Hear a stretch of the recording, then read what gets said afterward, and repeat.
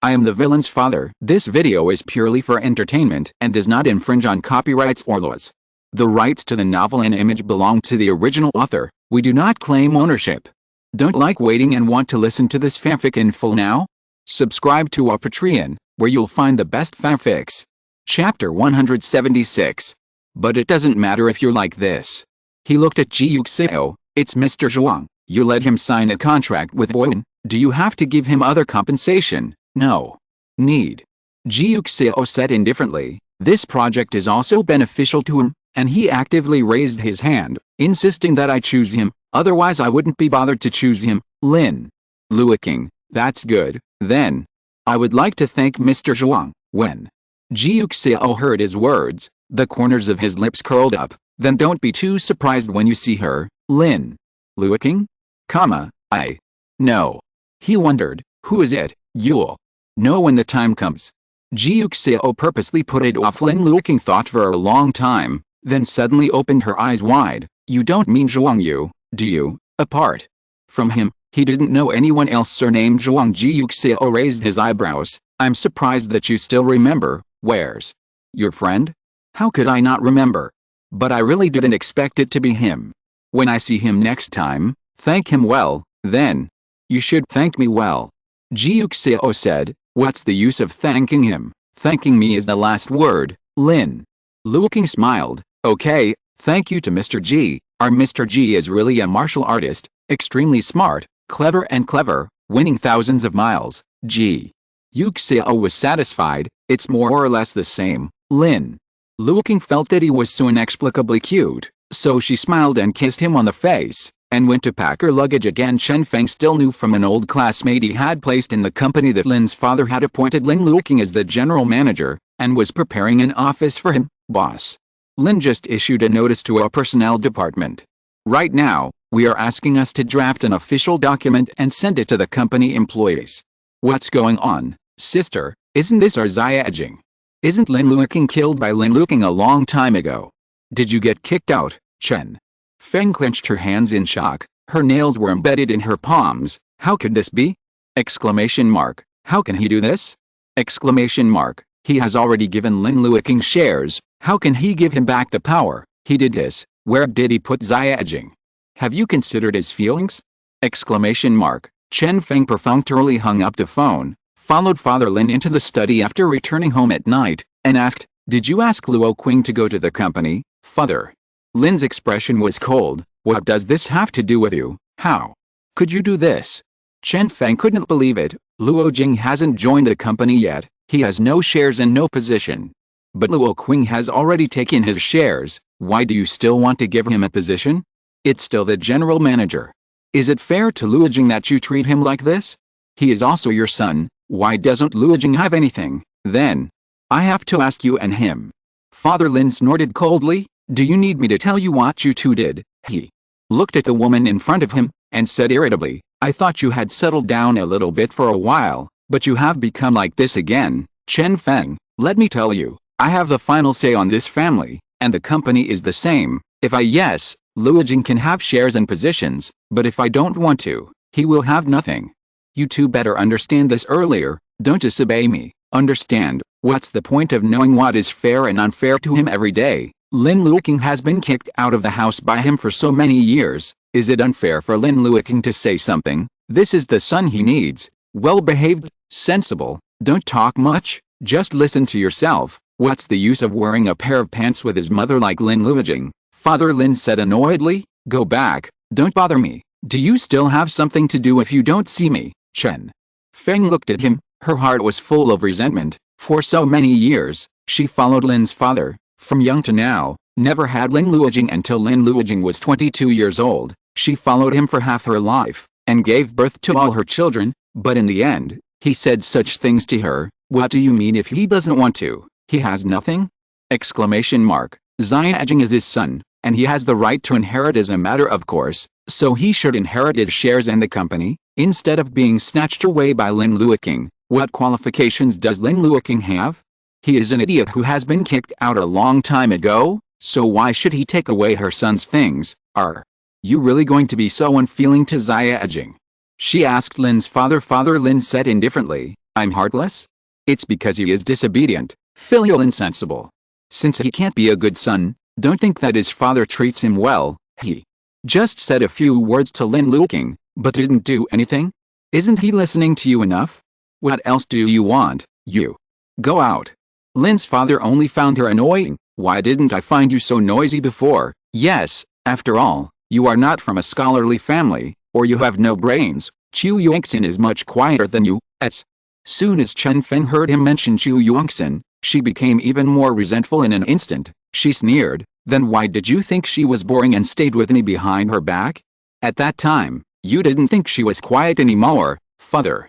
Lin didn't expect her to say that, so he picked up the cup and threw it at her fiercely. You have the guts to say it. You didn't seduce me on your own initiative. If you hadn't seduced me, I wouldn't be with you. Get out. Didn't Chen Feng get hit hard by him? Her heart hurts so much that she can't say anything. She seduced him. Yes, she seduced him, but after all, isn't he the one who can't control his lower half body? Otherwise, would she still be able to conceive Lin Luoqing by herself? Exclamation mark. When they cheated on each other, they hit it off immediately, and they were in love with each other. Now that the old account is being brought up, is it because she took the initiative to seduce him? It's obviously not a good thing, but he's good enough to pick himself up. How could he see why she seduced him? Wasn't it because his eyes were always on her back then? Exclamation mark. Sure enough, this is the man, a man who can cheat. Chen Feng turned around and walked out the door. She opened the door, but saw Lin Luoqing standing outside. Chen Feng was a little surprised, but also a little embarrassed. She didn't know how much her son had heard, so she could only ask him, when did you come back? You said he gave everything to Lin Luoqing.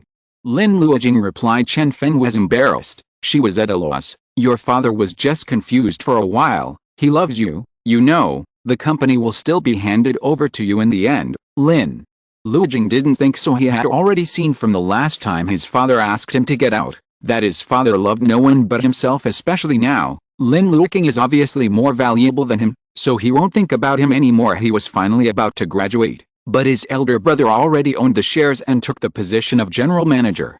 If he continued like this, he would really have nothing. He has to fight for himself. Lin Luoqing returned to her room, thinking carefully. He didn't intend to attack Lin Luoqing. The situation was changing too fast. Now Lin Luoqing was already a popular star. If something happened to him, his fans would definitely make a fuss. This was not what he wanted. Besides, Lin Luoqing was only the recipient, and it was his father who really decided everything. So his father was the source. He had to find a way to get everything back on track. He sat on the bed and kept thinking. Lin Luoqing was obviously not as troubled as Chen Feng and Lin Luoqing, a mother and son.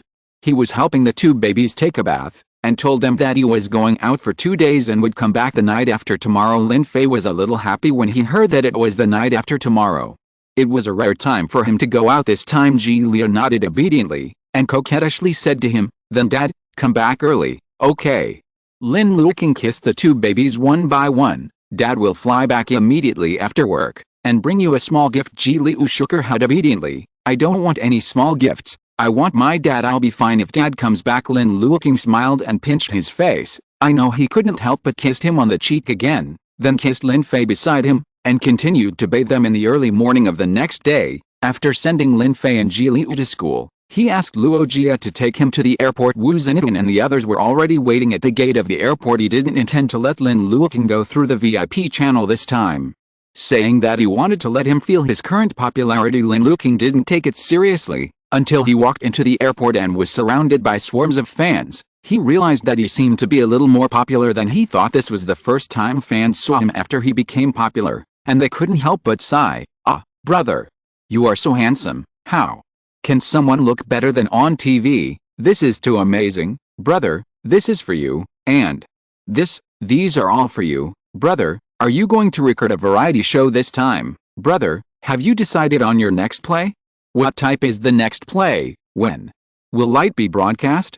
I really want to see you in police uniform. Brother, the fans asked as they followed him. Lin Luoqing did not accept the gifts they handed over, but only accepted the handwritten letters from fans, and answered a few questions that he could answer. Wu Zhenyan and his assistant surrounded him, constantly saying, everyone, don't squeeze, give Luoqing some space, thank you. The fans in the front row immediately stepped back, but there were so many fans that they couldn't take a few steps back. Lin Luoqing looked at it, and once again exclaimed in his heart, "This is really much more popular than he thought." Talking with the fans all the way to the security checkpoint, Lin Luoqing passed the security check and waved to them, and the fans immediately raised their hands and waved to him, telling him to take care of himself.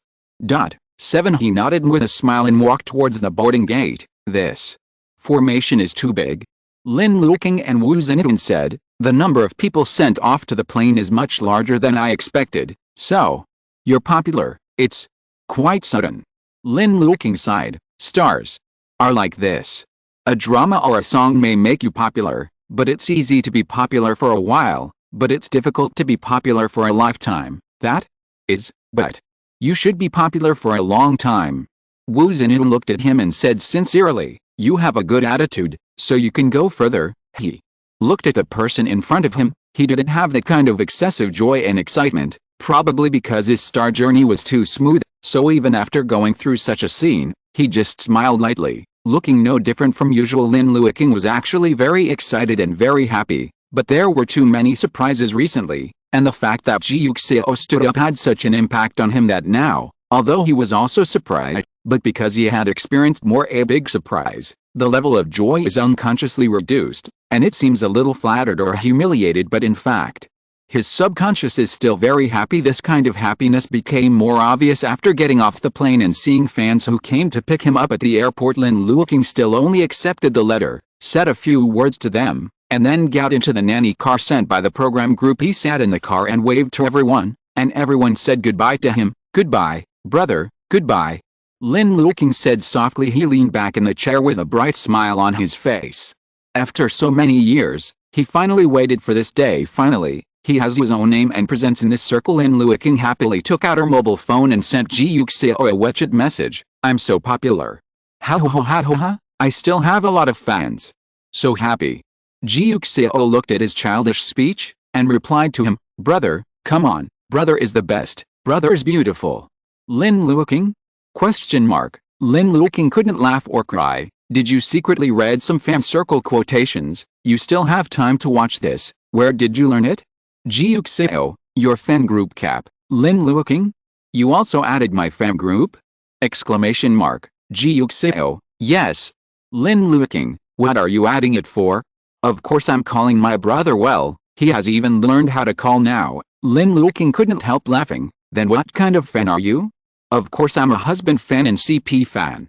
Ji Yuxiao returned quickly. "Passionate CP will not be dismantled or reversed." Lin Luoqing was almost amused by his words. Not only has he learned the name of CP, but he also knows that it will not be dismantled or rebuilt. It's amazing. The two chatted for a while, and Lin Luoqing went to the hotel arranged for him by the program team, and finally met Yao Momo, Li Hanhei and other crew colleagues again. "We haven't seen each other for a long time, and we chatted for a while eating, and then went to do styling and prepare for the recording of the variety show in the afternoon." Lin Luoqing was also in this recording, and once again found that he was really popular. His fans who came to support him almost caught up with Li Hanhei and Yao Momo's fans. Everyone watched the three of them get out of the nanny car one after another, and walk towards the gate of the TV station together, almost dreaming of TV dramas.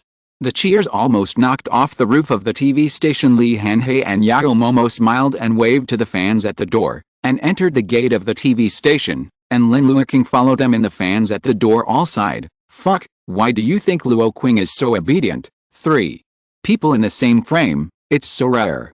A family needs to be neat and tidy. So cute, so cute. How can Luoqing be cuter in real life than on TV? Whoa, my brother is so handsome. After recording the variety show, Lin Luoqing was also tired, and went back to the hotel to eat and lay down on the bed. He had nothing to do, so he simply opened his account to look at his fan group, thinking to himself, which one is Ji Yuxiao? What a worry, with so many people, he can't click on their avatars one by one to see the content of Weibo. "Oh, I'm really curious," but Ji Yuxiao didn't tell him yet. He silently sent a WeChat message to Wu Zhenyan. "Do you know what your Weibo is called?"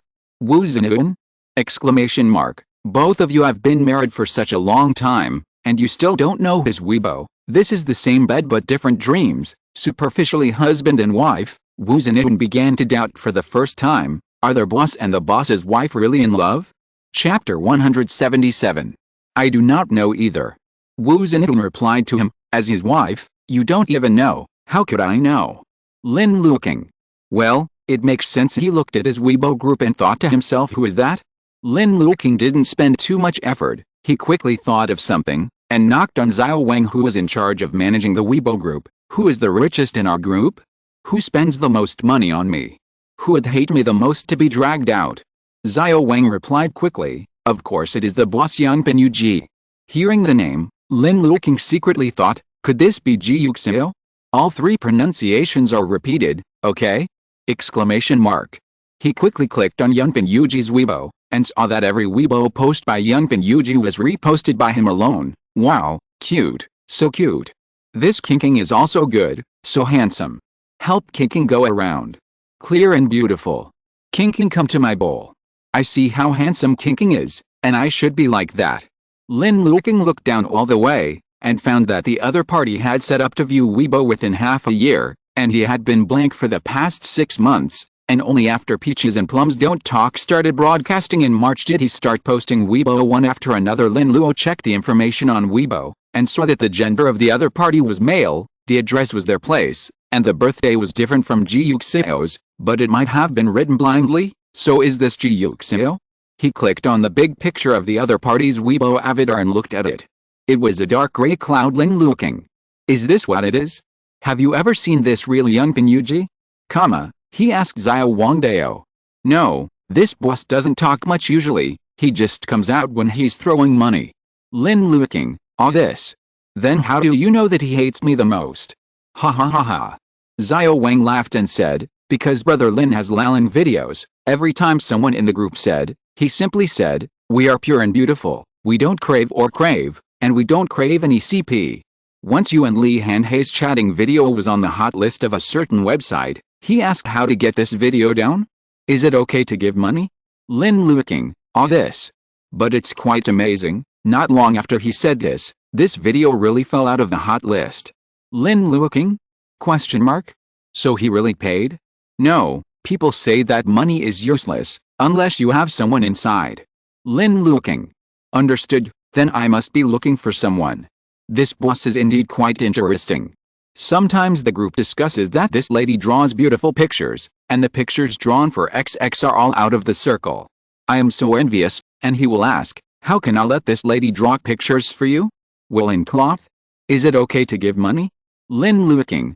This. So did you give me money? I don't know, but that lady did draw a picture for you later. Or the video editing lady too. Didn't you notice that you have a lot more fanart in videos recently, brother Lin? So there are a lot more fans who have entered the pit recently.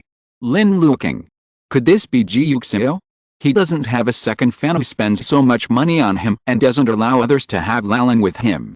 He silently clicked on Ji Yuxiao's widget, and decided to scam him. Just after Ji Yuxiao took a shower, he heard his phone ring. He picked it up and took a look.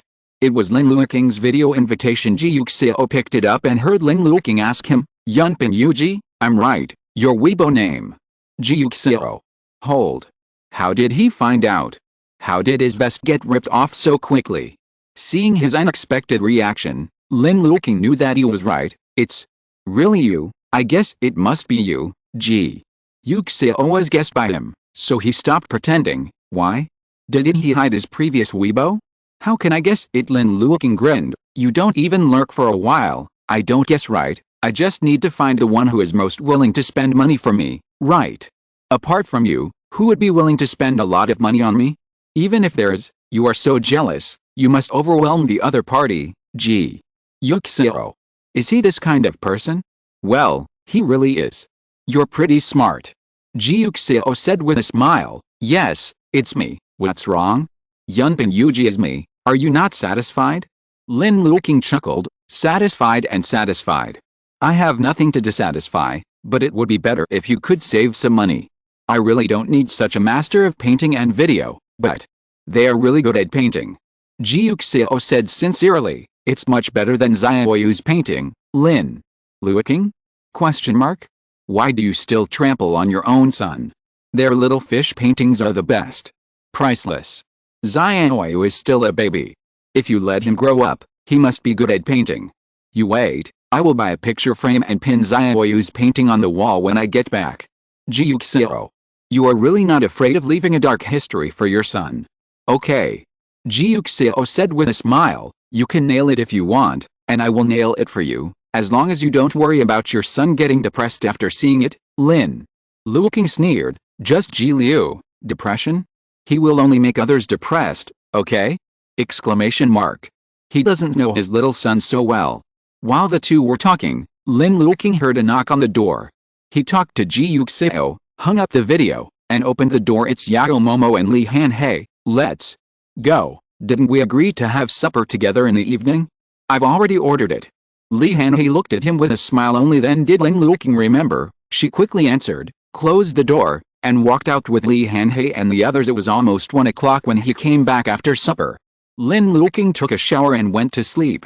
The next morning, he went to the magazine office with Li Han-hei and the others to prepare for a magazine shoot. He took a few single photos, and took a few double photos with Li Han-hei and Yao Momo, and then he went to be interviewed by the editor and started his own quick questions and answers. The editor's questions were fairly simple, and Lin Luoqing answered them quickly, finishing them in a short while. After that, the editor conducted a formal interview with him during the shooting. After the interview was over, Lin Luoqing didn't leave in a hurry, and waited for Li Han-hei and Yao Momo to finish the interview, and everyone had a meal together before going to the airport to prepare to leave. Ji Liu was eating. Thinking about Lin Luoqing saying that he would be back tonight, after a few mouthfuls he couldn't help but look towards the door. Ji Yuxiao knocked on the table and taught him, eat well, didn't Dad say he would come back tonight? Ji Liu asked him, why don't you look forward to it? Don't you miss him? Ji Yuxiao laughed, you definitely didn't think about it. You can't wait to eat a grain of rice and look back for 3 minutes.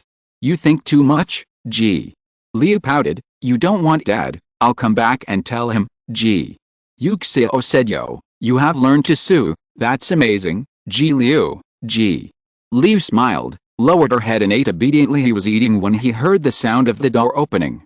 Ji Liu looked back and saw that it was Lin Luoqing. He quickly jumped off the chair and ran out. Dad? Lin Luoqing just pulled the suitcase and entered the door. When he heard this sound, he laughed instantly. Ji Liu ran up to him, raised her head and asked him sweetly, have you eaten yet? We are eating. Lin Luoqing really didn't eat it.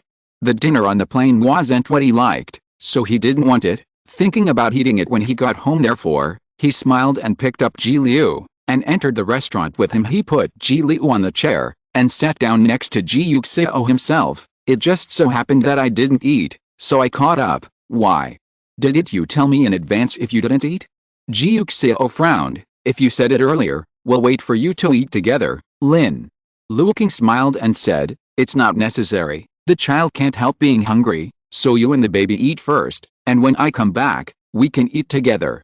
If I don't catch up, let Auntie Zhang cook dumplings for me. It's also very convenient. Ji Yuxiao is unwilling, then you can tell me, I will let Xiao and Fei eat first, can I wait for you by myself? As he spoke, he wanted to serve Lin Luoqing a meal, but when he looked up, he found that Lin Fei's seat was empty. Where's Fei?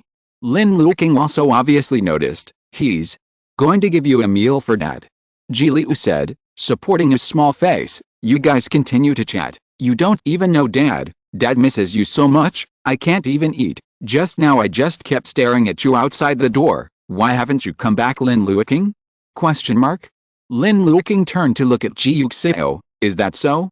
Ji Yuxiao couldn't laugh or cry. He looked at Ji Liu. Ji Liu blinked. Naughty and cute, aren't you going to sue your father? Ji Yuxiao said deliberately. Ji Liu? Question mark.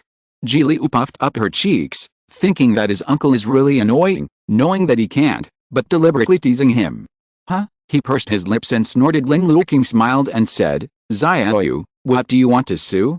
Ji Yuxiao smiled. Yes, what do you want to sue? Ji Liu. Ji Liu was going to die of anger. He bullied me. He pointed at Ji Yuxiao and said. Lin Luoqing smiled lightly. Why did he bully you? He deliberately teased me. Ji Liu said angrily. Anyway, he's just bullying me. Did you hear that? Lin Luoqing turned to look at Ji Yuxiao. Stop bullying my son. Don't tease him all the time, understand? 7K. Ji Liu nodded him. That is, don't deliberately tease him just because he won't really sue his father. Snort. Ji Yuxiao laughed. Okay, How dare I bully your son? If your son is bullied, he can still sue you. I was bullied. Who should I sue? Me. Ji Liu quickly raised his hand. Father, you can tell me, and I will help you beat the bad guys away. Ji Yuxiao only thought he was cute. It's not bad for the bad guy to run away just because you have small arms and legs, and you still run away while holding you, Lin Luoqing. Then you really don't know your son very well. Ji Liu. Well, in the eyes of his uncle, he is indeed a safe and harmless good boy. Ji Liu laughed. Then I'll help you fight off the bad guys when I grow up, Lin Luoqing. That is, you will only record each other in your death notebook now, and when you grow up, you will take revenge one by one. Lin Luoqing was shocked when he thought of this, but luckily he wore it early, otherwise when Ji Liu grew up and crossed over, what he was facing would not be Ji Yuxiao, but a group of stray dogs. Terrible. He was feeling emotional when he saw Lin Fei walking in from the door of the restaurant. He took the bowl and chopsticks, walked over to him, put them neatly on his table, turned around and walked back without saying a word. Lin Luoqing hugged him tightly, and kissed him the face. Thank you Fei. Fei is so obedient, to take the initiative to help Dad with dinner. Dad is so happy. Lin Fei was hugged a little tightly by him, showing a bit of disgust as always, pushed him away, and returned to his seat expressionlessly. Lin Luoqing picked up a piece of chicken wing for him. You must eat it, Lin Fei. Lin Fei felt that he should order some food for himself first, as he didn't eat anything in this family, but thinking about it, he still lowered his head and ate the chicken wings that Lin Luoqing gave him. Lin Luoqing watched him finish eating, laughed, and took a piece for Ji Liu. The little fish eat too. Yet, Ji Liu immediately started eating. After eating a meal for a long time, it was not until the father and son finished chirping that they left the dining room and walked to their bedroom. Lin Luoqing brought back some special products, left some for Ji Yuxiao and him, and gave them to Lin Fei and Ji Liu. A small gift for you too, he said. I promised to bring it to you earlier. Ji Liu happily took it. Thank you, Dad. You're welcome. Share the meal with your brother. Lin Luoqing touched his head before returning to his room. All he bought were snacks and the like.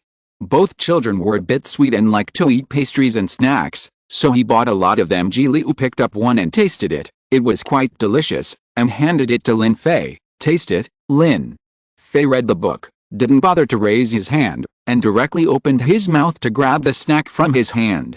The round ball wrapped in sesame immediately rolled into his mouth. Lin Fei chewed slowly. It was rose-filling, yes, very sweet. Ji Liu watched him take it away with one mouth open, a little surprised, and put another one in his mouth. Here, Lin Fei took the opportunity. Ji Liu quickly took out the third one. Yes, Lin Fei. Lin Fei then turned to look at him. What are you doing? Hey you. Ji Liu smiled and said with interest, you are in charge of reading, and I am in charge of feeding you, Lin Fei. Lin Fei reached out and took the snack box from him, and put it on his side. Now I'm in charge of reading, and you are in charge of homework, Ji Liu? Ji Liu snorted angrily, and withdrew her hand, only to find that there was still a snack in her hand that Lin Fei had just fed to Lin Fei. He stuffed it into his mouth in one gulp. I won't give it to you. Lin Fei calmly took a snack out of the box, and calmly ate it in front of him. Ji Liu, if you don't do your homework, then you really have nothing to eat. Ji Liu bulged her cheeks and was defeated. Alice, his brother is really treacherous. When Lin Luoqing came back, Ji Yuxiao planned to let Father Lin and Zhuang Yu sign a contract. Your father has vacated the office for you. Not only that, but the personnel has also sent a notice. Now everyone in Boyuan knows that you are their new general manager. While he was speaking, he picked out clothes for Lin Luoqing. Tomorrow morning, I will go to Boyuan with you. Then you will familiarize yourself with the environment before signing a contract with Zhuang Yu. Okay. Lin Luoqing obediently said. Then shall I go this time, or shall I go later? I'll go a few times in the future.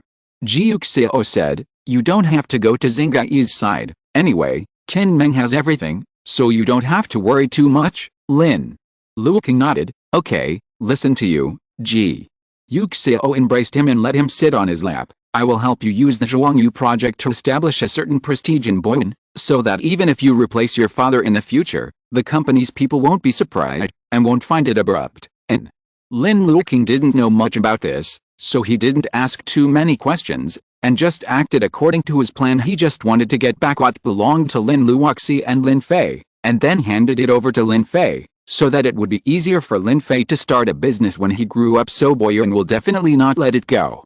Is it appropriate to leave the property that Lin's father and Lin's mother worked together not to their common grandson but to Xiao's son? Anyway, he didn't think it was appropriate. Chapter 178. Ji Yuxiao has always done things properly. Since he intends to let Lin Luoqing break into Boyun's interior, naturally he won't just let him show his face in front of ordinary employees. It just so happens that you are not going to hold a board meeting tomorrow morning. Luoqing is also back now. I mean, you can just take him with you. Take this opportunity to let the newly appointed general manager meet the shareholders of the board of directors and tell everyone that the company is about to reunite with the board of directors. Regarding the dealer's cooperation, won't it give you face?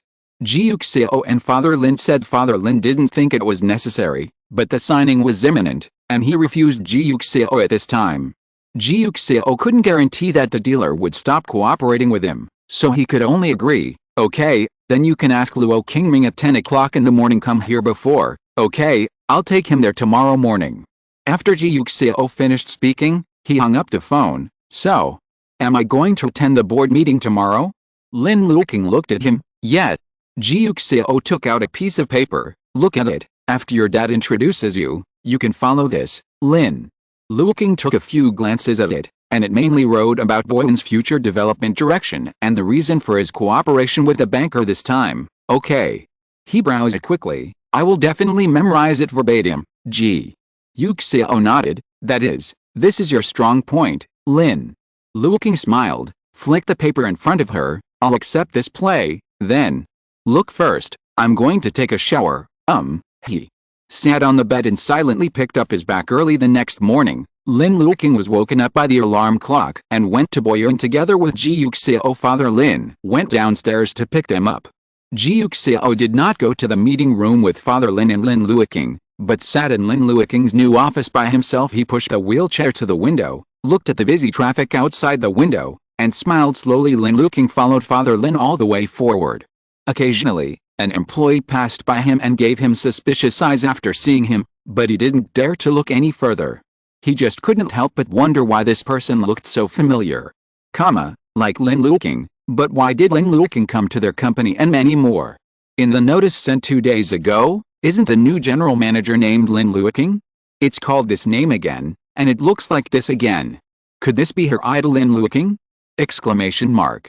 The excited employees trotted back to their workstations in an instant, and discussed with colleagues around them. Is it really Lin Luoqing? The colleague was surprised. Sure, I sleep looking at his poster every day. How can I not know him? The employee lowered his voice. Unexpectedly, he turned out to be Mr. Lin's son. I thought it was the same name when I saw the name before, but I didn't expect it to be true. Oh my god, isn't our elder brother a decent, rich and handsome man?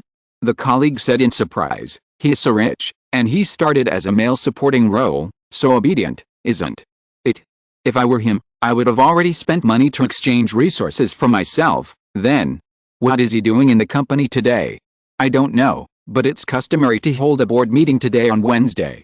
I think he may be here for this. Yes, Mr. Lin is going in the direction of the meeting room. My god, so is acting just a side job for him? This is too good. Brother is quite versatile, as expected of the man I fancy. That's awesome.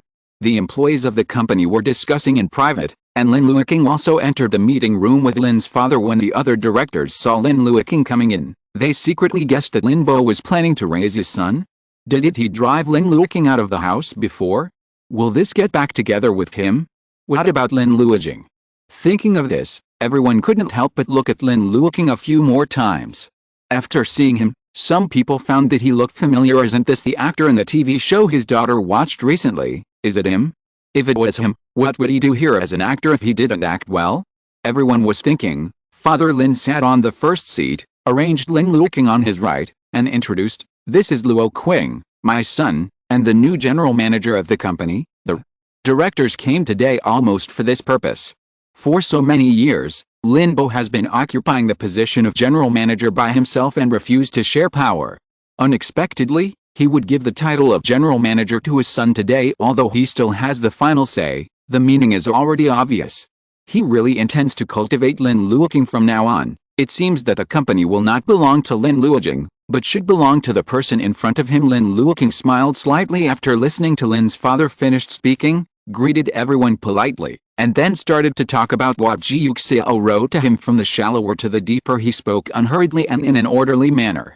Finally, he said that based on such development prospects, he decided to cooperate with a banker, and he had already made an agreement. He just waited for the formal signing of the contract with Mr. Zhuang this afternoon, which was exactly what his father would appoint. The fundamental reason he is the general manager. When he came in, the directors thought he was just a decoration behind Father Lin, and even when he sat behind, they didn't take him seriously. Most of the rich second generation are like this. After graduation, they joined their own company, but they didn't know anything. It would be good if they didn't hold back. Who expected them to make achievements as soon as they came? But I didn't expect that Lin Luoqing would have such insights, and really started to do practical things as soon as he came. That's the dealer. They, Boyan, were able to cooperate with a banker, and the directors put smiles on their faces in an instant, and looked at Lin Luoqing with kind eyes. Luoqing is right, this is really a tiger father without a dog son. Mr. Lin, your son is like you. Isn't it? Luoqing already has such abilities at such a young age. What a hero. Boss Lin, you have a blessed future. I just said why Mr. Lin suddenly let someone else become the general manager.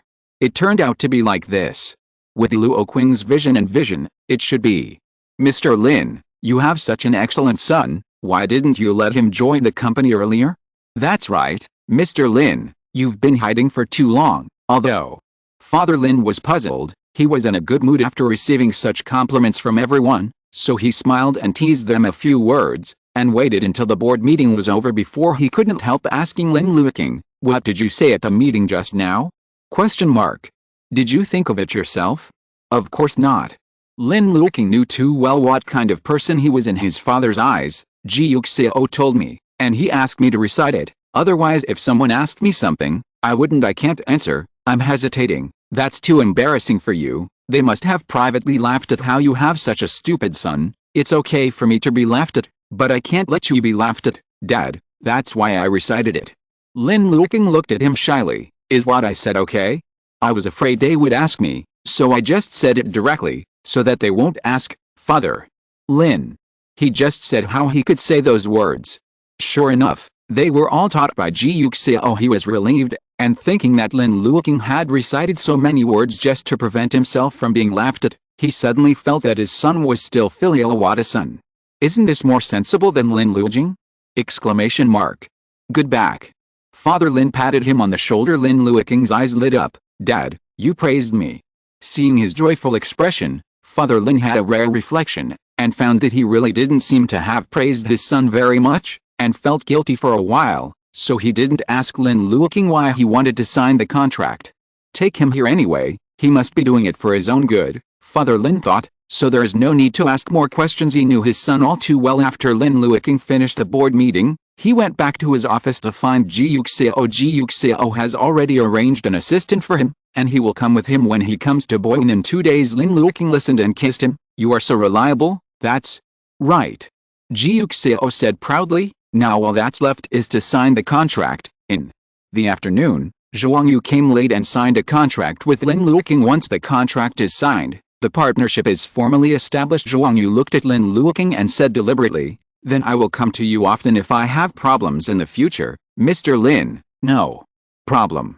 Lin Luoqing responded with a smile. Father Lin was already smiling, and said enthusiastically, let's have a meal together, Mr. Zhuang. What do you like to eat? I'll treat you. It's a pity that Zhuang Yu was too lazy to waste time with him, said that he had other things to do, and left. Lin Luoqing also achieved his goal, and he didn't bother to act anymore.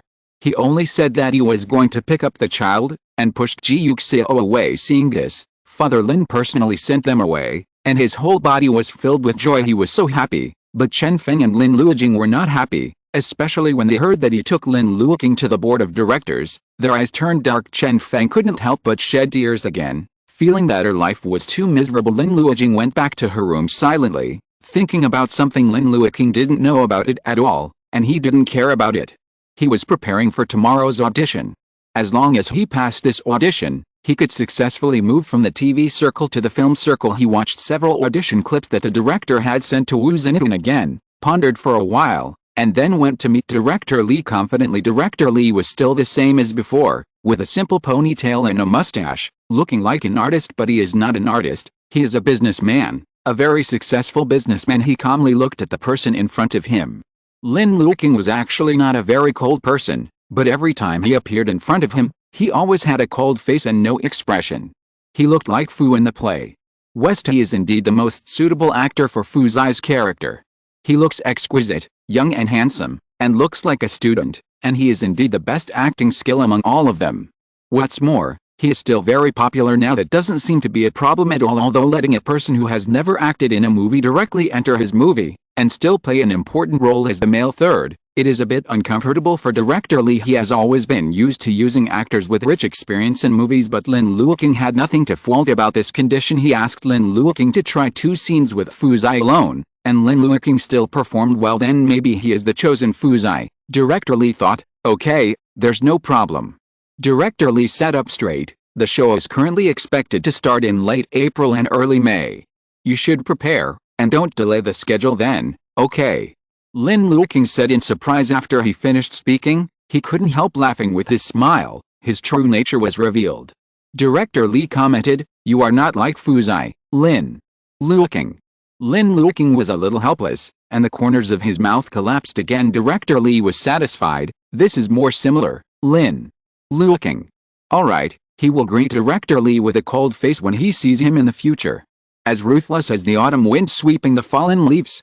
Lin Luoqing passed the audition, so she wanted to read the script in advance, memorize the lines, and make preparations. Listening to his thoughts, Director Li felt that he was quite serious, so he nodded in satisfaction only. The script is still being revised, and it will be sent to you when it is finished, but not now. But you don't have to worry, it will definitely be sent to you before the machine starts. This kind of thing is also common in the film industry. After all, there are directors who don't give the script when they start shooting. Directors in the film industry, everyone has their own personality, especially this kind of well-known directors, so Lin Luoqing is fine, just asked some other questions, and then walked away from Wu Zhenyan. That's it. Wu Zhenyan has been thinking about this resource for so long, and now he finally got it in his mouth, and he felt a lot more relaxed in an instant. Director Li's movies have always done well at the box office, and Fu Zai is also very good at the box office. Well, using this movie as a stepping stone to your entry into the film industry is simply perfect. Lin Luoqing also felt that it was always difficult to act in comedies, especially in comedies where he played a serious and not funny person. If he performed well, he would naturally reap a lot of rewards. If he did not act well, he would be the one who was most likely to be scolded. Lin Luoqing thought about it, and planned to watch at least one comedy movie every day from today, so as to figure out some acting methods suitable for comedy. When Ji Yuxiao heard the news of his successful audition, she was happy for him for a while at first, but then realized that he had succeeded in the audition and would have to leave him for about 3 months, so she felt a little sad about parting. "If only I were an actor, then we can join the group and film together," he said with emotion. 7 Is it difficult? Lin Luoqing looked at him and said seriously, "How can we shoot all the plays together? At that time, it will be more likely that I will finish filming and you haven't finished filming, but I will be filming when you have time. Not together, Ji Yuxiao. So, being an actor really affects falling in love. Then I can only hope that you finish filming soon." "Yes." Lin Luoqing promised him with a smile. Everything went well on his side, but not so smooth on Chen Feng and Lin Luoqing's side. Chen Feng quarreled with Lin's father several times over Lin Luoqing's matter, and after the quarrel, Lin's father even proposed a divorce. Chen Feng immediately shut up, not daring to speak, but Lin Luoqing's sense of crisis became heavier. Under such a sense of crisis, he silently brewed a plan. He wanted to kidnap his father, more precisely, to have someone kidnap his father, and then rescue him himself. After all, Lin Luoqing was young, so he couldn't just sit back and watch everything that belonged to him be taken away by Lin Luoqing, but also because he was young. He didn't have the deep thoughts to do more terrible things. He just thinks that if his father likes Lin Luoqing because he is more useful and thinks he is more obedient, and chooses to give him what belongs to him, then as long as he doesn't care about Lin Luoqing in this kidnapping that he wrote and directed, everything has saved him. And for Father Lin, His status will naturally rise. He wants to be a filial and sensible son who cares about him, so he will be such a person in this way. If he is still unwilling to give back what originally belonged to him, he also has reasons to blame him, and he can make himself more ruthless. After all, it was his biological father, and after living together for so many years, it was impossible for Lin Luoqing to have no feelings for Lin's father. He wanted money and a future, but he also didn't want to kill his father, so he hopes that a kidnapping can improve their relationship, get them back on track, and let him get what he deserves again. Lin Luoqing was struggling in his heart, but he kept persuading himself that he could no longer sit idly by in order to seek wealth and wealth. If this continues, Lin Luoqing should really have a firm foothold in Boyuan. At that time, there would really be no him and him. Damn, it's got a foothold. He can only take a chance. It's just that there are still many areas that need to be improved in this plan. He still needs to think more carefully and be more thoughtful. He lowered his head and looked at the white paper in front of him with words written all over it. Chapter 179. When Lin Luoqing received Chen Feng's call, he was still binding the wall of honor in his bedroom. Yes, the wall of honor. The wall of honor of Lin Fei and Ji Yuxiao. Ji Yuxiao looked at the certificate of Lin Fei's first place in the final exam hanging on his left, and the birthday family portrait painted by Ji Liu on his right. No matter how he looked at it, he felt that these two should not appear together. You call this an honor? He pointed at Ji Liu's painting. Lin Luoqing nodded. It's an honor. Ji Liu beside him nodded. Yeah, Ji Yuxiao. Lin Fei, do you really want to hang it up? Ji Yuxiao asked his wife, with Fei's award. It wasn't that Lin Fei didn't let him frame the greeting card, so he could only hang the certificate. I think it's pretty good, Lin Luoqing said, otherwise, it would be so lonely to only hang Xiaoyu's painting alone. Ji Liu agreed very much. Yeah, Ji Yuxiao. Ji Yuxiao silently glanced at Lin Fei. In Lin Fei's eyes, there was 3 points of helplessness, 2 points of calmness, and 5 points of let them go.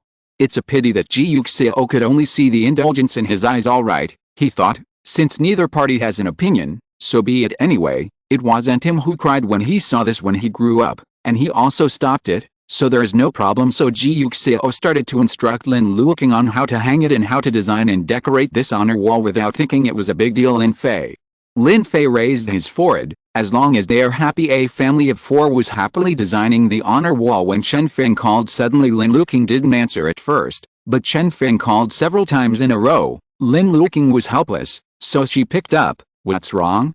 Then he heard Chen Feng's cry. Luo, something is wrong. Luoqing and your father are both missing. Lin Luoqing? Question mark. Huh? Lin Luoqing and Lin Bo disappeared? This is a good thing. Lin Luoqing almost laughed inappropriately. He wondered, what's going on? Why did he disappear?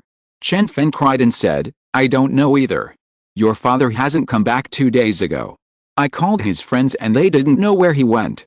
Who would have thought that Luoqing is not here now? Gone, Chen Feng asked anxiously. What should I do?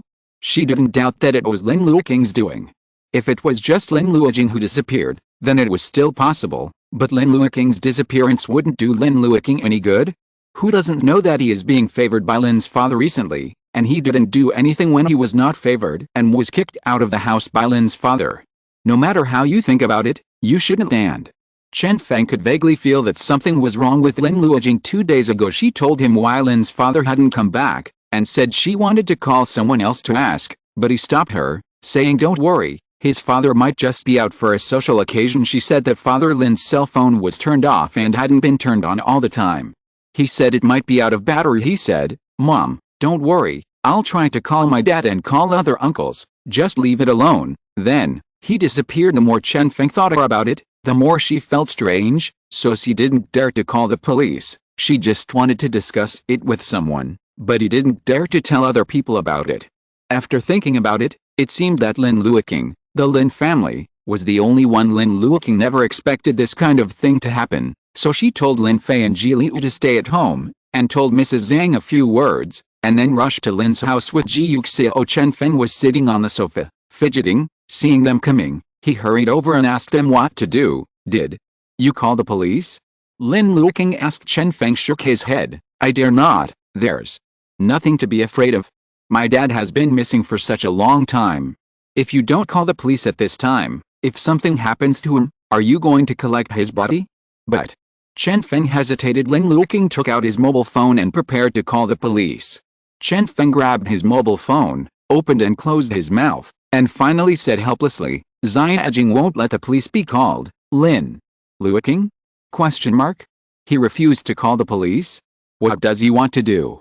Solve the case by yourself? He is really not afraid of his father dying outside. Chen Feng looked at his puzzled eyes, with emotions flickering in his eyes, but said nothing. The day after Lin Bo disappeared, she wanted to call the police, but Lin Luoqing refused, saying that she would leave it to him and not to call the police. Otherwise, if his father was fine, but the police were alerted, his father's personality would definitely require another angry. Thinking of Father Lin's temper, Chen Feng felt that what he said was right, so she didn't call the police. However, now that a series of things happened, she became more and more afraid, and she didn't dare to call the police anymore. She was afraid that if the police were really alarmed, she would unwilling consequences. Lin Luoqing won't call the police? Why? Seeing that she didn't say anything, Lin Luoqing asked, isn't he in a hurry when his father is gone? Why is he not allowed to call the police? Chen Feng shook his head, not wanting to say anything but not daring to say it. Lin Luoqing looked at her lowered head, and knew that she had something to hide from him. He has always had no feelings for Lin Luoqing and Father Lin, and now seeing Chen Feng is even more so. He simply turned around and prepared to go home. Since you don't trust me, Auntie, I don't bother to waste time here. I have other things. Let's go first. Chen Feng quickly grabbed him. How could you do this? That's your own father, don't you care? He usually pretends to be filial. Why are you like this now? Aren't you his good son? At this time, you will stop pretending. Lin Luoqing sneered, then let's call the police. Isn't this what you don't want to call the police? What can I do if you don't say anything and don't let the police call the police? I'm an actor, not a policeman. How can I help you find your son and your husband? When Chen Feng heard the words, he lost his momentum for an instant, and his whole body went limp. She was really helpless, so she faltered and said something strange about Lin Luoqing these days. Lin Luoqing listened, and the more she listened, the more settled she felt. Is he so calm? Chen Feng nodded. Lin Luoqing, how much money is in Lin Luoqing's own account? Lin Luoqing asked her, is there a few million? Of course there are. Chen Feng said. Although Lin Luoqing didn't save money herself, she would also give him money. After all these years, how could she not have millions? You didn't check. How much money does he have in his account now? Chen Feng listened to his words and asked nervously, what do you mean? You never let me call the police before. Don't you have any doubts yourself? Chen Feng was a little at a loss. What doubt? What doubts are you talking about? After such a big incident, my dad has been missing for so long. Your reaction is the reaction of a normal person. Lin Luoqing's reaction is obviously abnormal. Don't you think it's suspicious? What nonsense are you talking about? What is suspicious or not? Luoqing, I trust you, thinking that now there are only the two of us left in the Lin family. That's why I am telling you these things. Don't be bloody. Ji Yuxiao finally understood. After hearing this, he was a little surprised. Probably not. The son designed to kidnap his father. Even if Lin Luoqing was stupid, he wouldn't be so stupid, right? This is a crime, and if the kidnapper sees the money, he wants to be safe, and he doesn't stop doing it. Just kill him. It's done. What should I do? Chen Feng exclaimed. Lin Luoqing looked at her. Now you know why your son disappeared too. After he finished speaking, he turned his head to look at Ji Yuxiao. Of course ordinary people can't do this kind of thing, but you believe me, there's nothing that idiot Lin Luoqing can't do. How happy Lin Luoqing lived since he was a child. His father loves his mother and loves him. Even if he knows that he has invaded someone else's house, he can still confidently think that this is his house. He can watch the original owner and Lin Luoqing being kicked out and laugh. He has lived in a greenhouse since he was a child, and has never been beaten by society. He does things according to his own likes and dislikes, and naturally he has no respect for laws and morals. In addition, he is only 22 years old and has not yet graduated from university. Why can't he do something for the sake of a moment of enthusiasm? Lin Luoqing guessed that he probably didn't take this as a big deal at all, and felt that as long as he didn't tell, the kidnappers didn't tell, and Lin's father didn't tell him afterwards, then it was just a secret that only a few of them knew, and he could completely save himself. After the death of his father, he retreated completely. Yes, based on Lin Luoqing's personality, He definitely wouldn't dare to commit any real killer, so the purpose is definitely not to kill Lin's father, but he should just want to regain Lin's father's attention and compare himself to himself. It's just that judging from the current results, he probably played off, lost his wife and lost his army, and lost himself. Hurry up and call the police. Lin Luoqing said helplessly, if you call the police now, maybe your son is only in prison for a few years and he can still live. If you don't call the police, then maybe you really want to collect his body. It all depends on whether the kidnapper is ruthless enough. Chen Feng was frightened by him, so he finally called the police, and faltered about what happened. She still couldn't believe that Lin Luoqing did this. She hung up the phone and kept shaking her head. Impossible, it's impossible. Xianjing is not such a person. Lin Luoqing felt that it was almost 9 out of 10, otherwise he would not have behaved like that before looking at it. Ji Yuxiao always found it incredible that such an idiot really existed. It shocked him so much. After making a phone call, the rest is for Chen Feng and the police to cooperate. Lin Luoqing doesn't live in Lin's house, the second couple doesn't know anything about this matter, and the third couple has no feelings for Lin Luoqing and Lin Bo. Because of the nature of human beings to eat melons and watch the excitement, he was quite curious about the truth of this farce of fatherly kindness and filial piety. Lin Luoqing and Lin Bo wouldn't just be in it, right? But he is not a policeman after all, and he can only go home and wait for news, so Lin Luoqing and Ji Yuxiao stayed for a while before preparing to go home. Before returning home, he persuaded Chen Feng, if you really want Lin Luoqing to be fine, tell the police everything you know, think, and suspect. The more you hide, the more your son's, the greater the danger. At this time, Chen Feng was lost, and she just wanted someone to accompany her so that she could feel at ease. She looked at Lin Luoqing and begged in a low voice, why don't you leave today? Lin Luoqing never expected that she would say this to him, so he smirked, and asked a bit puzzled, you are the child of your original spouse who is begging you to get involved. I hope he can accompany you, so as to ease your mistress's position. Is it the panic caused by the disappearance of the scumbag boy's son? He looked at her suspiciously and mockingly, why do you think I will agree? Because you had an affair with my mother's husband when she was alive, or because after she left, you swaggered into her room and took her a pair of sons and daughters kicked out? Chen Feng, Lin Luoqing is today, although he is stupid, but you have no responsibility at all? You and Lin Bogao gave birth to him, and that's why he was born. You brought him into our house swaggeringly. He stole my mother, sister and me, and made him feel that as long as he snatched it, it was his. It was you who kept instilling in him the idea that everything in the Lin family belonged to him, so he couldn't tolerate me at all. Even you. I found Chen Ming on my own initiative and let him appear in front of Lin Fei, so the shares that belonged to him completely belonged to me. You gave birth to him, raised him, and disabled him. He has come to this day. This is your retribution. You have no morals, so your son doesn't care about morals and laws. He dares to do anything and doesn't take anything seriously. But now, you want me to stay with you, don't you find it ridiculous? Hearing his words, Chen Feng froze in place as if struck by lightning. Her face was pale, and she looked at Lin Luoqing dumbly, unable to say anything. I will not take too much into this matter. If the police need it, I will cooperate. It is not because I have feelings for them, but because I am a law-abiding citizen. I am willing to assist the police in solving cases. I am moral and abide by the law. But if something happens to them, I can only say that they both deserved it. After Lin Luoqing finished speaking, she turned around and pushed Ji Yuxiao away. Chen Feng looked at his back for a long time before finally covering his face and crying for the first time. She regretted that she hooked up with Lin's father behind Ji Yuxiao's back then, not because of her belated morality, but because she did not expect that the final ending would be like this. Could she not know how painful Ji Yuxiao was when he found out that the person next to her pillow had cheated? Of course she does. She knew that Ji Yuxiao and Lin Bo worked hard together to get Boyun, and she knew how a quiet and gentle woman like Ji Yuxiao endured so much to help her husband lose face by begging for help, working around the clock, and causing so many problems. Period. She knew everything. She even knew that if Ji Yuxiao hadn't caught her and Lin Bo in bed, then maybe Ji Yuxiao wouldn't have left so early. But she doesn't care. Of course she doesn't feel pain if the knife is not stuck on her body. Who doesn't want to live a good life? And she just wants to live a good life, so what's wrong with her?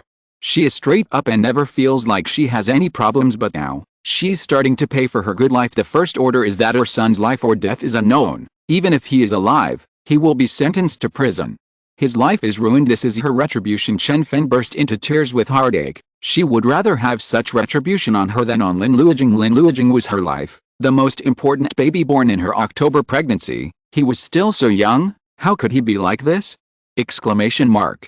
She had forgotten at this time that Lin Luoqing and Lin Luoqing were also babies born by Ji Yuxiao's October pregnancy, but she still drove them out of the house like taking out trash, and told them not to come back if you walk too much at night. You will always meet ghosts, and if you do too many bad things, there will always be retribution. Until Ji Yuxiao got into the car, he was still a little immersed in the farce of the Lin family's father and son. Your brother, are you really so stupid? He still couldn't believe it. Lin Luoqing nodded. Yes, dear, your former fiancé is just so stupid, Ji Yuxiao. Thank goodness Lin Luoqing didn't like that he took the initiative to give him to Lin Luoqing, otherwise he would definitely not be far from dying of anger right now. Then, the smartest thing he did in his life must be to let you marry me. Lin Luoqing smiled. Maybe he thinks this is the stupidest thing he did, and he regrets it very much. That will have to be regretted by his life. That's true. Lin Luoqing looked at Ji Yuxiao. Tell me, does my dad know that everything he encountered was designed by his precious son? If he knew, how would he feel? Ji Yuxiao, it will probably be incredible. He said sincerely. I really wish I could see his face that knows the truth. Lin Luoqing sighed, dragging her cheeks, not sure if he could see it. Chapter 180. Lin Luoqing finally saw it as promised. A few days later, Lin's father and Lin Luoqing were found in an abandoned factory. Their kidnappers had already fled. Both of them were injured, and they were lying in the hospital right now. Lin Luoqing rushed to Father Lin's hospital with the mentality of watching the excitement, carrying a fruit basket, and full of enthusiasm for eating melons. Lin's father was talking to the police, cursing as he spoke. Why do you keep this kind of rebellious son? Immediately lock him up and let him live for 30 to 50 years. It's best not to let him out forever. Standing in front of his hospital bed, Chen Feng repeatedly retorted, Xiao Jing is just ignorant for a while. He is just a child. Why do you treat him like this? He already learned the lesson. You are fine now. Why sue him? Can't you feel sorry for him? He is your own son, father. Lin became even angrier when he heard this. Dear son? Dear son. You also know that he is my own son. Did I short him for food or short for him to wear? He actually me. Is he still human? If you want me to say that the death penalty is fine, this kind of unfilial son, the death penalty is not worth it. As soon as Lin Luoqing walked to the door, he heard this sentence and thought, wow, it's really what he guessed. He said Lin Luoqing can do it. Sure enough, Lin Luoqing pushed open the door, walked in, and said with a concerned look, Dad, are you okay? Seeing him now, Father Lin felt somewhat comforted for the rest of his life after the catastrophe. Now when he sees Chen Feng, he thinks of Lin Luoqing, and he feels that his blood is rushing, his breathing is short, and his whole body is not well. In contrast, Lin Luoqing's face is very attractive. Luoqing, you're here. Father Lin took his hand and said with emotion, your brother is not a human. He's just a beast. What happened? Lin Luoqing asked curiously, why did you and your brother disappear?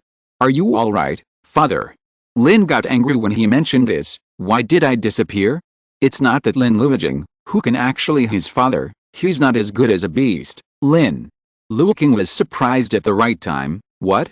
How is it possible? Only then did Father Lin tell him what happened. This matter is actually simple, just as Lin Luoqing thought. Lin Luoqing was a flower in a greenhouse, and he had finally become jealous and courageous, but he was only a college student, and he usually knew a lot of friends, but they were either serious businessmen or just ordinary people. Students, there are no evil forces. In addition, Lin Luoqing himself didn't want to alarm too many people, let alone make a scene, and just wanted to use this to win back the importance Lin's father attached to him. So after some hesitation, he found a few gangsters near their school and asked them, do you want to make money? Of course the three gangsters thought so Lin Luoqing told them about his plan. He was also afraid that these people would feel dangerous and dare not cooperate with him. He only said that this was a father-son conflict and it was not a big deal. Will pursue. When the gangsters heard that he was selling $1 million, they were instantly moved. They thought that they would not be able to earn so much money in this life, so they might as well take the risk. Anyway, he also said that it was a father-son conflict, and he was the mastermind. If there's a problem, then he has to go in together, gritted his teeth, and raised the price until it reached $1 million per person, and a total of $3 million. and he agreed afterwards. Lin Luoqing provided them with Father Lin's itinerary, and the hooligans took advantage of Father Lin's aloneness to surprise him, attacked him from behind, and tied him up. After that, they woke up Father Lin according to the procedure, found Lin Luoqing's number from his mobile phone, and called him to ask for money. Lin Luoqing acted realistically, and said hoarsely that as long as it didn't hurt his father, he would pay any money. "Don't be afraid, Dad, I will definitely prepare a ransom." Father Lin was indeed touched, and felt that his son was sincere and truly loved him. Even though the two of them hadn't gotten along with each other these days, but something happened to him, he still didn't say a word and agreed to everything, as long as he was fine. Good son, good son. Father Lin even thought that as long as he was safe and sound this time, he would let the past go and let Lin Luoqing work in the company. However, when Lin Luoqing brought the money and handed over the money to the person, something happened. Wang Mao among the gangsters, the more he thought about it, the more he felt that this matter was hot. Now the conflict between the two of them has been resolved. The father is kind and the son is filial, but what about them? What if Lin's father went back and called the police backhandedly, and if the police came to arrest them, wouldn't they lose their wife and lose their soldiers? Although Lin Luoqing promised that they would be fine afterwards and the money belonged to them, but he can plan to kidnap his own father. Who can guarantee that he won't plan the three of them? If he went back and beat him up in front of the police, saying that he didn't know anything and that he was a victim, then they didn't have any recordings or evidence at the time, wouldn't it be impossible to argue? One is a serious college student, and the other is a petty gangster.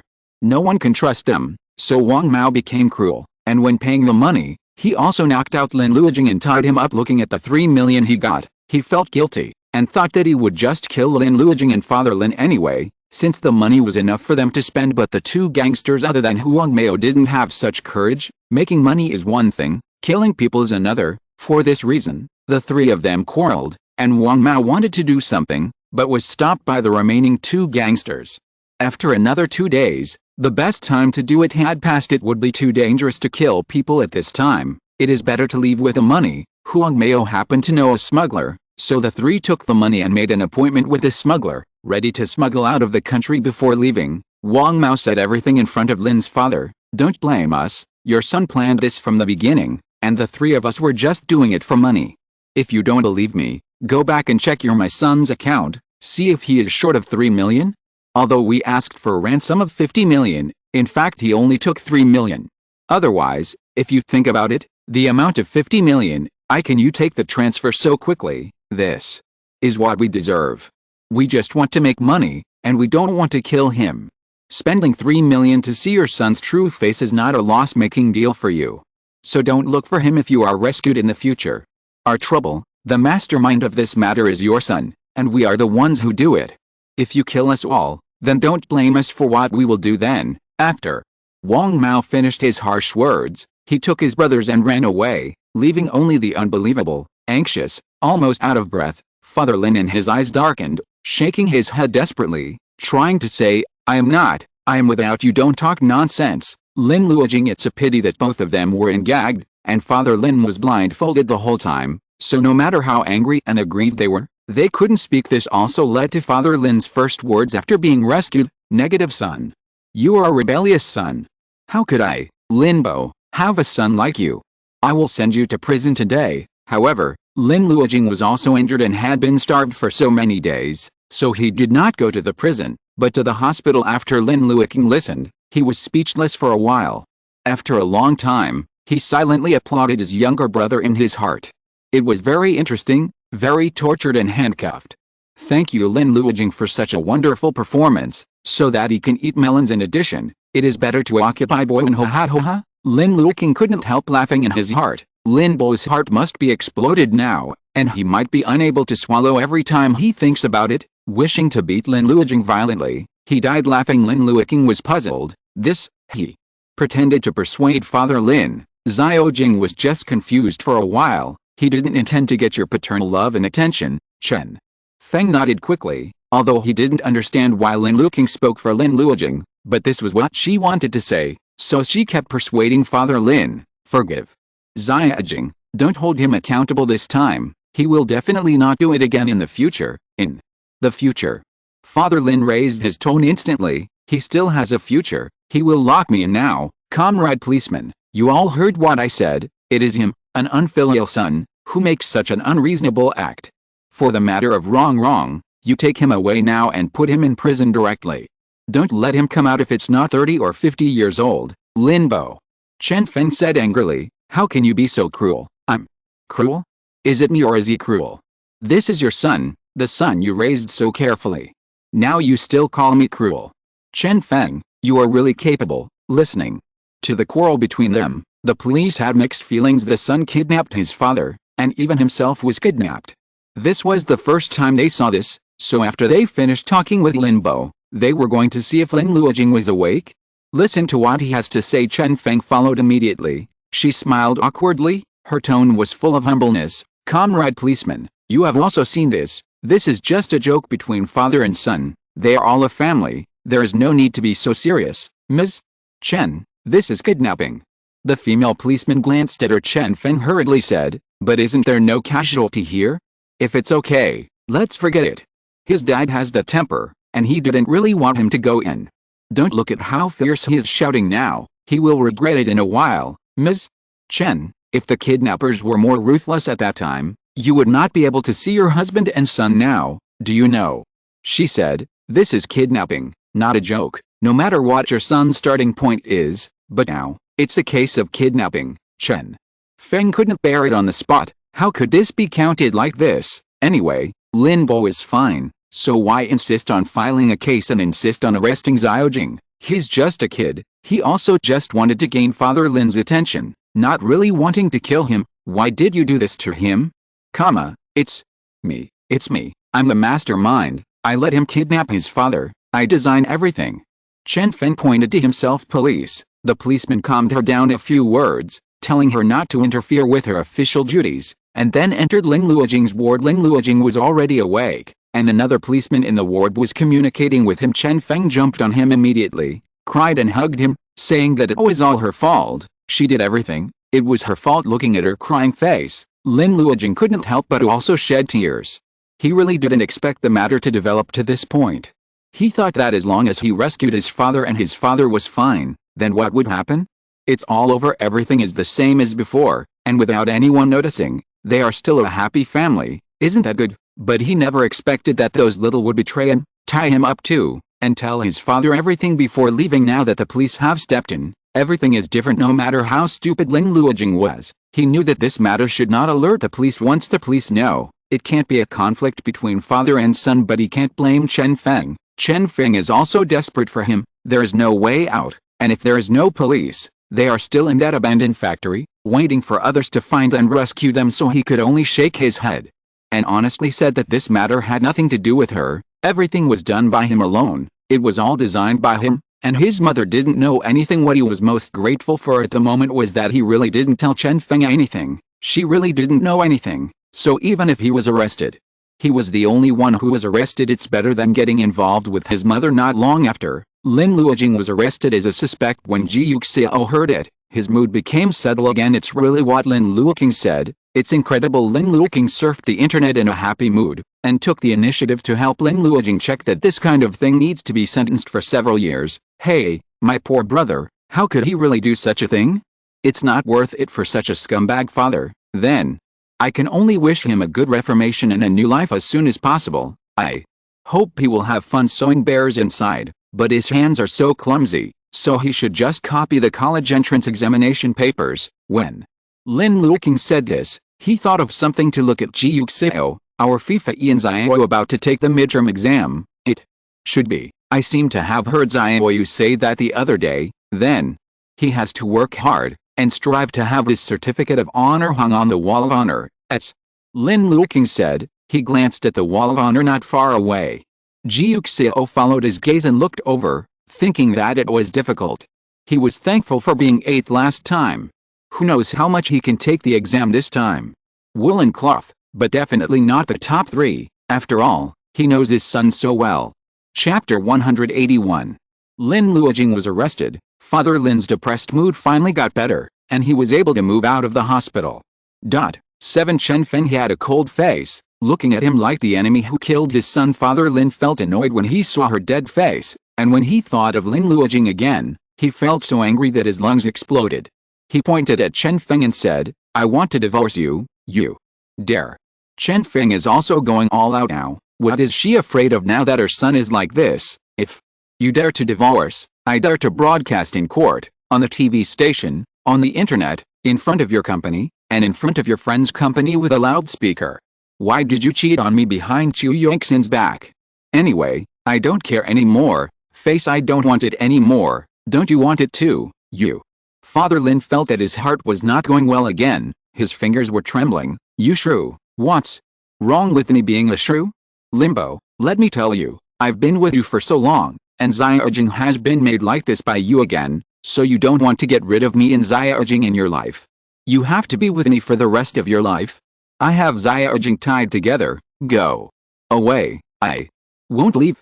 Chen Feng said with a smile. This is my home. Why should I leave? I won't leave. If you want to leave, you should leave. I still have to wait for my son here, father. Lin was so angry that he hid her. Chen Feng slapped him. Seeing him staring at her and still swearing, she reached out and pushed him back. Father Lin didn't mind. He just fell down the stairs and fell to the ground. Chen Feng was frightened. He still remembered what Lin Luoqing said. You have no morals, so your son has no morals and laws. She couldn't be more wrong. She didn't want to hurt him, and she couldn't break the law after being immoral. She quickly called an ambulance. The stairs he fell down were not high, so Father Lin didn't have a big problem. It was just a concussion, and he would be fine after 2 weeks of rest in the hospital. Chen Feng breathed a sigh of relief, and started a long tug-of-war with Father Lin. Lin Luoqing took advantage of this time to take over the company as Lin Bo's son under Ji Yuxiao's guidance. He is the highest position in the company besides Lin Bo. He is also one of the shareholders of the company, and he is also Lin Bo's son. Now Lin Bo has accidents one after another and is lying on the hospital bed. His son makes decisions for him and handles the company's major events. Zhaoqing, there's nothing abnormal about this. Coupled with his star aura, the employees are full of love for him unknowingly. Lin Luoqing's prestige in the company was getting higher and higher, and the title Lin Boss gradually pointed to Lin Luoqing instead of Lin Bo. In the midst of Lin Luoqing's intense and busy work, Lin Fei and Ji Liu ushered in the midterm exam for the second semester of the first grade. Regarding this, Lin Fei and Ji Liu were very calm. Lin Luoqing was not so calm, but he didn't dare to be too obvious, for fear of putting pressure on them. So he only said to them gently on the way to the examination room, take the exam well, Dad believes in you. Lin Fei was very calm. Ji Liu was very calm. The two children walked into the examination room without any burden, and then got the good results of the first and third place. Ji Yuxiao was shocked. Lin Luoqing was ecstatic. He looked at Lin Fei and Ji Liu, hugged the two babies and kissed. It's great.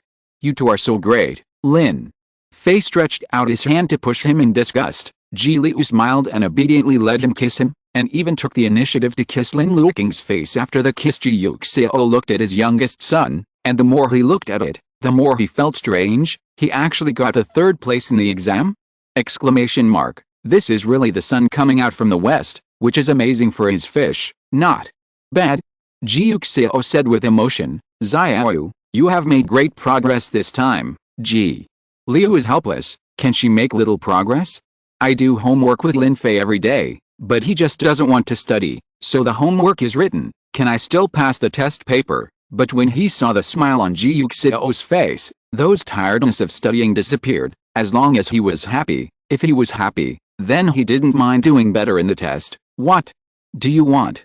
Ji Yuxiao looked at the two of them and said generously, you two did so well in the exam this time. Father will promise you whatever you want. Me too. Lin Luoqing raised her hand actively. How about taking you out to play then? Want to watch a movie? Ji Liu excitedly said, our family will go together, okay. After Lin Luoqing finished speaking, he went to look at Lin Fei again. Where does Fei want to go? Lin Fei had nothing. He wanted to go. Anything is fine. Then, how about going to the zoo? Lin Luoqing said, I haven't taken you and Xiao to the zoo yet. Can I take you to see the little tiger, ever? Since he received that greeting card on his birthday, he has always wanted to take Lin Fei to the zoo to see the little tiger. Okay. Ji Liu raised his hand, seeing that both Lin Luoqing and Ji Liu wanted to go. Lin Fei nodded. Yeah, then I'll take you there this weekend. Ji Liu said happily. Lin Fei also agreed with this and nodded, agreeing. The results of the midterm exam came out, and it was time for the parent-teacher meeting. In view of Lin Luoqing's special status, the class teacher called him and told him that he could not come to school. Both Lin Fei and Ji Liu's grades are very good. In this midterm exam, Lin Fei is still the first, and Ji Liu has also risen to the third place. It can be seen that there is nothing on your side that needs our teacher's special advice, so considering that your coming may cause unnecessary spectators, you will not come to this parent meeting, Uncle Lin Fei. I will send the certificates and prizes directly to the two children, and you should continue to maintain the current respect the concern for the children. I believe in the future, these two children will be very promising. Okay, thank you. Lin Luoqing said politely. You're welcome. These two children are very well behaved and cute. I like them very much. You are really good at educating children, Lin. Luoqing was a little embarrassed. The main reason is that they are sensible, and they are both very obedient. I see. The head teacher smiled. It's quite enviable. The two children are both icy and cute, and both have good academic performance. Who is not enviable? At least the teachers in the office are already envious. She hung up the phone and praised Lin Fei, Ji Liu and the second-placed classmate on the spot in the second class, and handed out certificates and prizes to the three of them in turn. Looking at the notebook in Lin Fei's hand, Ji Liu thought to himself that he should give him the notebook this time. He looked at the thinner notebook in his hand again. Then he can also give Lin Fei his notebook, even if they exchange gifts. Thinking of this, Ji Liu smiled happily when Lin Luoqing went to pick them up in the afternoon. He saw Ji Liu's happy smile. He scratched his nose and asked him, "Why are you so happy, Ji?" Liu was triumphant. "Our teacher gave me a certificate." Although Lin Luoqing already knew about this from the class teacher, she still couldn't help being surprised when he got in the car. He asked Ji Liu and Lin Fei to take out the certificate, looked at it with great interest, and did not forget to show off to Luoqing. Xiao got third in the exam this time.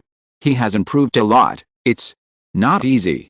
Luoqing raised his head and glanced at Ji Liu from the rearview mirror. But it's not easy for Fei. It's amazing to be able to bring him to third place, because Xiao is very smart. Lin Luoqing quickly helped Ji Liu to speak. Xiao is still a baby, but already very smart. Ji Liu agreed. Yeah, he's still just a baby. Lin Fei silently looked out of the window. He is the only one who is smart after taking the third place in the exam. Forget it, as long as they are happy after returning home smoothly. Lin Luoqing walked up to Ji Yuxiao with a certificate as soon as he entered the door, and showed it like a treasure. "Before I hang it on the wall of honor to show you, in 2 days you will gotta go see it on the wall of honor." Ji Yuxiao let out a yo and teased, "It's really rare, we Xiao can hang awards instead of paintings." Ji Liu tilted her head, "But I like my paintings better." Ji Yuxiao laughed loudly, "Really? I also like your paintings more, father. I'll give it to you on your birthday."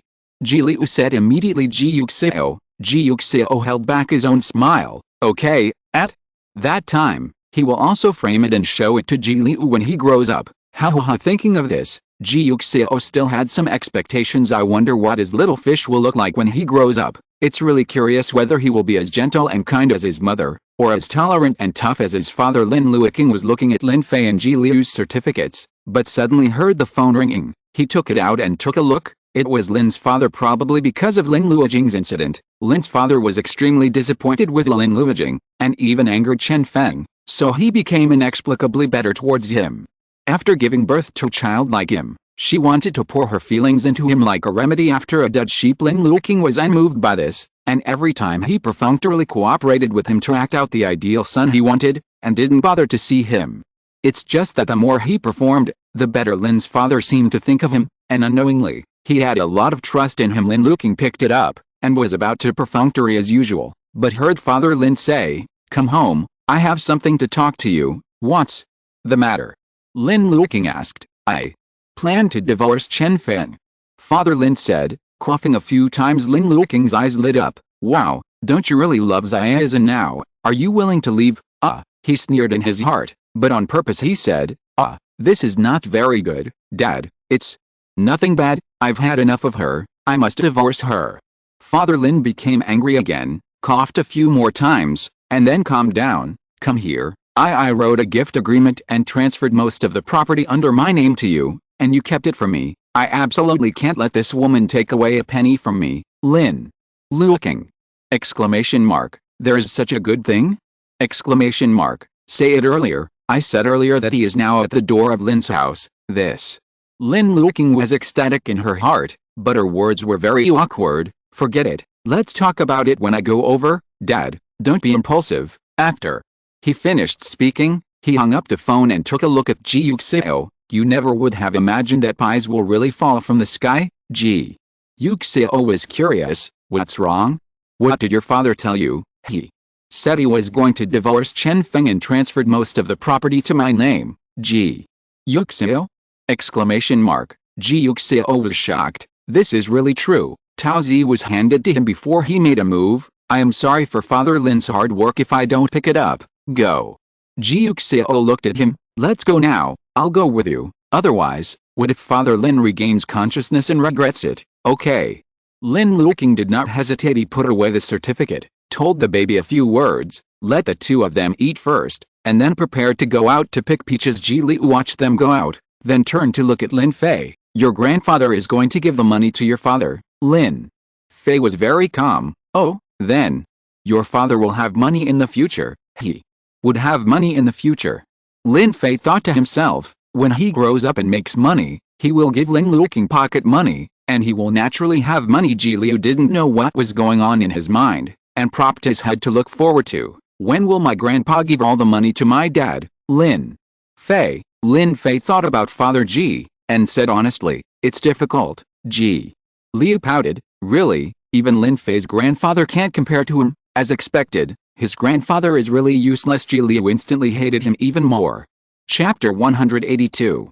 Lin Luoqing quickly arrived at Lin's house with Ji Yuxiao. Chen Feng was sitting in the living room watching TV, opened the door and saw him, smiled. You can come at this time. It seems that your father really plans to transfer his property to your name?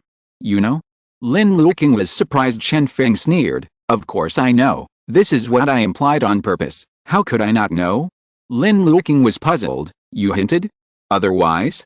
Chen Feng looked at him. I told him that as long as we don't divorce, then his property will still belong to me and Xiaojing.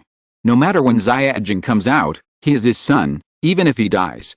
His estate is half of Xiaojing's, but if he insists on divorcing me, then I will share half of his property, and if I don't share half, I can ask for as much as I want.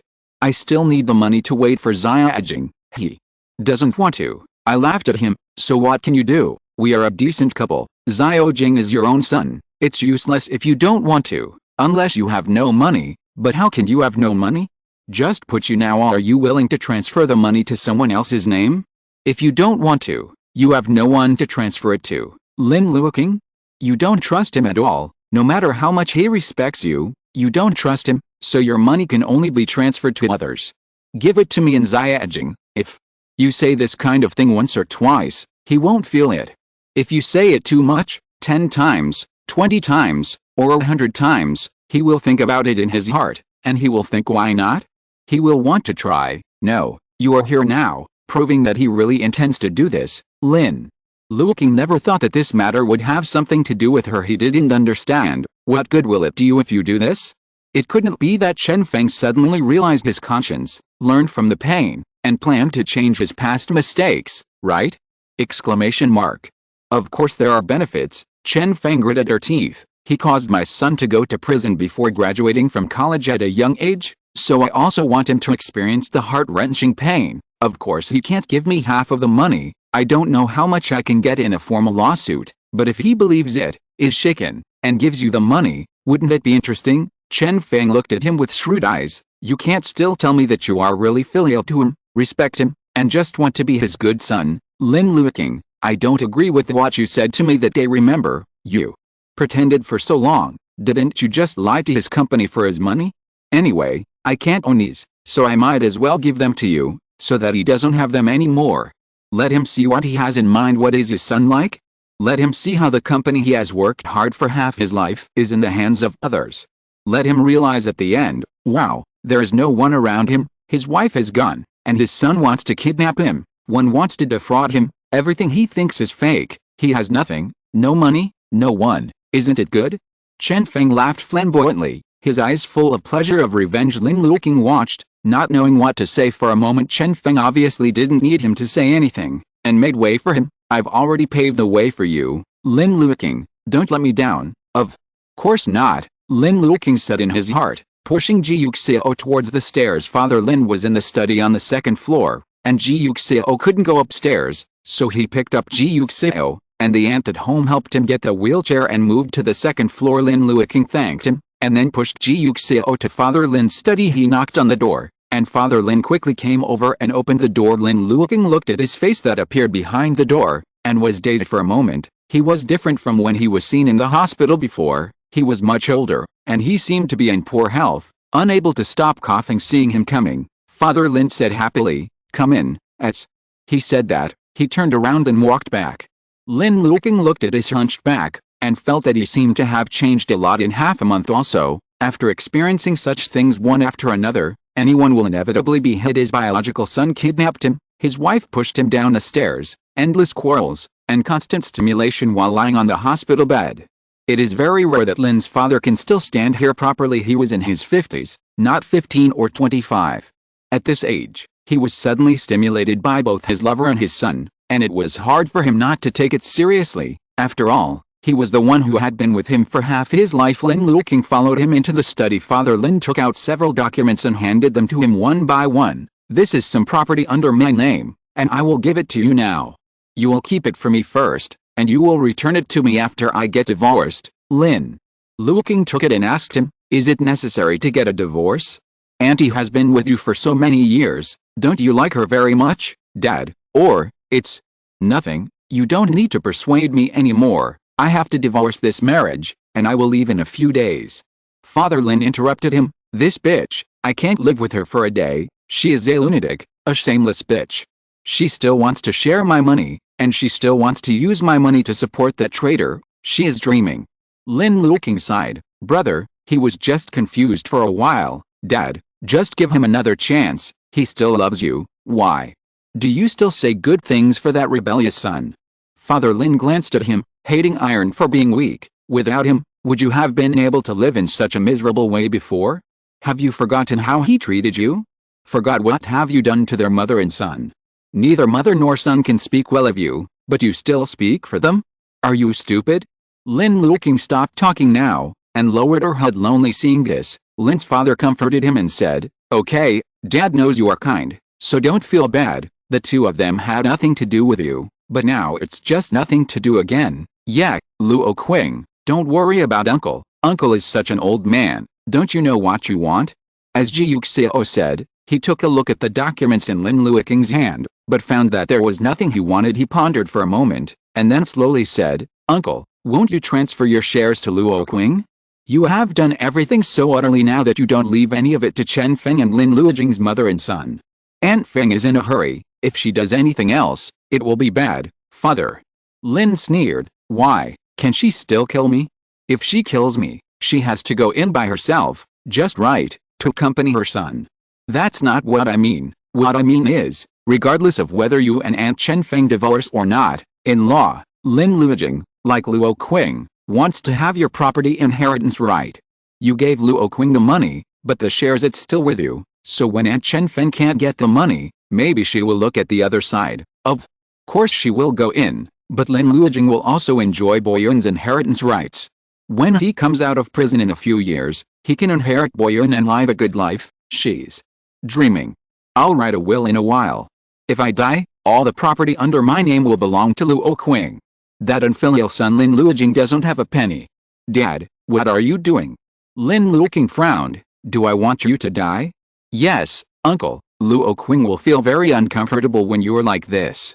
Ji Yuxiao also echoed. Father Lin had just experienced the kidnapping of his youngest son and the sarcastic remarks from his wife, and was in a period of emotional need.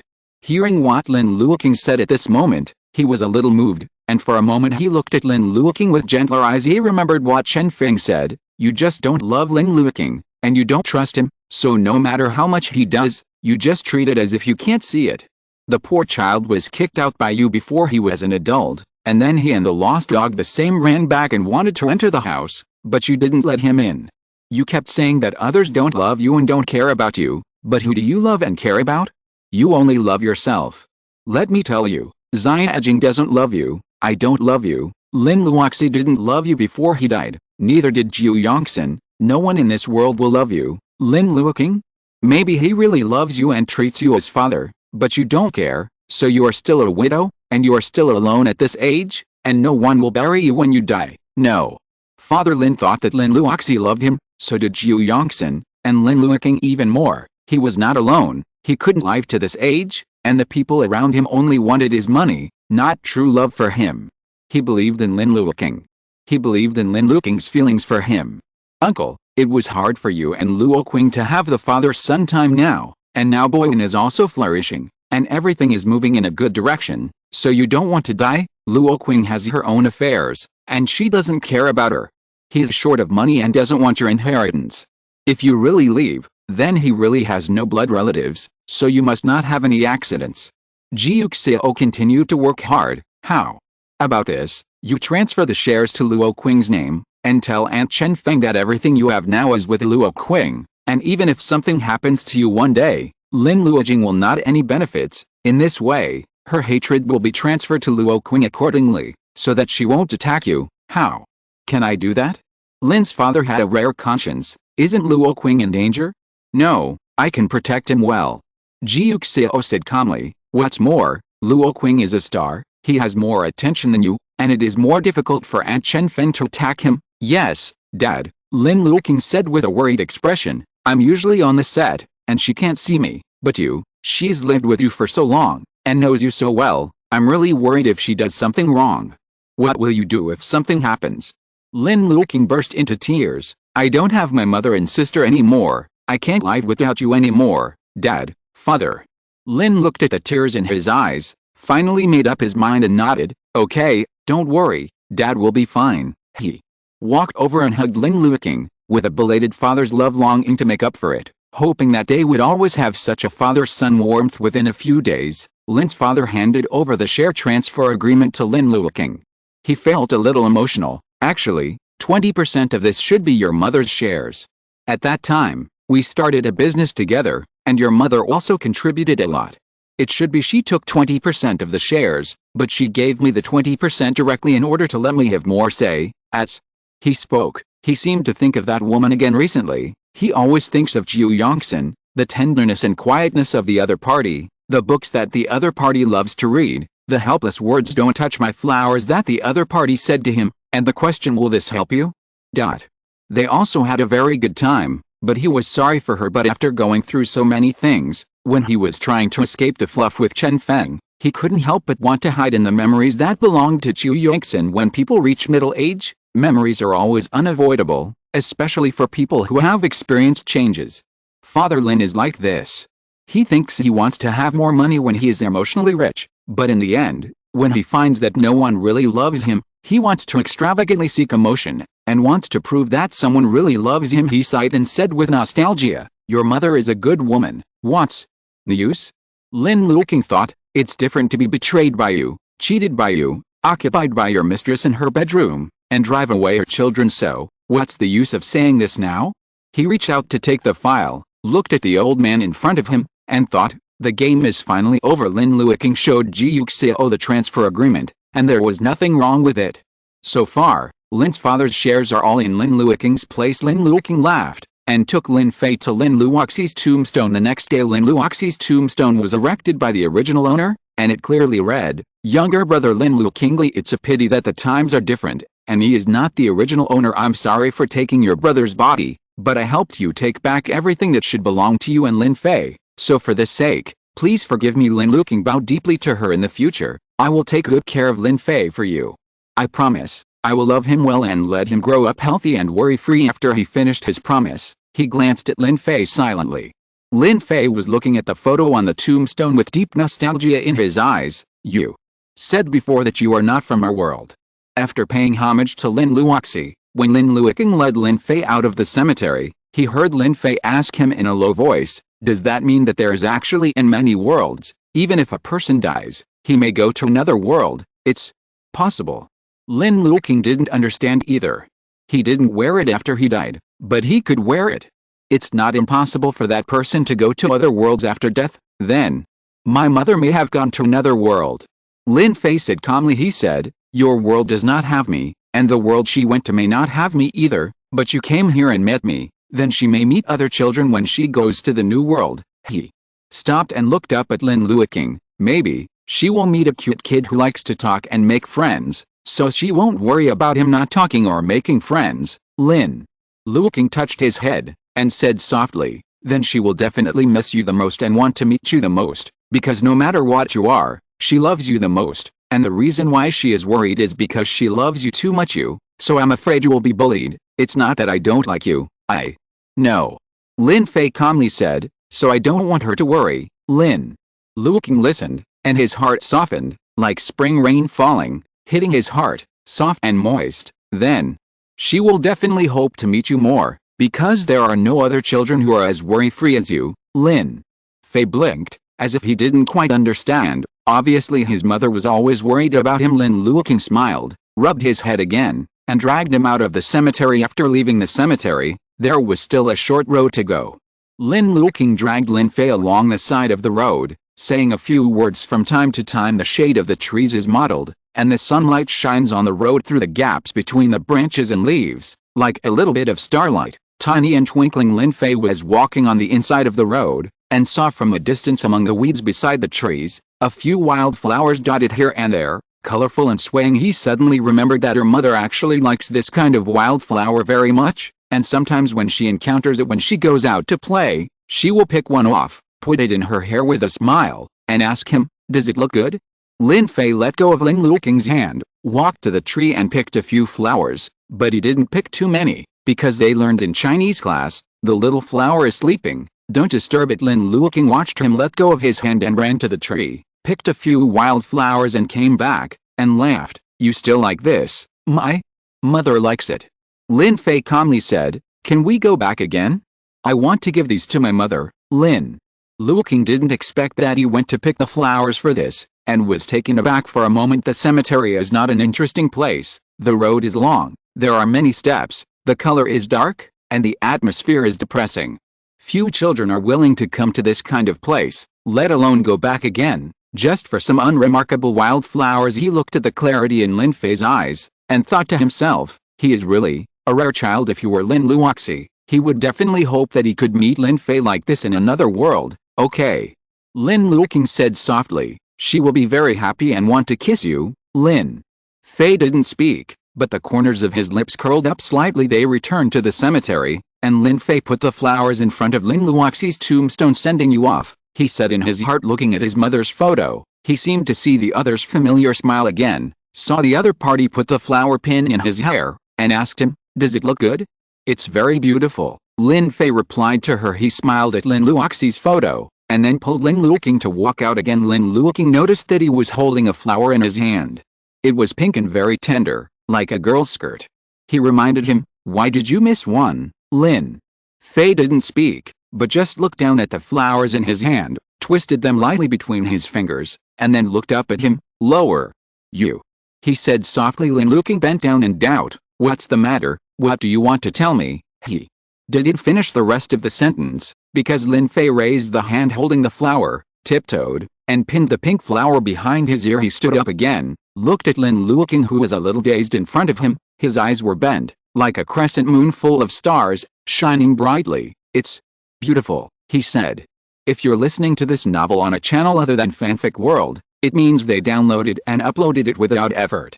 We cordially invite you to visit our channel, Mundo Fanfic Novelist. There you'll find the original version of this story, and you can explore many other novels of various genres. We're waiting for you to immerse yourself in a world of incredible novels. Chapter 183. Father Lin transferred the property under his name to Lin Luoqing, so he boldly filed for divorce with the court. Of course, Chen Feng disagreed, and the two of them each found a lawyer, insisted on their opinions, and started a divorce battle. Lin Luoqing did not watch, but continued to be busy in the company, taking advantage of Lin's father's lack of time to take care of the company's affairs, to improve his prestige in Boyuan. Unknowingly, at the end of April, director Li's All the Way to the West officially announced the starring role, ready to start. Lin Luoqing was the third place in the official announcement. Lin Luoqing's fans hadn't heard any related news before, but now they suddenly saw such explosive news, they were stunned. And then there was a burst of ecstasy. It's director Li. It's director Li. Partners Wen Ziming and Hao Wenyu. It's so cool. Who is so cool? I am so happy. Oh my god, I dare not even dream of drawing big cake resources. I am so surprised. Woo woo woo, brother is so amazing. I was on the spot. Shit, if it wasn't for the official announcement, who the would have believed it? It was this kind of movie source when I first came up, and my brother is too awesome. Is this the idol I am a fan of? I do not deserve. So happy, so happy, so happy. I will definitely book the show and invite everyone to watch the movie. Me too, me too. Ho ha ho ha, it's finally time for me to spend money to watch movies for everyone. Fans forwarded the comments one after another, and expressed politely, looking forward to Lin Luoqing's wonderful performance, looking forward to All the Way West. Soon, someone moved this news to the forum. Netizens on the forum never thought that Lin Luoqing could get access to such a resource, and they were even more shocked than fans. Is it the director Leyu? Director Li Rui's?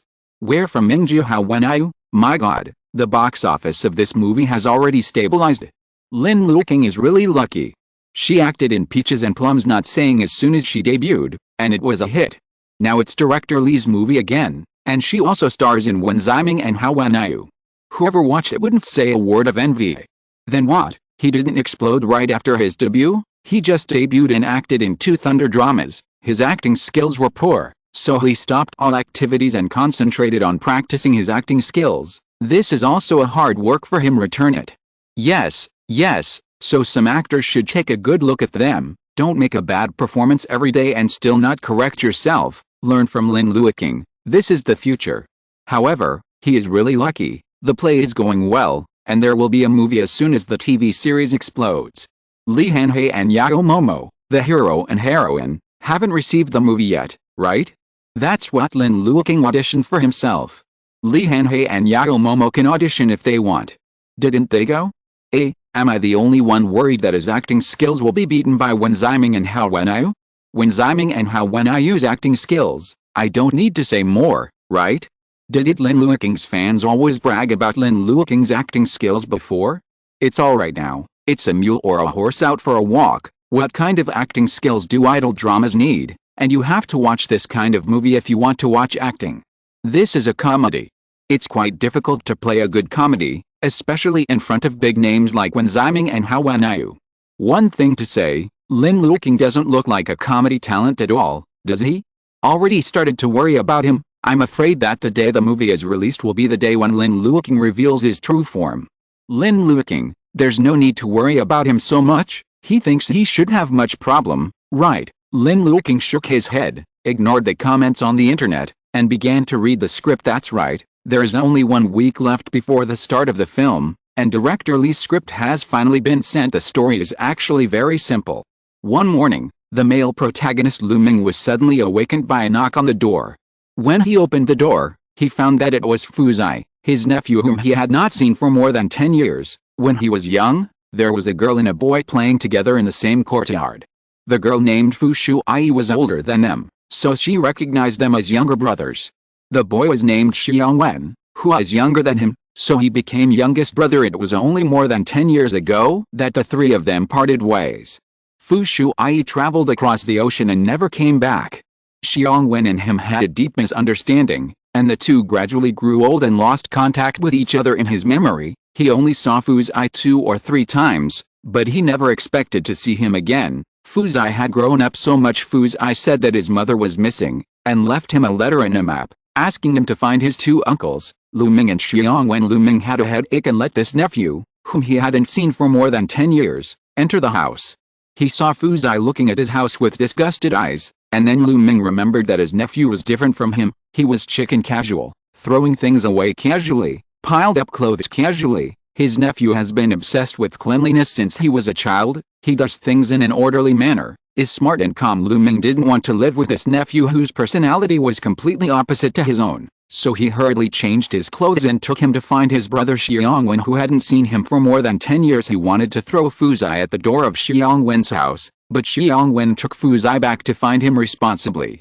The 2 had a quarrel over this, and Fu Zai began to clean up the house with an obsessive-compulsive disorder. After Fu Zai's house was cleaned up and the 2 of them finished their quarrel, they still decided to take Fu Zai to find his mother, who is their sister Fu Shuai. And on this road all the way to the west, 3 people with completely different personalities encountered big and small things, which caused many ironic things. In the end, Lu Ming and Xiangwen finally untied their knots, and confessed that they had actually given up on it for so many years, but they just couldn't hold back their face and were afraid that the other party would still mind, so they always dared to bow their heads to the other party. The two shook hands and made peace, and decided that when they found their sister this time, the three siblings would live a good life. As before, however, it was not until they reached the destination that Fuzai finally told them that his mother was actually dead before she died. What she regretted the most was the parting ways when she was young. She later realized that the three of them were all wrong at that time, and they were all too young and willful.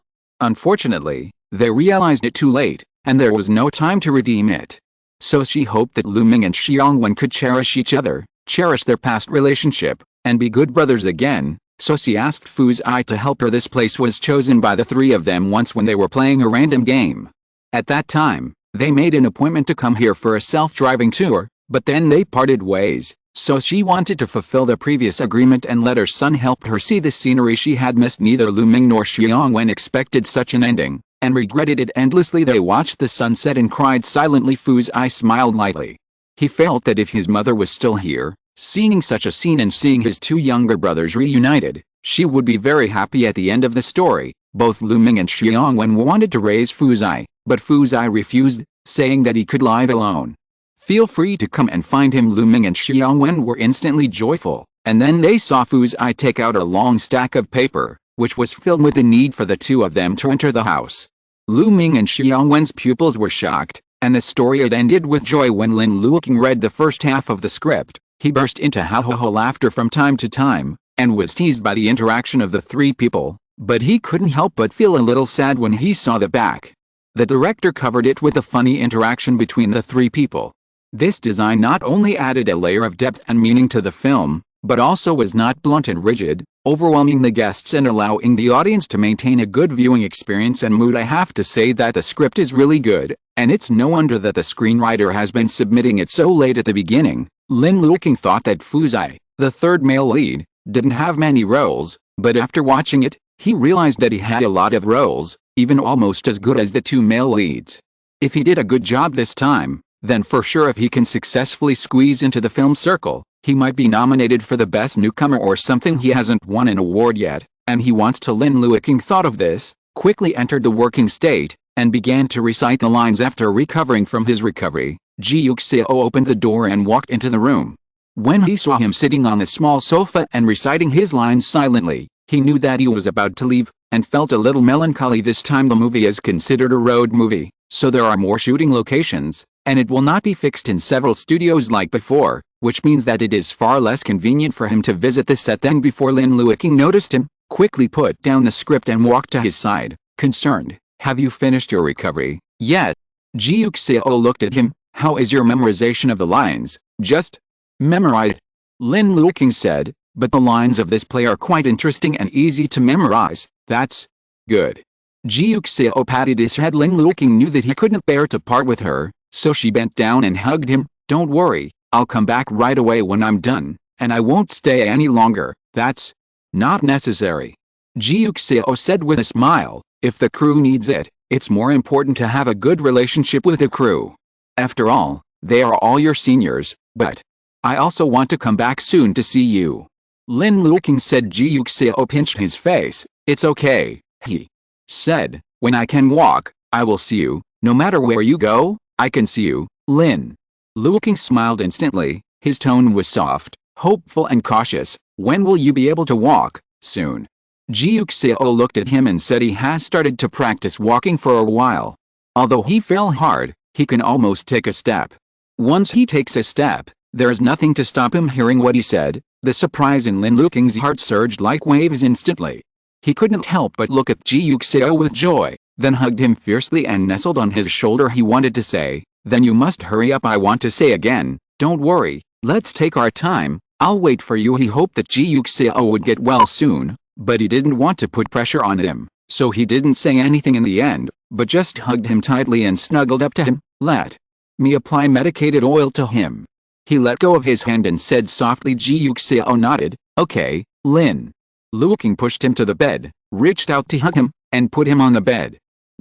7. He was a little embarrassed, but he still asked, can I help you undress? Ji Yuxiao! Exclamation mark. If you say such things to me in such a tone, it will really make people crooked, okay? Exclamation mark. It's not even night yet. Is it really good to be so flirtatious?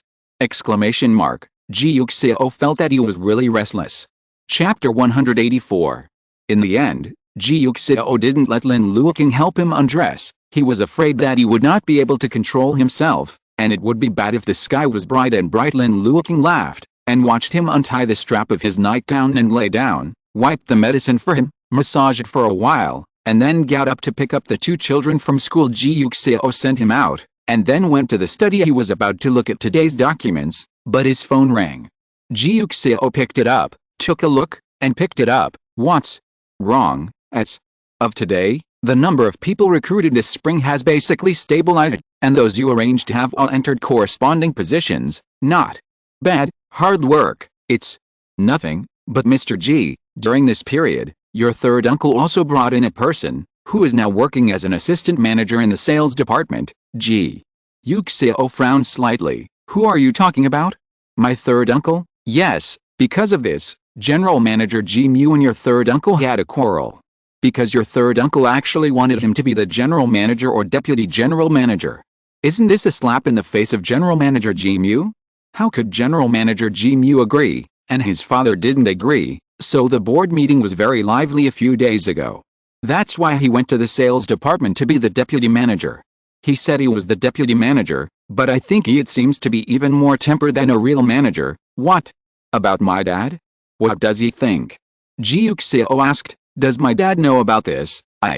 No. After your father coordinated, let him go to the sales department as an assistant manager. Ji Yuxiao was silent for a moment, and after a long time, he said, send his information to my mailbox. All right. Mr. Ji, keep an eye on him for me, and tell me immediately if there is anything. It is good, thanks for your hard work. You're welcome. Then I'll hang up first. Ji Yuxiao hung up the phone and leaned back in his chair. What, did Ji Yuxiao suddenly insert someone into the company? Did you want him to be the general manager in the first place? If he wanted to hire a professional manager, he should have gotten into fight with Ji Mu when Ji Mu came on stage. Why did he stay until this time, and his father didn't drive him away, but stayed in the company, or the sales department? Does he simply not want Ji Mu to become bigger, or is there another reason? Just as Ji Yuxiao was thinking, the mailbox showed that a new email had been received. Ji Yuxiao opened it and looked at the person and name on the photo. Tan Jiaji, 26 years old, graduated from a famous foreign university, has a good resume and a good-looking face, but unfortunately, Ji Yuxiao doesn't like it. He picked up his cell phone and dialed Ji Yun. Ji Yun answered quickly. What's the matter, brother Zio? Do you know Tan Jiaji? I seem to have heard of this name before. Ji Yun thought for a while, but I'm not sure. What's wrong with him? Your father just stuffed this person into the company a while ago. He originally wanted him to be the general manager, but now he has gone to the sales department as a deputy manager. Ji Yun didn't quite understand. My dad, brother, you think there is something wrong with this person, don't you? It's a little bit. Help me find out about your dad and find out what he knew about this person, and where did he find this person, and why he's stuffed into the company now. Don't ask directly. It's better to wait until he's drunk. Ask again, okay? Ji Yun said without hesitation. Brother, you still care about the company, right? My brother worked so hard to make Ji's develop like this, and I won't let others ruin it, don't worry. Ji Yuxiao gave her an affirmative answer. Ji Yun finally laughed. She said, brother, I knew it. Once you figure it out, you will definitely come back. Don't worry, brother, no matter what, I will support you. Ji Yuxiao listened, feeling a little emotional. His cousin knew to give him time to trust him, but his father easily accepted his false appearance, without any trust between father and son. Thank you, Zion. You're welcome. Ji Yun said lightly. I will try to call you back tomorrow morning. It is good. Ji Yuxiao hung up the phone and continued to look at the resume of the person in the photo from September last year to March this year. During this period of time, he did not hold a position. It was a very coincidental time and a very coincidental blank. What's even more coincidental is that the company he worked for before was the same company that he found out before. and the company where his father's remittances eventually flowed to HR company after hibernating for so long. It seems that his father finally couldn't help but let the snake out. Ji Yuxiao looked at the photo in front of him. The other person's eyes were very thin with single eyelids, which were different from him, and also different from his brother and Ji Liu, but just like his father, whether it's him, his brother, or even Ji Liu, they all inherited his mother's phoenix eyes. This is not a characteristic of the Ji family, it is a symbol of his mother's lineage, and now, eyes like his father's have appeared thin, seemingly emotionless eyes. Ji Yuxiao opened the drawer and slowly took out the dagger his brother had given him. The dagger is very beautiful, and the dragon on the silver scabbard is looking at the world. Fearless. Ji Yuxiao pulled out the sharp blade inside, took out the cloth to wipe the dagger, and wiped it slowly. He wiped it very seriously, just like when he woke up after a car accident and was determined to avenge his brother at that time. He also sat quietly, wiping the dagger again and again, but his face was gloomy and terrifying if possible. Ji Yuxiao would like to insert this dagger into the opponent's heart right now, and it would be better to cut him into pieces again, and let his father watch to vent his hatred, but he can't. Murder is against the law, and he cannot become a murderer himself for the sake of a murderer. He is not alone now, he has a family, his own lover and children, so he can't destroy himself for others. Ji Yuxiao tried his best not to be so violent. He had waited for so long, not to let himself die with the other party, so he couldn't be impulsive. He didn't want to kill people, but he couldn't file a lawsuit at this time. The driver who caused the accident died, and other evidence was erased by his father. At this time, the lawsuit will undoubtedly increase the difficulty of the investigation. Who knows when it will be delayed? Who knows if he can be convicted in the end? He must ask the other party to go in. Only this is indisputable, not only to go in, but also to have no hope and hope for the rest of my life. Therefore, he has to calm down and think about how to make him have no chance to stand up. Ji Yuxiao wiped the sharp blade in his hand again and again. The emotions in his eyes were tumbling, and after a long time, he finally calmed down like the ebbing sea. He forwarded the email and made a phone call. Help me look up this person, especially everything about him from last year to this year. Okay. The other party agreed. Ji Yuxiao hung up the phone and heard footsteps coming from the corridor. Lin Luoqing had already picked up the child and came back. He quickly reinserted the dagger into the scabbard, rolled it up with a cloth, and stuffed it back into the drawer. When Lin Luoqing opened the door and walked in, he returned to his usual appearance, the same as before he left, gentle and tolerant, as if nothing had happened, as if the previous gloom did not exist. Sister-in-law Zhang said, the meal is ready, let's eat. Okay.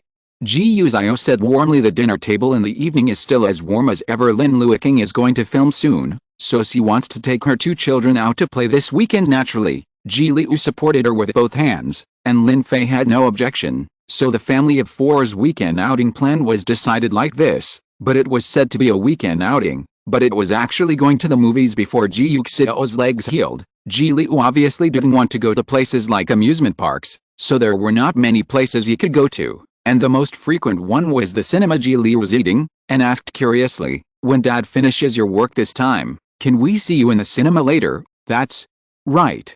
Lin Luoqing smiled. Dad will take you to see the dad in the movie then, okay. Ji Liu said expectantly. Lin Fei was also a little curious. He watched Peaches and Plums Don't Talk with Ji Liu at home a few days ago, and watched Lin Luoqing on TV, but he hasn't seen Lin Luoqing in the movie yet. But when it comes to this, Ji Liu obviously has something else to say. Dad, do you have someone you like in this movie? Just like the last time you were on TV, Lin Luoqing couldn't laugh or cry. You still care about this? Ji Liu nodded. He was very concerned that, as Lin Fei thought, when she saw Lin Luoqing hugging someone else on the TV in Peaches and Plums Don't Talk, Ji Liu almost smashed the TV. Later, he rewatched this episode on the tablet unwillingly. He dropped the tablet in real anger. After the fall, he still groaned and groaned. Otherwise he will have to change the tablet again. Now if you ask Ji Liu which celebrity is his favorite, that must be his father Lin Luoqing. Who do you hate the most? Needless to say, the first is Wu Jia, the official partner, the second is Yao Momo, who often fights with Lin Luoqing, and the third is the one who dares to hang shoulders with his father on TV, Li Hanhei. Anyone who has had close contact with Lin Luoqing will be blocked. Lin Luoqing obviously didn't know the attributes of his youngest son as a Duo ENCP fan, so he smiled and said to him, no, there is no one I like in this movie. Yes. Ji Liu was happy. It's still a movie, much better than a TV series. His father should go to make movies in the future, not TV. The next morning, Lin Luoqing went to Boyun, and Ji Yun also called Ji Yuxiao back. Yesterday, my dad happened to be drunk. I asked him when I was helping him back to the room. He said he was introduced by Ruohu as Mr. Zhao. As you know, my dad has never been very satisfied with Ji Mu being the general manager. Especially since he seems to be sitting more and more steadily. Just when he heard Mr. Zhao recommending this person to him, he was tempted and arranged him into the company. I asked him if his uncle didn't say anything. He said no. He said that your father is not Ji Mu's father. How could he really want Ji Mu to be the general manager? The sales department is the place where it is easy to make achievements. Once Tanjiaji, if the results are achieved, then it will be easy to get promoted when the time comes. Mr. Zhao from Ruohu. Ji Yuxiao thought for a while. If he remembered correctly, Mr. Zhao should have known his father's friend Mr. Su. It really was a coincidence. I see, brother, I think it's a bit of a coincidence. You know, how to say, my dad didn't know Mr. Zhao before. He only met him when he was working this year. Then Mr. Zhao recommended this person to him. You know my dad.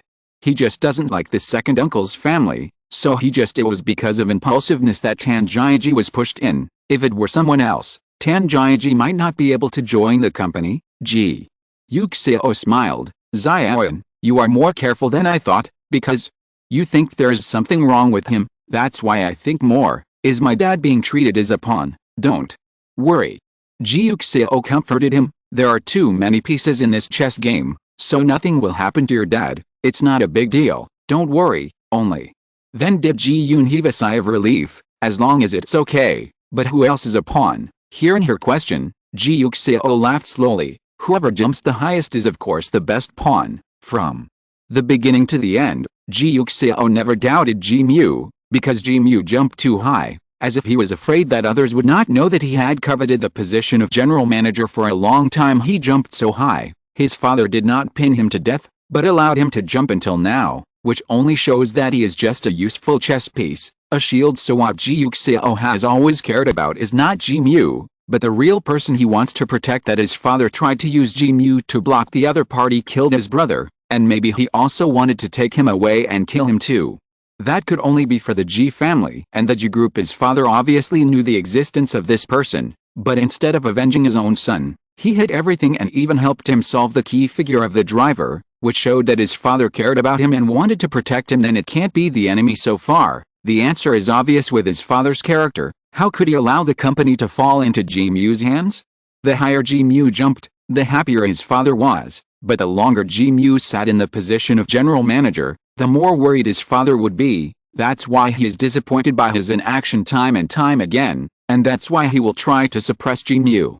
When he finds that his way doesn't work, he will naturally change his way. Maybe it was a desperate move, but maybe the self-destructive self would not find the clue. Ji Yuxiao sneered. He really didn't understand him from the beginning to the end. Chapter 185.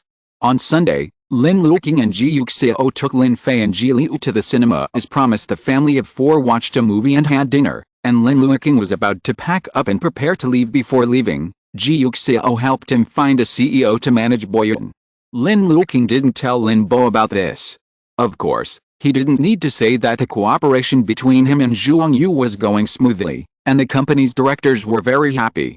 Satisfied, Lin Bo's shares are all with him. Lin Bo himself is still busy with a lawsuit with Chen Feng and doesn't care about other things, so what's the difference if he doesn't say it? He only needs to give him a fatal blow after Lin Bo and Chen Feng divorce. For the rest, Lin Luoqing is too lazy to talk to him. Ji Yuxiao watched Lin Luoqing pack up his things and prepare to leave, feeling a little melancholy, but that's fine, he thought, as long as Lin Luoqing joined the crew. Then Tanjiaji really wanted to do something, and he couldn't do it in front of so many people, so he would be naturally safe. 7 And he has Xiao Li on his side, and Lin Fei and Ji Leyu have Luo Jia on their side, so the four of them will be fine. But he thought so in his heart, and he couldn't help worrying that there was no one around Lin Luoqing who could protect him. What if Tanjiaji really wanted to attack him? If his brother was really killed by Tanjiaji, then Tanjiaji's heart is far more ruthless than ordinary people. If this is the case, it is hard to guarantee that he will not know that Lin Luoqing is a star, but still want to do something. I still have to find a bodyguard for Lin Luoqing, Ji Yuxiao thought. Thinking of this, he called Luo Jia and asked him to help find a friend. more reliable, and go to Lin Luoqing's place as a bodyguard. Hearing what he said, Luo said sensitively, "What happened? Why do you suddenly want to find him a bodyguard?" "Not yet, but I don't want to put him in unnecessary danger in the future because of my negligence." "What do you mean?" Luo didn't understand. "Did you find anything?" Ji Yuxiao was silent for a moment before answering him without concealment. "Although it hasn't been finalized yet, if I'm not wrong, the person who caused the accident has already appeared." Luo was startled. "You found it?" he said anxiously. "Ji Yuxiao, let me remind you that murder is against the law. Now that your wife and children are here, it's okay if you don't take your own life seriously, but think about it for your wife and children, understand?" Ji Yuxiao listened to his anxious tone, and smiled. "Don't worry, I have a measure, that's best." Luo was relieved he still remembered Ji Yuxiao's expression when he came to visit him after hearing that Ji Yuxiao was injured. It was gloomy and cruel, not at all what he remembered at that time. Luo had no doubts that if the murderer appeared in front of Ji Yuxiao would kill him without hesitation. Even if it was a desperate fight, he would want the other party to die without a whole body. Fortunately, he now has scruples. "I see, I will arrange it, don't worry, okay." Ji Yuxiao whispered. Luo was very efficient in handling things, so he made an agreement with his friend on the same day, and the next day, the friend went to Wu Zhenitun's place to report Wu Zhenitun has already received a notice from Ji Yuxiao, saying that this is a bodyguard specially invited for Lin Luoqing. Lin Luoqing is popular now, and having a bodyguard can better protect his safety. Wu Zhenitun, Su Tong is unworthy of a top class. It has been popular for so many years. Not a single bodyguard, but he thought about it again. Lin Luoqing is the proprietress, and Su Tong is not, so he is indeed unworthy. So he readily accepted and told Lin Luoqing about it. Lin Luoqing was a little dazed when he heard Wu Zhenitun say that Ji Yuxiao had assigned him a bodyguard. Does the company have this tradition? I didn't have it before. I don't know if I have it after that, but you have it anyway, Lin Luoqing. This double standard is too obvious. He turned around and went to the study room, and discussed with Ji Yuxiao, "Is it appropriate for me to have a bodyguard?" Ji Yuxiao thought it was quite appropriate. "Aren't you popular now? I saw your previous airport news. There are too many fans. It is safer to have a bodyguard, but neither do others." Lin Luoqing persuaded him, "And I think Angkor and Xiao Wang are enough." Ji Yuxiao looked at him, plausibly saying, "Are the others the boss's wife?" Lin Luoqing, "The proprietress must look like a proprietress." Ji Yuxiao was confident. Lin Luoqing, "Will it be too ostentatious, then? You let them come to me. Anyway, I've decided on this matter, and the objection is invalid." Ji Yuxiao nodded slightly, as if it was impossible to change it. Seeing him like this, Lin Luoqing naturally couldn't say anything more. Okay, he promised that it was just a bodyguard, and Ji Yuxiao could give it if he wanted.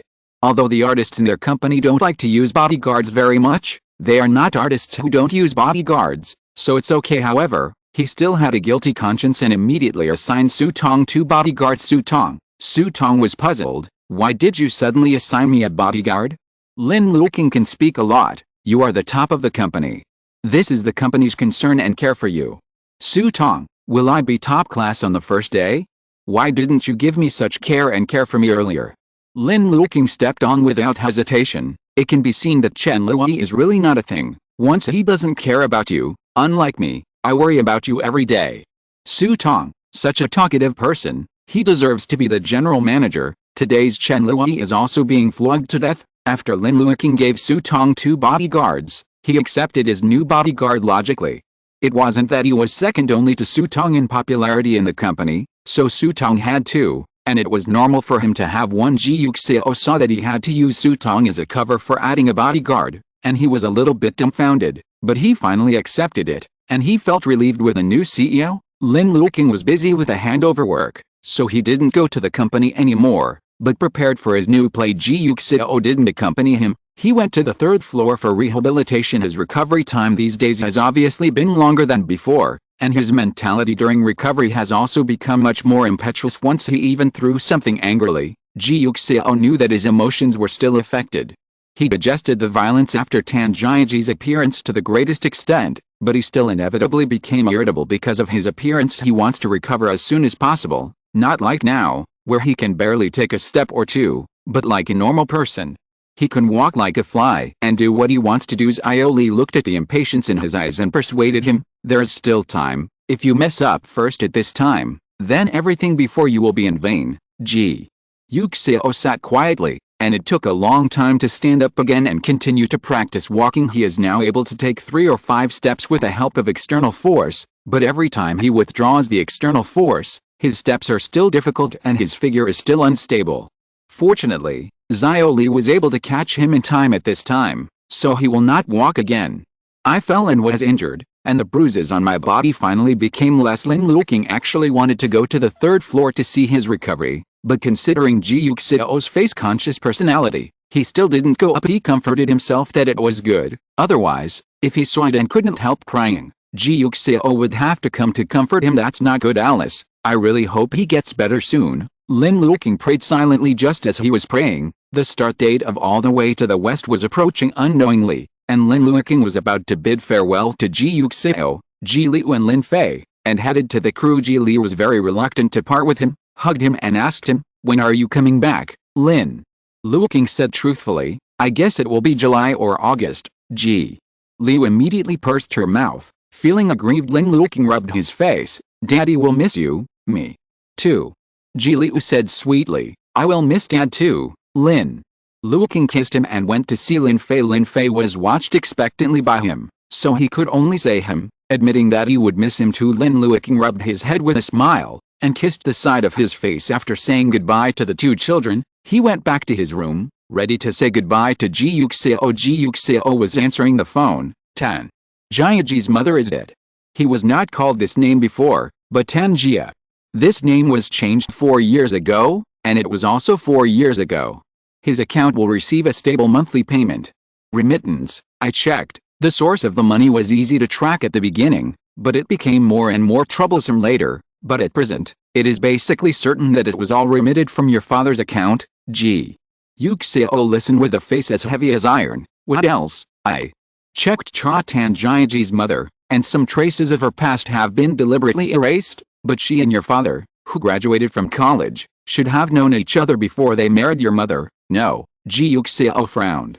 Tan Jiaji was about the same age as him, which meant that if his father had an affair with Tan Jiaji's mother, it should have happened around his birth. It's just that they met in college, so Tan Jiaji couldn't be born. Did they meet again before and after I was born? This paragraph was erased. I didn't find it, but I found another thing. What if I'm right? Mr. Ji, I mean your brother, Mr. Ji Yuling, should have checked Tan Jiaji before. Ji Yuxiao was shocked. Almost instantly he thought of the quarrel between his brother and his father that he accidentally ran into before. At that time, his brother was furious like never before, and he said, you'd better not let Xiao know about this. He slammed the door and came out, but bumped into him head-on, and he didn't even have time to restrain the astonishment on his face. He asked him, why can't I know? His brother just said, Dad intends to make me the chairman. At that time, his explanation was, you are obviously more suitable than me,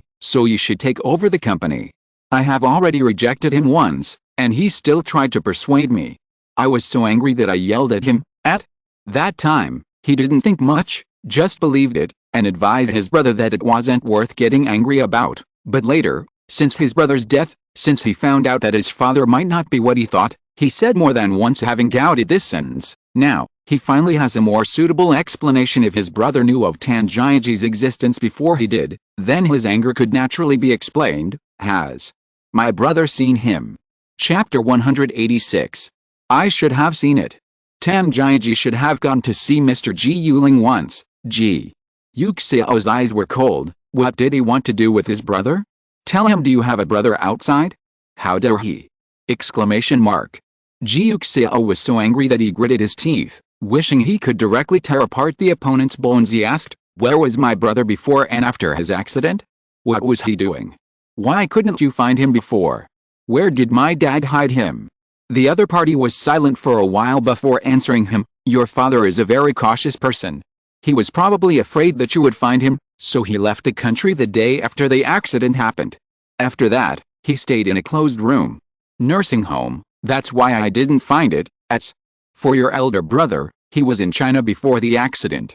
He seemed to have just left his job at that time and did not start a new job. The resume you sent me, when I called to check, the other party's HR did say that he had held the position written on the resume, but when I checked it myself, I found that 80% of it was fake, including his degree. Ji Yuxiao didn't speak. He didn't seem to know what to say, and he seemed to have nothing to say. It would be fine if he really had the real ability to do it, but this is obviously false. Then why did Mr. Zhao of Ruohu especially introduce such a person to Ji's Hangeo? Why was it Ji's Hangeo and not someone else? What benefit can he get from it? How could he be sure that Ji's Hangeo would put Tan Jiaji in the Ji family? How can he be sure that Ji's group will only collect evidence by phone instead of in-depth investigation? It's very simple, because from the beginning to the end, it was not Mr. Zhao who planned this matter, but his father. He is very clear about his third brother's personality, and he also knows that his third brother doesn't like Ji Mu's superiority, so he knows that as long as there is a chance, his third brother will definitely not let it go. Even if he can't really bring down Ji Mu, it was worthwhile for Ji's Hangeo to make him sick, and as long as Tan Jiaji joins this company, he can naturally send Tan Jiaji to the position he wants him to go without anyone noticing. Even Ji Mu won't hate him, only Ji's Hangeo. What a smart man. For Tan Jiaji, his son can die in vain, his grandson can have no parents, his brother can be used as a pawn, and his brother's son can be used as a shield by him. He's merciless in everything that can be used, as long as he can save him. And Tan Jiaji, who he wants to save. Ji Yuxiao hung up the phone, sat quietly in the wheelchair, and looked at the moonlight outside the window. After a long time, he made another call. I want 2 of Tan Jiaji's hair, as soon as possible. Okay. The other party agreed. The moonlight shone down and shone on his body, but it couldn't shine into his eyes. Ji Yuxiao was silent. His eyes were as dark as deep, like a stormy sea lurking. At this moment, Lin Luoqing opened the door and walked in. His steps were brisk, and his tone was as warm as ever. You are here? I thought you were in the study, but it turned out that the study was dark, so I thought you might go back to the bedroom. Gone. Ji Yuxiao quickly adjusted his emotions, and looked back at him with a smile. I'll be back when I'm done with work. Have you finished talking with Xiao and Fifei? It's over. Lin Luoqing walked up to him and sat down. I told the 2 of them about my leaving, and Xiao was quite reluctant. Although Fifei didn't say anything, I guess you must also be reluctant. It's okay. When the 2 of them are on vacation, I'll take them to the set to see you. Ji Yuxiao comforted him, and Lin Luoqing nodded. He looked at the person in front of him, feeling a little embarrassed, but he still couldn't help but put his hand around the other person's neck. I'm leaving. Will you miss me? I've already missed you since you left.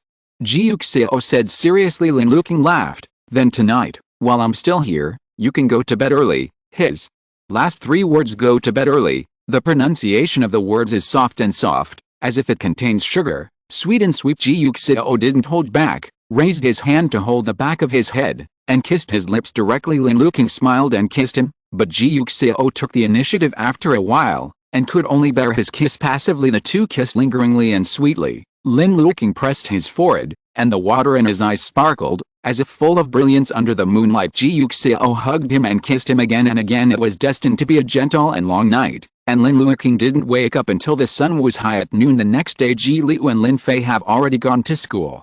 Lin Luoqing is a little depressed. He still wants to send them to school today, and finally stay with them for a while. Ji Yuxiao comforted him. I'll let them video with you in the evening. Lin Luoqing sighed, thinking that this was the only way to go. He got up, changed his clothes, took the suitcase and was ready to go out. Ji Yuxiao stopped him. Lin Luoqing turned around and saw Ji Yuxiao got out of the wheelchair and stood up slowly. He seemed to have recovered a bit more than before. This time the movement of standing up was not as difficult as before, and it was much smoother. He opened his arms and looked at him tenderly. Lin Luoqing dropped the suitcase in an instant and rushed over, hugging him tightly, rubbing her head on his shoulder. Ji Yuxiao pampered him for a while, then kissed the top of his hair, and said softly, come back early. Lin Luoqing nodded, raised her head again, and kissed him on the chin. Ji Yuxiao took advantage of the opportunity to kiss his lips, and kissed him delicately. The sun is shining brightly outside the window, and the peach blossoms are in full bloom. Ji Mu dropped the document in his hand with a bang,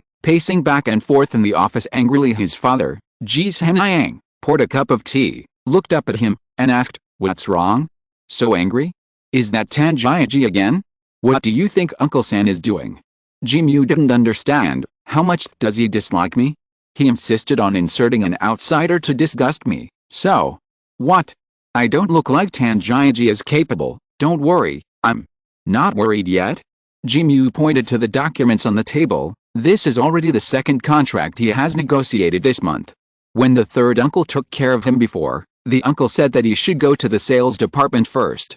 Do it. See if you have the ability. Don't just talk on paper. Actually talk to me behind the scenes, saying that the third uncle strongly recommended this Tanjiaji, so I have to work hard. If I am really not as good as this Tanjiaji, then the third uncle will bring up old things again, and it will be bad for everyone. Tanjiaji has only been here for a long time now, and he has negotiated 2 contracts, which are not big or small.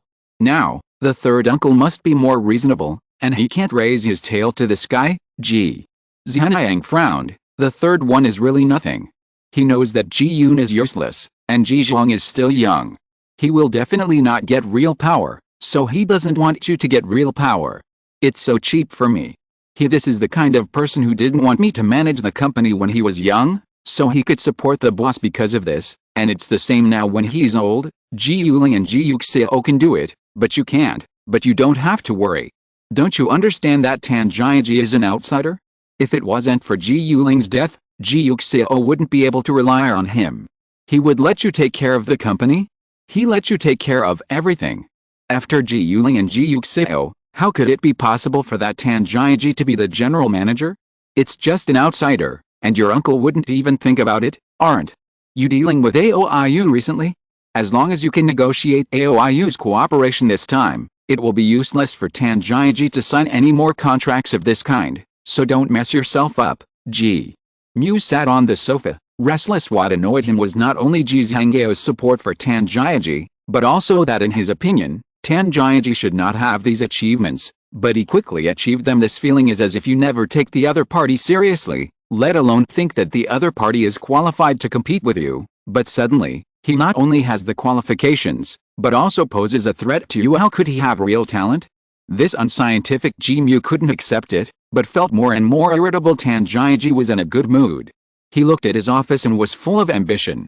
Finally, he still had a place here, and soon, he will leave this office and go to a bigger office. Whatever he wants, everything will come true. Tanjiaji thought of himself, the weak and humble self who was not valued by others. He had no qualifications to set foot here. He could only stand downstairs and look up at this unattainable existence, but now that he is standing here, he no longer needs to look up to others. He stood up, walked to the French windows, looked at the busy traffic outside the window. The pedestrians on the road were in a hurry, as small as an ant. That was him in the past, but now he is no longer an ant. He smiled triumphantly, with a scornful contempt in his eyes. Lin Luoqing slept with her eyes closed for a while before being woken up by Wu Zhenitun. Here we are. He rubbed his eyes, got out of the car with Wu Zhenitun, his assistant and the newly appointed bodyguard Gauchi, and entered the hotel before Director Li arrived. Lin Luoqing read the script for a while in his room, followed the announcement list, and resequenced his lines for this week. After making sure that he was fine, he went to dinner with Wu Zhenitun and the others. While eating, Wu Zhenitun's cell phone rang. He picked it up and listened for a while, then answered okay, then hung up the phone. I'll try the makeup in a while. Director Li is coming soon, okay. Lin Luoqing agreed. The makeup of comedies is generally not too delicate. Lin Luoqing originally thought that theirs was the same, especially after seeing Wen Ziming's makeup, a gray coat, trousers that don't look more than 100 yuan, and a pair of obvious knockoffs edition Adidas. Her hair was also messy, and she wasn't as handsome as she usually was when she attended events. Seeing him coming in, Wen Ziming took a look and asked, Fuzai? Lin Luoqing nodded. Hello, Uncle Wen. Ziming smiled. He's really a handsome guy. As soon as he finished speaking, Director Li arrived. As soon as he saw him, he immediately disgusted and said, who messed with his hair? Hasn't it been washed for 300 years? Redo the hairstyle? Don't be so messy, just wake up and don't have a nap. It's fine.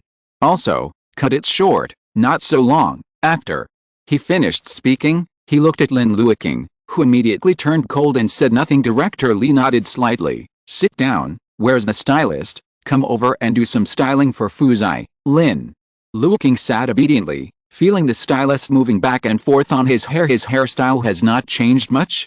He kept his forehead hair, making him look younger, and trimmed his hairstyle, weakening the gentleness of the sun on his body. The makeup artist took a look at his facial features, repainted his eyebrows, and slightly changed the contours of his eyes.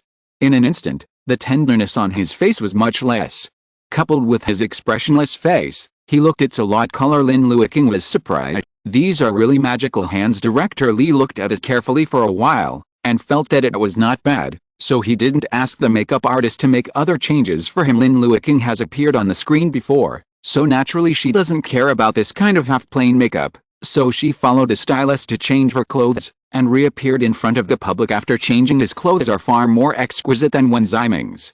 Although they don't look like famous brands, the colors and styles are very good, and they look like schoolgrass on him. Lin Luoqing looked at herself in the mirror, and then at Wen Ximing, who is redoing his hair, and always felt that their styles of painting did not match. His side is a life drama, but his side is like an idol drama, which is not so good, not bad. Director Li rubbed his chin. Xiao Lin is still very handsome, Lin Luoqing, but I don't think teacher Wen and I have a good style of painting. He whispered his opinion. That's right. Director Li didn't think there was any problem with this. You are a genius high school student. How can you be the same as a middle-aged man with an unhappy life like him? You are just very dazzling. Wen Ximing turned his head in an instant. I'm still sitting here. And I was once brilliant, okay. You also said it was once, not now, Wen Ximing. Wen Ximing snorted angrily, and continued to do styling. After a while, his new look was born again. This time his hair was not so messy, and the short hair could reveal his handsome eyebrows, making him look much handsomer than before. Director Li was much more satisfied, and made Lin Luoqing and Wen Ximing stand together. It's so interesting. Director Li looked at the two people in front of him, folded his arms and said critically, "Go get Fuzai a bright coat, the light green one." When the stylist heard what he said, he quickly asked his assistant to bring one over. Lin Luoqing took off his black coat and changed it into a light green one. Director Li's eyes lit up. It's not much better than just now. Xiao Lin, you will wear this suit tomorrow, okay? Lin Luo was cold and indifferent, maintaining Fuzai's appearance in Director Li's eyes. It wasn't until the two of them finished trying on makeup that Hao Wenyu finally appeared. Sorry, my plane is late, sorry. He apologized politely. Lin Luoqing turned his head, and Hao Wenyu happened to look at them. His eyes met. He was a little surprised. Fuzai? Lin Luoqing nodded. Glamorous and noble Hao Wenyu. Is his nephew in this drama also so cold outside the drama? Acting in your true colors? Exclamation mark. And during Lin Luoqing's fitting period, Ji Yuxiao also got Tan Jiaji's hair. He opened his drawer, and took out another transparent small bag, which contained another hair, which Ji Yuxiao specially helped him take off from Father Ji's collar during the Chinese New Year. Period. He looked at the hair on his hands with a heavy heart. Tomorrow is the day when he will go to the hospital for a re-examination, and then he will know whether his thinking is right or not. Just as he was thinking, his phone rang, and it was Lin Luoqing's WeChat message. Still trying on clothes? I guess it will be late when I go back. You and the baby go to bed first, don't wait for me. Ji Yuxiao replied to him, okay. He put the small hair bag back and pushed the wheelchair to Lin Fei's room as expected. Ji Liu and Lin Fei were huddled together. She was small, cute and well-behaved. Probably hearing the sound of the door opening, the two children turned around together, facing him. Rest early. Ji Yuxiao urged. Got it.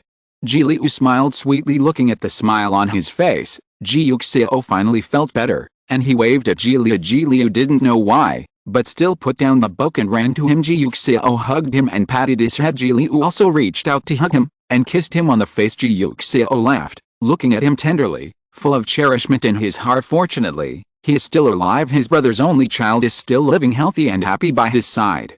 Chapter 187. On April 29th, All the Way to the West was officially launched. Lin Luoqing and other main creators of the crew participated in the opening ceremony. After turning on the camera, several leading actors did their makeup, and they were officially ready to start filming. The official blog posted a photo of the opening ceremony, and Lin Luoqing's fans rushed over immediately, commenting excitedly, the filming finally started. I've been looking forward to it all this time. Cheers for the crew. Come on all the way west. Come on Lin Luoqing. Come on Fuzai. Warmly celebrate all the way to the west. Forward this Weibo and draw 5 lucky winners to give Lin Luoqing the latest endorsement. Although I don't know Fu Zai's style, I believe my brother can control it perfectly. I'm so happy, my life and my wall have cooperated, I hope the two can cooperate happily. While praising Lin Luoqing, the fans forwarded the comments on the official blog. The forum also moved the corresponding photos, and posted, "All the way west is on." So fast, didn't the official announcement just a while ago? It is estimated that the filming location has been selected long ago and the preparations have been made, just waiting for the official announcement. It is said that director Li has been picking actors, and finally settled on Wen Ziming, Hao Wenyu and Lin Luoqing. Then Lin Luoqing was really lucky, just in time for Peaches and Plums not talking to explode. Otherwise, how could it be possible for him to cooperate with Wen Ziming and Hao Wenyu with the guy before him? That is, but it is also a good fate. With this configuration, no one would say envy. Then you have to be able to eat this resource, just don't be beaten every day by Wen Ziming and Hao Wenyu's acting skills. Hanging is definitely going to be done, it depends on how it is done. To be honest, I advise Lin Luoqing to calm down. It's normal that his acting skills are not as good as Wen Ziming Hao Wenyu's, as long as he doesn't hold back too much. That is. Lin Luoqing fans actually think so too. It's not that they underestimate their idols, it's just that their acting age and achievements are here. Wen Ziming has nominated the Best Actor 3 times and won the Best Actor once. Although Hao Wenyu didn't win it, he won it. He has won Best Supporting Actor and has been nominated for Best Actor twice. Lin Luoqing has only made 4 films, all 4 of which are supporting roles, and the first 2 are black history. Compared with the film King, the gap is as big as heaven and earth, so they only asked that their brother would not be too far behind the other 2, and Lin Luoqing's fans didn't have any requests for anything else, but Lin Luoqing obviously didn't think so. Since he took the role, he naturally wanted to make a good film, so no matter who the actor in the opposite play was, he would try his best to play his own role well. I will not be intimidated by the good acting skills of the opponent actors. He calmly let the stylist do the styling for him, then changed his clothes, and went to shoot the first scene. This first scene is the meeting between Fu Zai and Lu Mingqiu. Fu Zai was wearing a white t-shirt and a green coat, and was carrying a black school bag.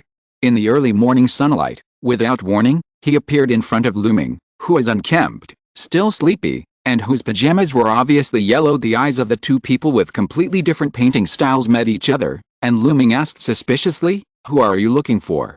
Fu Zai said coldly, "I'm Fu Zai, Fu Shui's son, and I'm looking for Lu Ming, which is you, Lu." Ming didn't react for a while, and slammed the door with a bang. Fu Zai was speechless for a while, standing outside the door, watching the door in front of him slowly open again. After a while Lu Ming couldn't believe it, as if he finally remembered him. He asked uncertainly, "Fu Zai?" Fu Zai nodded. "What did you come to see me for?" "My mother is missing," Fu Zai said calmly. There was no panic in his eyes, so that Lu Ming felt that he was probably lying to him, but he looked at the person standing at the door of his house, and gradually overlapped with a little Fu Zai with a cold face he saw when he was a child. He opened the door and let Fu Zai walk in. The handsome and bright Fu Zai entered Lu Ming's house, as if a tender plant accidentally fell into a garbage recycling bin. His eyes instantly turned 3 points speechless, 3 points surprise, and 4 points disgust. He slowly scanned the living room environment, and finally landed on Lu Ming, as if asking him with his eyes, "Isn't this a garbage dump?" "Lu Ming, shouldn't you talk about your mother first?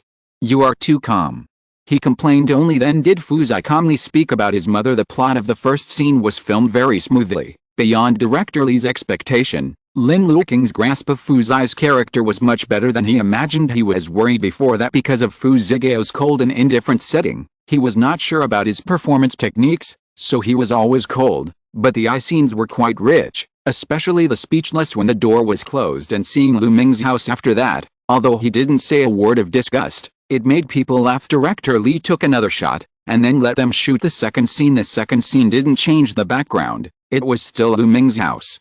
This time it was Xiangwen who brought Fu Zai back and quarreled with Lu Ming. Xiangwen accused Lu Ming of being irresponsible, and just put Fu Zai at the gate of his community, while Lu Ming said that Xiangwen was hypocritical. Otherwise why didn't he just take Fu Zai to find his mother? But came to him. The two began to quarrel, and Fu Zai finally got so clean that he couldn't bear it and cleaned up Lu Ming's house. The focus of this paragraph is on Lu Ming and Xiangwen's quarreling lines, which contain many jokes. Fuzai is just a background board in this scene. Without lines, he is responsible for housework. Lin Luoqing rolled up his sleeves and began to pack the clothes on the sofa. He folded them quickly and neatly, as if he often did housework. After finally finishing folding the clothes, Leyu suddenly laughed. Ho ha ho ho, I can't do it anymore. This sentence is really funny, let me laugh for a while. He stood there laughing for a while, and Lin Luoqing silently unfolded the clothes again, and restored them to the previous position according to the previous memory. Leyu laughed enough and started filming the scene again. He pointed at Wen Ziming and said, "You have always been like this, from childhood to adulthood, and you have no sense of responsibility at all, not to be outdone." Wen Ziming quarreled back. Lin Luoqing silently rolled up her sleeves again, folded the clothes one by one again, and put them on the sofa. But after a while, Wen Ziming also laughed. He stumbled in his lines. He repeated the words in his mouth several times, and then stopped, followed the sentence again, and started again. This scene was filmed 5 times. Lin Luoqing silently folded the clothes 5 times, swept the floor twice, and mopped the floor once. Fully completed. When Lu Ming and Xiangwen quarreled to the end, Xiangwen pointed at him and said, "Can a normal person treat his house like a pigsty?"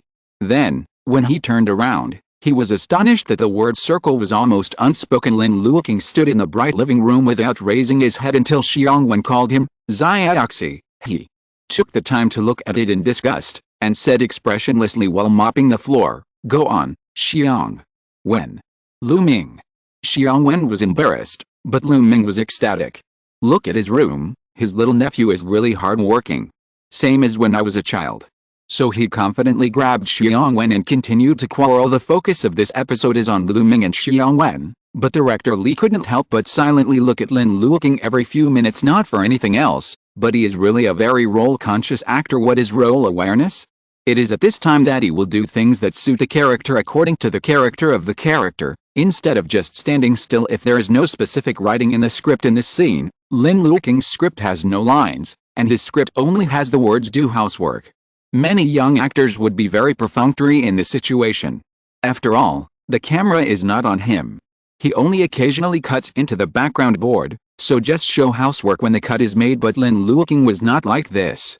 He was obviously very organized, starting with the clothes, and then sweeping and mopping the floor. The camera was not given to him, and he was working hard, so when the camera cut, he didn't need to look at the camera at all, and he didn't need someone to remind him. He still followed his previous process and did it in an orderly manner, which made his camera it is very natural, and there is no need for him to remind and worry. And among them, director Li was surprised to find that he had a very good memory and controlled his positioning quite well. He can remember the location of each piece of clothing and how it was thrown on the sofa, so he can put the clothes back without the help of the crew. When Wen Ziming and Leyu restarted filming position, and even maintain what it was, then director Li also checked it specifically, and it was basically the same. Coupled with his excellent positioning, he moved within the range of the camera that he reminded before the shooting started. So he can be easily captured by the camera, and there will be no such thing as not being able to be in the same frame as the protagonist of this scene. This kind of problem greatly increases his available shots. He has done so much, one scene is more tiring than the 2 leading actors, but he didn't say anything, even when Wen Ziming and Leyu rang because of their laughter. He just silently put the folded clothes back together. A reminder to complain. This kind of behavior of just doing and not talking is very similar to Fuzai, but it should be just his own personality. Director Li can't help but have a little more interest and affection for him. This is really an actor who can't find any faults, and he is still so young. Rare. Lin Luoqing was actually quite tired. After working for so long, it was impossible for him not to be tired, so as soon as he returned to the rest area, he slumped on the chair. Xiao Wang helped him press his shoulders with a wink. Lin Luoqing drank water and enjoyed his massage. He felt that everyone wanted to be a capitalist. It is comfortable to be served by people, good. Press, I'll give you a red envelope later. He raised his head and said to Xiao Wang. Xiao Wang was pleasantly surprised, and pressed harder. Lin Luoqing almost cried out, "Take it easy, don't be so excited, Xiao." Wang laughed, as if he was a little embarrassed, and quickly withdrew his strength, maintaining the previous strength. Lin Luoqing took the phone and sent Ji Yuxiao a WeChat message. "Today is the day for your review, don't forget." Of course Ji Yuxiao didn't forget. Not only did he not forget, he also brought 2 things with him. This is. Wei Jun looked at the document bag he handed over, There are two hairs in it. Please send them for identification to see what is the relationship. Wei Jun was shocked. He looked at Ji Yuxiao in disbelief. Who are you suspecting? Ji Yuxiao didn't speak. Wei Jun already had a guess. Your father? Ji Yuxiao smiled, and he said, soon, we will know whether he's my father or someone else's father. Wei Jun couldn't help clenching his hands tightly, and his eyes became heavy. For a moment he lowered his head, not daring to let Ji Yuxiao see the pity in his eyes. How did this happen? Wei Jun was puzzled. When did it happen? Is this related to the death of the eldest brother? Ji Yuxiao laughed, with some sarcasm. If not, I wouldn't waste time on such at this time. Now that things have developed, Ji Yuxiao doesn't care about the relationship between Ji's father and him for a long time. Ji Yuxiao doesn't care whether he has cheated on him or whether he has an illegitimate child. What he cares about is whether Tanjiaji is the murderer who killed his brother. Did Ji's Henhong cover up the murderer? Did he cheat while his mother was still alive? Did he kill his brother and sister-in-law after hurting his mother? As for Tanjiaji and Ji's Henhong, who cares if they live or die? Seeing his cold expression, Wei Jun tightly clenched the bag in his hand. I will give you the result as soon as possible. It is good, you. Xiao, no matter what, you have to calm down. Yings, Zhuangyu, I will help you, so you must not take risks by yourself. Do you understand? I know. Ji Yuxiao looked up at his friend. Don't worry, Xiao was alive after waking up from the car accident, so I'm not qualified to be impulsive, and now I'm even less qualified to be impulsive. I'll take care of myself, don't worry. That's good. Wei Jun looked at him. By the way, where's Luoqing? Why didn't he come with you today? He's gone to film. Ji Yuxiao said calmly. Wei Jun was a little surprised. According to Lin Luoqing's concern for Ji Yuxiao, if he knew about this, would he still be able to focus on filming? You didn't tell him what you found? He surmised. It's not necessary. Ji Yuxiao said calmly. He has his own business, so there's no need to involve him in these dirty things. But, Wei Jun looked at him and thought, isn't this the time when you need him the most? Of course not. Ji Yuxiao, he has always been proud and even arrogant, so he doesn't want Lin Luoqing to know this at all, and he doesn't want him to worry about him and accompany him in danger. For Ji Yuxiao, he hopes that the people he likes will live in peace and happiness forever, like Lin Luoqing, Ji Liu and Lin Fei. They don't need to experience wind and rain, and they don't need to understand the conspiracy outside the window. They just need to live in under his wings. Peace and happiness are just fine. So he never wanted Lin Luoqing to take revenge with him and bear his responsibility and pressure together. He hoped that Lin Luoqing was just Lin Luoqing, that he could share Lin Luoqing's pressure and worries, and help him solve any problems. But Lin Luoqing didn't have to get involved in his responsibilities and pressure, and worry about him. Wei Jun has known him for so long, so he naturally understands his character. But if Lin Luoqing finds out, maybe he wants to face it with you? 7K, then it's okay not to let him know? Ji Yuxiao said calmly. When everything is over, I will tell him that the matter has been resolved and I will take revenge on me. That's okay, you. Xiao, I think whether it's love or marriage, some things should be faced together by both parties, not for your own good. I want to protect you, so I face it alone, so maybe you lovers won't like it. I know. Ji Yuxiao said calmly. Of course he knew that with Lin Luoqing's personality, he would definitely wish to be with him in everything, but because of this, he didn't want Lin Luoqing to know. The reason for my brother's death is only related to our family and Ji, but it has nothing to do with him. By marrying him, I have already involved him in this turmoil, so I can't let him bear the burden. More, if he got involved and got hurt because of this incident, I will never forgive myself in my life. But if he doesn't know, how can he protect himself? Wei Jun reminded him. You don't have to worry about this. Although I didn't say it clearly before, he is very smart and obviously has doubts about my dad. As for Tanjiaji, someone has already been watching him. I know his movements very well. I won't let him. He has a chance to get in touch with Luoqing. What's more, Luoqing also has bodyguards now, and his bodyguards know of Tanjiaji's existence, and will not allow them to have any contact. Ji Yuxiao looked at his friend. I understand what you want to say to me. You are right, I agree, but I can't do it. If I can do it, I won't be the Ji Yuxiao you know. Gone. Wei Jun listened and nodded helplessly. Also, when fighting in high school, Ji Yuxiao was the one who fought the hardest and rushed to the front. He did this to his friends, Let alone his lover. The more he cares about someone, the less he wants the other party to get hurt. Ji Liu is like this, and Lin Luoqing is even more like this. I hope that Lin Luoqing will know and understand him by then. Wei Jun sighed, and glanced at the document bag in his hand. I'll give you the answer as soon as possible, okay? Ji Yuxiao replied. Chapter 188. Wei Jun did what he said, and gave Ji Yuxiao a relevant reply without making Ji Yuxiao wait too long. He sent a few photos to Ji Yuxiao's WeChat, and said intimately, to put it simply, they are father and son. Ji Yuxiao looked at him, and said back to him, okay, I see.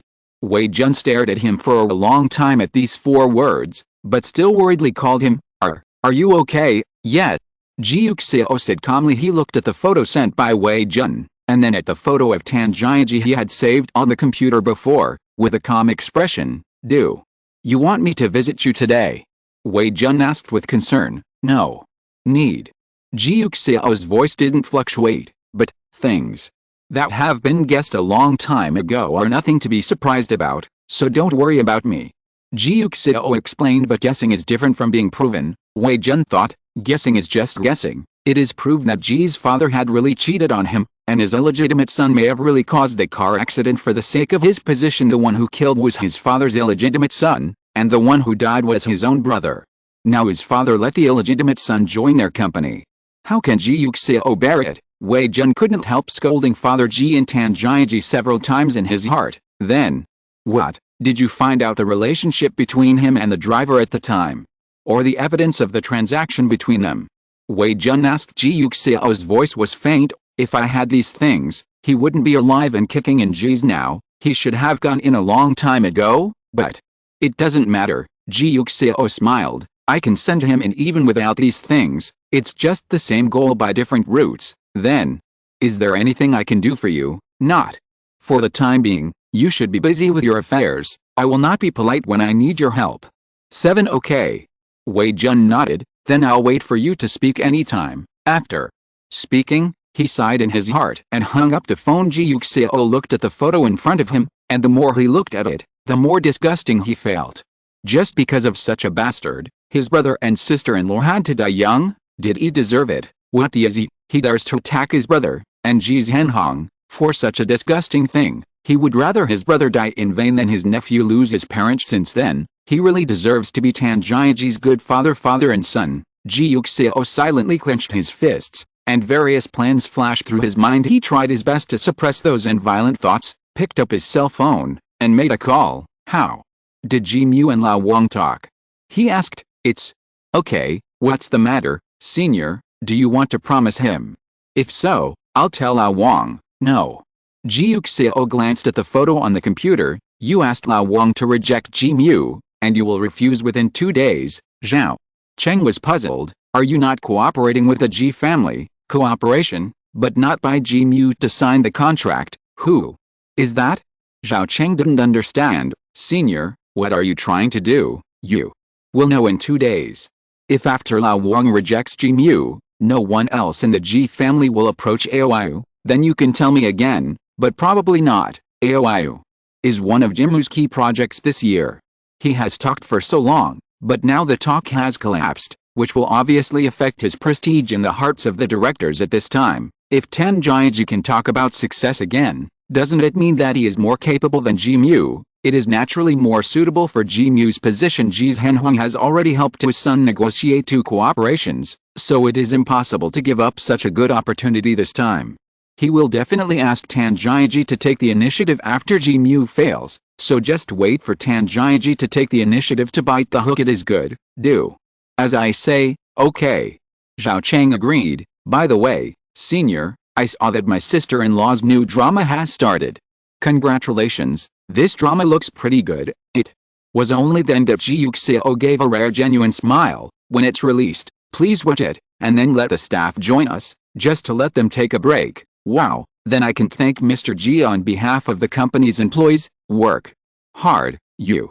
After Ji Yuxiao finished speaking, he hung up the phone. Now, just wait for Tan Jiaji. He turned off the photos on the computer, didn't take another look at this disgusting person, but sent Lin Luoqing a WeChat message. Did the photo shoot go well? Is there anything unsatisfactory? Lin Luoqing's filming went very smoothly. Director Li is a mature commercial film director, and his team is also very mature. In addition, his partners, Wen Ziming and Hao Wenyu, are movie kings, and the other has the strength to be a movie king.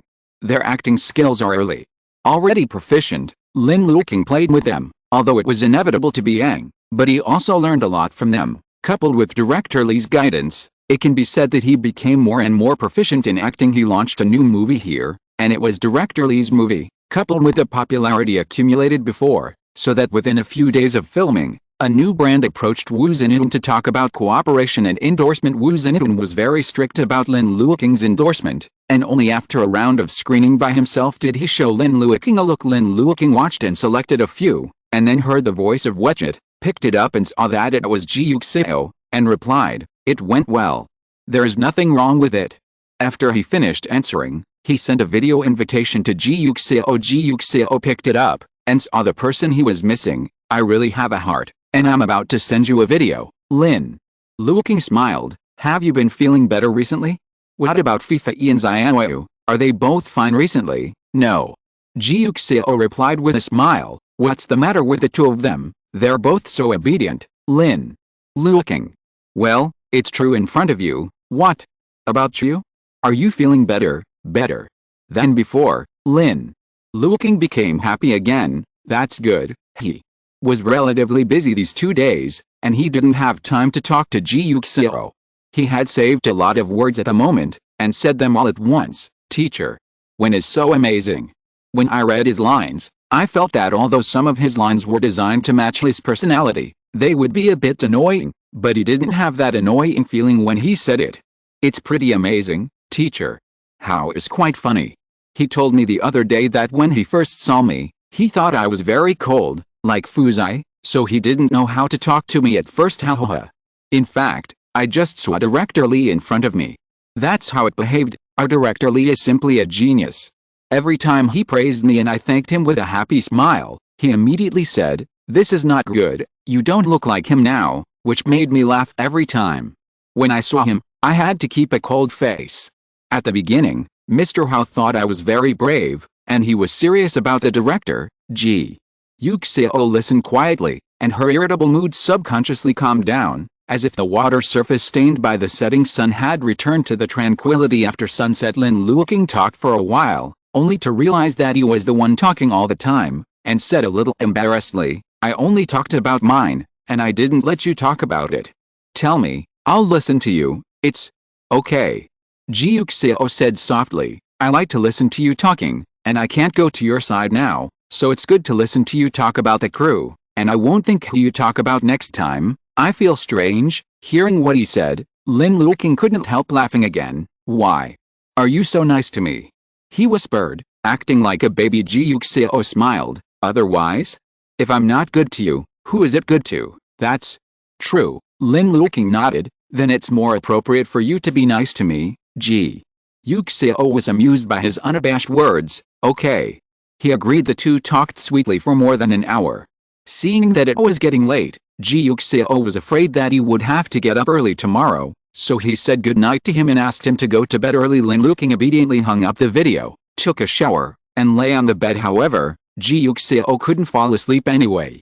His sleep that had improved before was restored to its original state after he discovered Tan Jiaji's existence. Ji Yuxiao lay on the bed, tossed and turned for half the night, took sleeping pills, and then fell asleep with the help of the medicine. He didn't sleep well. The dream was absurd and weird, cold and creepy. When Ji Yuxiao woke up, he didn't get over it. He was dizzy and had a severe headache. He sat on the bed for a while, until he felt less headache, finally got out of bed and went to the study. After finishing the work at hand, Ji Mu contacted the person in charge of Aoyu again, wanting to continue discussing cooperation with him, but the other party did not agree to his treat this time, but looked helpless. "I'm sorry, Mr. Ji. I may not be able to promise you about the cooperation, so this matter." "Oh, I'm sorry." When Ji Mu heard this, he was so anxious that he almost didn't stand up. "Why are you sorry for me? Mr. Wang, haven't we been talking well before? What's going on?" "I don't know either. It's Mr. Zhao who disagrees. I've already said all the good things for you, but I can't do anything if Mr. Zhao doesn't nod." "I'm sorry, Mr. Ji. I really want to cooperate with our Ji family. It's just that our President Zhao said that, and I have nothing to do. Hearing this, Ji Mu hung up the phone and went to find Zhao Cheng. Zhao Cheng smiled softly and comforted him. It's just that we don't cooperate now, but it doesn't mean that we will never cooperate in the future. Now we are busy here, and we really can't cooperate. Ji Mu, don't worry, you will naturally be able to cooperate when the time is right, then. Why not now? Of course we have our own considerations. Zhao Cheng didn't say why, and the polite words were repeated back and forth. Ji Mu said speechlessly, do you think your interests are not enough? If so, we can talk again, Mr. G, why do you think so? You worry too much? Hearing what he said, Ji Mu suddenly had a headache. AOIU is one of his key projects this year. Now that AOIU says he will not cooperate, many of his plans will not be implemented. What should I do? Not reconciled, Ji Mu simply left the Ji family and went to find Zhao Cheng. However, no matter how hard he tried, Zhao Cheng didn't let go. He just acted as if it was really inappropriate now, and advised Ji Mu to wait for another chance in the future. Of course, Ji Mu couldn't wait for the future. While continuing to talk with Zhao Cheng, he was looking for other companies that could replace AOI. While searching, Ji Zhenhong got the news that the cooperation between Ji Mu and AOU had failed. He pretended to find Ji Mu and asked him, what's going on? Ji Mu looked at his frowning brows and comforted him, don't worry, uncle, I will definitely persuade AOIU. Give me some more time, and I promise to solve this matter. Ji Zhenhong seemed to be thinking about him. You too, knowing that your third uncle is eyeing you, but you still dare to do such a thing at this juncture. If Tan Jiaji finds out, go talk to AOIU yourself, and talk to him when the time comes. After that, what will the rest of the board of directors think? Even if they have no idea, if your third uncle jumps out at that time, they will still be able to convince you again? Aren't you giving your third uncle and Tan Jiaji a loophole to take advantage of? Probably not. Ji Mu thought, I think AOIU is determined not to cooperate for the time being, not to say that he does not want to cooperate with me, but our group, so even if Tan Jiaji goes, there will be no results of, I hope. Ji Zhenhong sighed, and taught him, you still have to be careful, otherwise when your third uncle makes trouble, I may not be able to protect you. Ji Mu sneered in his heart, and said in his heart that you still don't want to protect it, but you want to protect it, so why can't you protect it? Wasn't it because he was not his son, Ji Yuling or Ji Yuxiao? Otherwise, no matter how much his third uncle said and how high he jumped, what would be the use? But he still said gently, I see, don't worry, uncle, I will take care of the rest. That's good. After Ji Zhenhong finished speaking, he encouraged him a few more words before leaving. However, within 2 days, Ji Mu learned from his secretary, Tan Jiaji went to AOIU to discuss cooperation. Ji Mu's hand holding the pen paused, and quickly called Zhao Cheng, but unfortunately Zhao Cheng's phone was in the middle of a call, and he couldn't get through, so he could only call Wang Xin instead. Oh, there is indeed such a person who came here, and I am responsible for it. Don't worry, Mr. Ji, I didn't agree. Ji Mu breathed a sigh of relief, and said again, President Wang, I talked to you about this matter first, and you also know my position in G's, so if AOIU changes his mind and is willing to cooperate with our G's, then you must sign with me. Of course. Wang Xin replied, haha, don't worry, Mr. Ji, as long as our Mr. Zhao changes his mind, I will contact you immediately. It is good. Wang Xin hung up the phone, cut it off, and called Zhao Cheng. Mr. Zhao, someone named Tan Jiaji has come to talk about the cooperation between G's and our side. Do you still refuse? There are really people, Zhao Chengxin said. His senior really knows his company very well. Wait, let me ask. He quickly called Ji Yuxiao, and said straight to the point, Senior, is Tan Jiaji the person you are waiting for? He contacted Lao Wang and said he wanted to cooperate with us. Ji Yuxiao laughed. He really couldn't wait. It didn't take long for the news that Ji Mu's cooperation had failed, and Tan Jiaji came to the door as expected of his father. He was exactly as he thought, but he was more conscientious than he thought. He is really a good father of Tan Jiaji. Chapter 189. Talk to him, tease him, don't refuse him easily, but don't agree too easily. Ji Yuxiao replied, okay. Zhao Cheng agreed. He turned his head and said this to Wang Xin. Wang Xin was a little puzzled. This is what it means to be able to talk? So in fact, you are still willing to cooperate with G's? Just don't want to sign with Ji Mu. Why is that?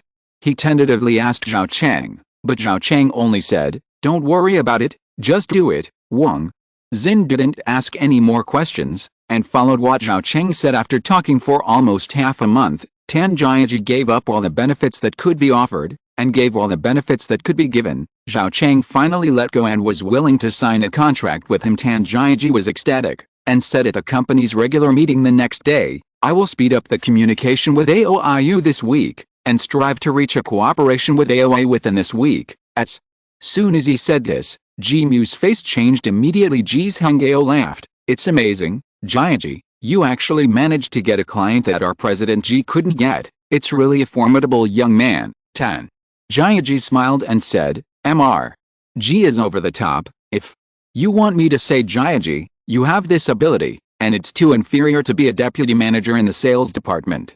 If you can really succeed with AOIU, you have to be promoted anyway. The intention of what he said was obvious. Ji Zhenliang, Ji Mu's father, immediately said, why, Deputy Manager Tan is not satisfied with his current position. It's not that I'm dissatisfied, it's just that people go to high places and water flows to low places. When Mr. Ji talked to me at that time, he was talking about the general manager. It's just that everyone didn't trust my ability at that time. Now I have confirmed it. With my ability, I naturally hope to be valued by the company. Tan Jiaji is not afraid, and does not restrain his ambition at all, so, I naturally hope that my position can be improved. What? He said so frankly and confidently made Ji Zhenliang not know what to say at the critical moment. Ji Zhenhong said, okay, the contract hasn't been signed yet, let's talk about everything after signing the contract. Xiao Tan, you are very capable, and you are doing your best for the company. These companies know it, and you will definitely not be wronged. Yours, don't worry. I'm naturally relieved when Director Ji said that. Tan Jiaji laughed. During a regular meeting, both Ji Mu and Ji Zhenliang were in a bad mood. As soon as he returned to Ji Mu's office, Ji Zhenliang couldn't help but drop something. This youngest is really uneasy and kind. There are so many people, and everyone is still there, so he can't wait to take credit for Tan Jiaji. Isn't it just to watch you sit down? I am not satisfied with the position of general manager, so I want Tan Jiaji to take over. He thinks beautifully. Ji Mu frowned, always feeling that things were not that simple. AOIU Ming knew that he wanted to cooperate with them wholeheartedly. He had already talked about it before, but he rejected him at the end. But now, he is willing to sign a contract with Tan Jiaji. What's going on? Are you kidding him? Xiaomu, what's going on with AOIU? Don't they want to cooperate? Why can Tan Jiaji just talk about it? I don't know that either. Did he give AOIU any benefits? Otherwise, could AOIU give up on you and choose him? Ji Mu thought so too. He pressed the phone and said to the secretary, tell Tan Jiaji to come over. As a result, Tan Jiaji didn't come, and Ji Zhenhong came first. When Ji Mu saw Ji Zhenhong, he knew what he wanted to say to him. He was a little embarrassed, and hurriedly pushed the blame. Uncle, when I talked with AOIU before, they did say not to cooperate first. I wonder if Tan Jiaji is right? He gave them some benefits that shouldn't be given, so they are willing to agree to him again. Ji Zhenhong frowned. What are you talking about? If you are inferior to others, you will admit that you are inferior to others. Why do you still frame others? I am here today to tell you, no matter whether it is you or Tan Jiaji, AOIU has won now anyway. I know that you have put a lot of thought into this cooperation before, and you don't want him to steal your limelight, but AOIU is one of our key cooperation companies this year. So since Tan Jiaji has already negotiated, you should not interfere indiscriminately. If this project gets to the point where it's done right now, don't blame me for suspecting that it was you who did it. Ji Mu was shocked. Uncle, why do you miss me so much? Ji Zhenliang also said angrily, brother, what are you talking about? Xiaomu is loyal to the company. Since Yuling's accident, Yuxiao has been in a slump. The company is all managed by Xiaomu. How can you say such things to Xiaomu? Of course I believe in Xiaomu's character. I'm not afraid that he will fight with a third child, and the company will suffer in the end. That's also the third brother's fault. There is no one like him who wants to pull his nephew off every day. Anyone in the world can be the general manager, except Xiaomu. Okay. Ji Zhenhong persuaded, we're all brothers, so don't say a few words. Haven't I made Tan Jiaji the general manager yet? As long as the third child is around, he won't give up. I'm not talking about Big Brother. His doing so will hurt the relationship between us brothers too much. You should take care of him, okay, I have a sense of proportion. Ji Yuxiao comforted him. As soon as he finished speaking, he heard a knock on the door, and then the door was pushed open, and Tan Jiaji walked in. Ji Mu's secretary was a little embarrassed. I told him that Director Ji was inside, but Deputy Manager Tan didn't listen, so I didn't stop him. Ji Mu waved his hand and signaled her to do her work. Tan Jiaji closed the door and looked at him. Boss Ji, are you looking for me? There were no outsiders present, so Ji Mu didn't shy away from it, and asked him directly, how did you talk with Ao? Why did Zhao Cheng agree to you? Hearing this, Tan Jiaji laughed. How can I tell you the details of this specific conversation? But maybe I am more sincere, and I am not like Mr. Ji. I am used to being a superior person, and I am superior when I speak, maybe because I speak nicely. Mr. Zhao agreed. What are you talking about? Ji Yuxiao said angrily. You really think of yourself as someone else? I'm not a character, so what is Mr. Ji who is inferior to me? Tan Jiaji turned to look at him. Didn't Mr. Ji ask me how we talked? Isn't it right for me to answer truthfully? He has no scruples at all. His father will help him anyway, so what is he afraid of? Sooner or later, he will reach the highest position, so why should he be so cowardly with Ji Mu? Exclamation mark. Besides, what he hates the most are Ji Mu, Ji Yuling and Ji Yuxiao, who grew up in Ji's family and don't have to suffer any hardships. Why is everyone from Ji's family, but he can't grow up well-fed? Ji Mu and the others can. Tan Jiaji was full of resentment, but he soon let go of it. Ji Yuling is dead, Ji Yuxiao is disabled and has no fighting spirit, and there is only Ji Mu left, who is not in the eyes of his father at all, so in the end, the Ji family has to be his. Whoever can have the last laugh is the winner. Ji Yuxiao frowned and glanced at him. Go back, he said in a dissatisfied tone. Tan Jiaji noticed the sullen look between his brows, so he stopped talking, turned around and walked back. Ji Yuxiao was so angry that he pointed at the direction where he disappeared from the door, and said violently, brother, look at him, he has made it clear that he has resentment against Xiaomu. He just covets Xiaomu's position, and he is not convinced. He just won the project that Xiaomu didn't win. It's normal to be unconvinced. Well, don't be angry. He will go find the third child and talk about him. Ji Yuxiao persuaded helplessly. Ji Yuxiao nodded. Brother, I didn't say it, but no matter Yuling, Yuxiao or Xiaomu, they are all our own family members. Tan Jiaji is obviously an outsider, so we can't hand over the rights to him. Ji Yuxiao nodded. I know. After he finished speaking, he opened the door and went out. But what he said was that in the next 2 days, after Tan Jiaji signed a contract with Ao, Ji Mu heard the faint news from the company that Tan Jiaji was more powerful and graduated from a foreign high-level student. Not long after he came here, he made a great contribution, and Ji Dong planned to change his position. Ji Mu's heart sank, and he went to find Ji Yuxiao at the same time. Zhao Chengxiang and Ji Yuxiao reported, the contract has been signed. Will we cooperate normally after that? It's not that he doesn't want to cooperate normally, but that he, the senior, doesn't seem to want to cooperate normally. Of course. Ji Yuxiao said calmly, I'll send someone there in a few days, and when the time comes to cooperate, you can take care of him and let him show more face in front of Tan Jiaji. Okay. Then I will let him follow Lao Wang, and let him and Lao Wang be in charge of Tan Jiaji together. It is good, then. Senior, tell me if you have anything else to do. Yes. Ji Yuxiao nodded. He hung up the phone and called Xiao Li. Send Luoqing to Zhao Cheng tomorrow. Okay. Xiao Li replied. Only then did Ji Yuxiao put away the phone, leaned back on the chair, and then just waited for Tan Jiaji to go in by himself. Soon, he'll be where he's supposed to be. And once he was inside, his father was not far away. Ji Yuxiao didn't intend to send his father in with his own hands, just like Tan Jiaji. As long as he went in, he would definitely bite his father out. At that time, his father would be able to experience the family relationship between father and son, and his dear good son. How to love him really. It's exciting. On the other side, Ji Mu and Ji Yuxiao are arguing fiercely. Uncle, what do you mean by this? What did you say before? Do you think I am inferior to Tan Jiaji when you're like this now? Of course I don't mean that. Ji Yuxiao looked at him with a look of hatred. Xiaomu, think about it for yourself. What kind of treatment have I treated you in the past 6 months? Didn't I support you? It's just Tan Jiaji. As soon as the results were made, your third uncle kept speaking for him. The directors also thought that he was an individual and wanted to keep him. I didn't do it for the sake of the company, so I agreed to let him be the deputy general manager first, just a vice president. Are you worried? What? Ji Mu sneered. What am I worried about?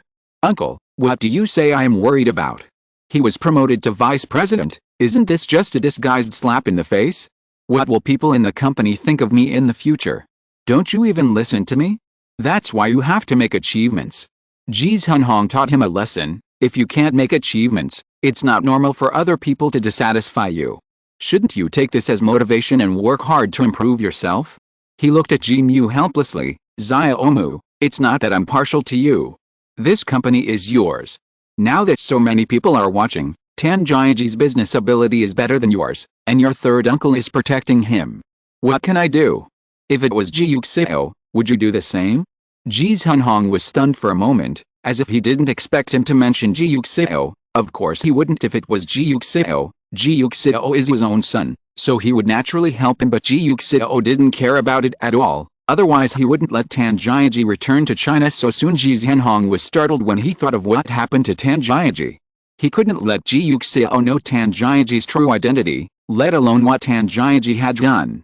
He had to find a way to let Tan Jiaji gain a foothold in Ji's family. Let him succeed in replacing Ji Mu. In the end, Ji Yuxiao calmed down instantly, and continued with his plan. If you say that, it's meaningless. He turned cold. Since you think I only care about Xiao, then you should resign now. You are not Xiao anyway, so what qualifications do you have to sit in this position? When he said this, Ji Mu's anger that had just risen suddenly weakened. He recognized his weakness almost instantly, bowed his head and said, I'm sorry uncle, I was wrong, I shouldn't have said that. Ji Yuxiao glanced at him, quite helpless and angry, but finally he just sighed. Xiao is like that, so what if I just want to favor him? Isn't you the only one who is competent in our Ji family? If I don't help you, who else can I help? Your problem now is with your third uncle. Your ability is not enough to make him shut up, and your father's shares are about the same as yours, so you can't speak loudly. Xiaomu, if you really want to secure this position, then, in addition to improving yourself, you also need to increase your bargaining chips. Do you understand? Ji Mu didn't expect that he would call him, and suddenly he seemed to understand a little bit. He thought that Ji Yuxiao would be very afraid of him increasing his shares, but he didn't expect that he didn't care. Is he really on his side? But how did he increase his chips? Most of the company's shares are in the hands of Ji's veterans and Ji's family members. These people are all good people. No one will sell their shares to him at this time.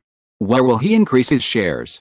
Suddenly, Ji Mu thought of someone. Ji Yuling. Ji Yuling's shares are no less than anyone else's, not to mention he is not around now, although it was written in his will that everything he owned was given to Ji Yuxiao. Ji Yuxiao didn't intend to distribute the shares he left to others. However, what if this part of the shares is exchanged for Ji Liu? Ji Yuxiao cares about Ji Liu far more than Ji Yuling's shares.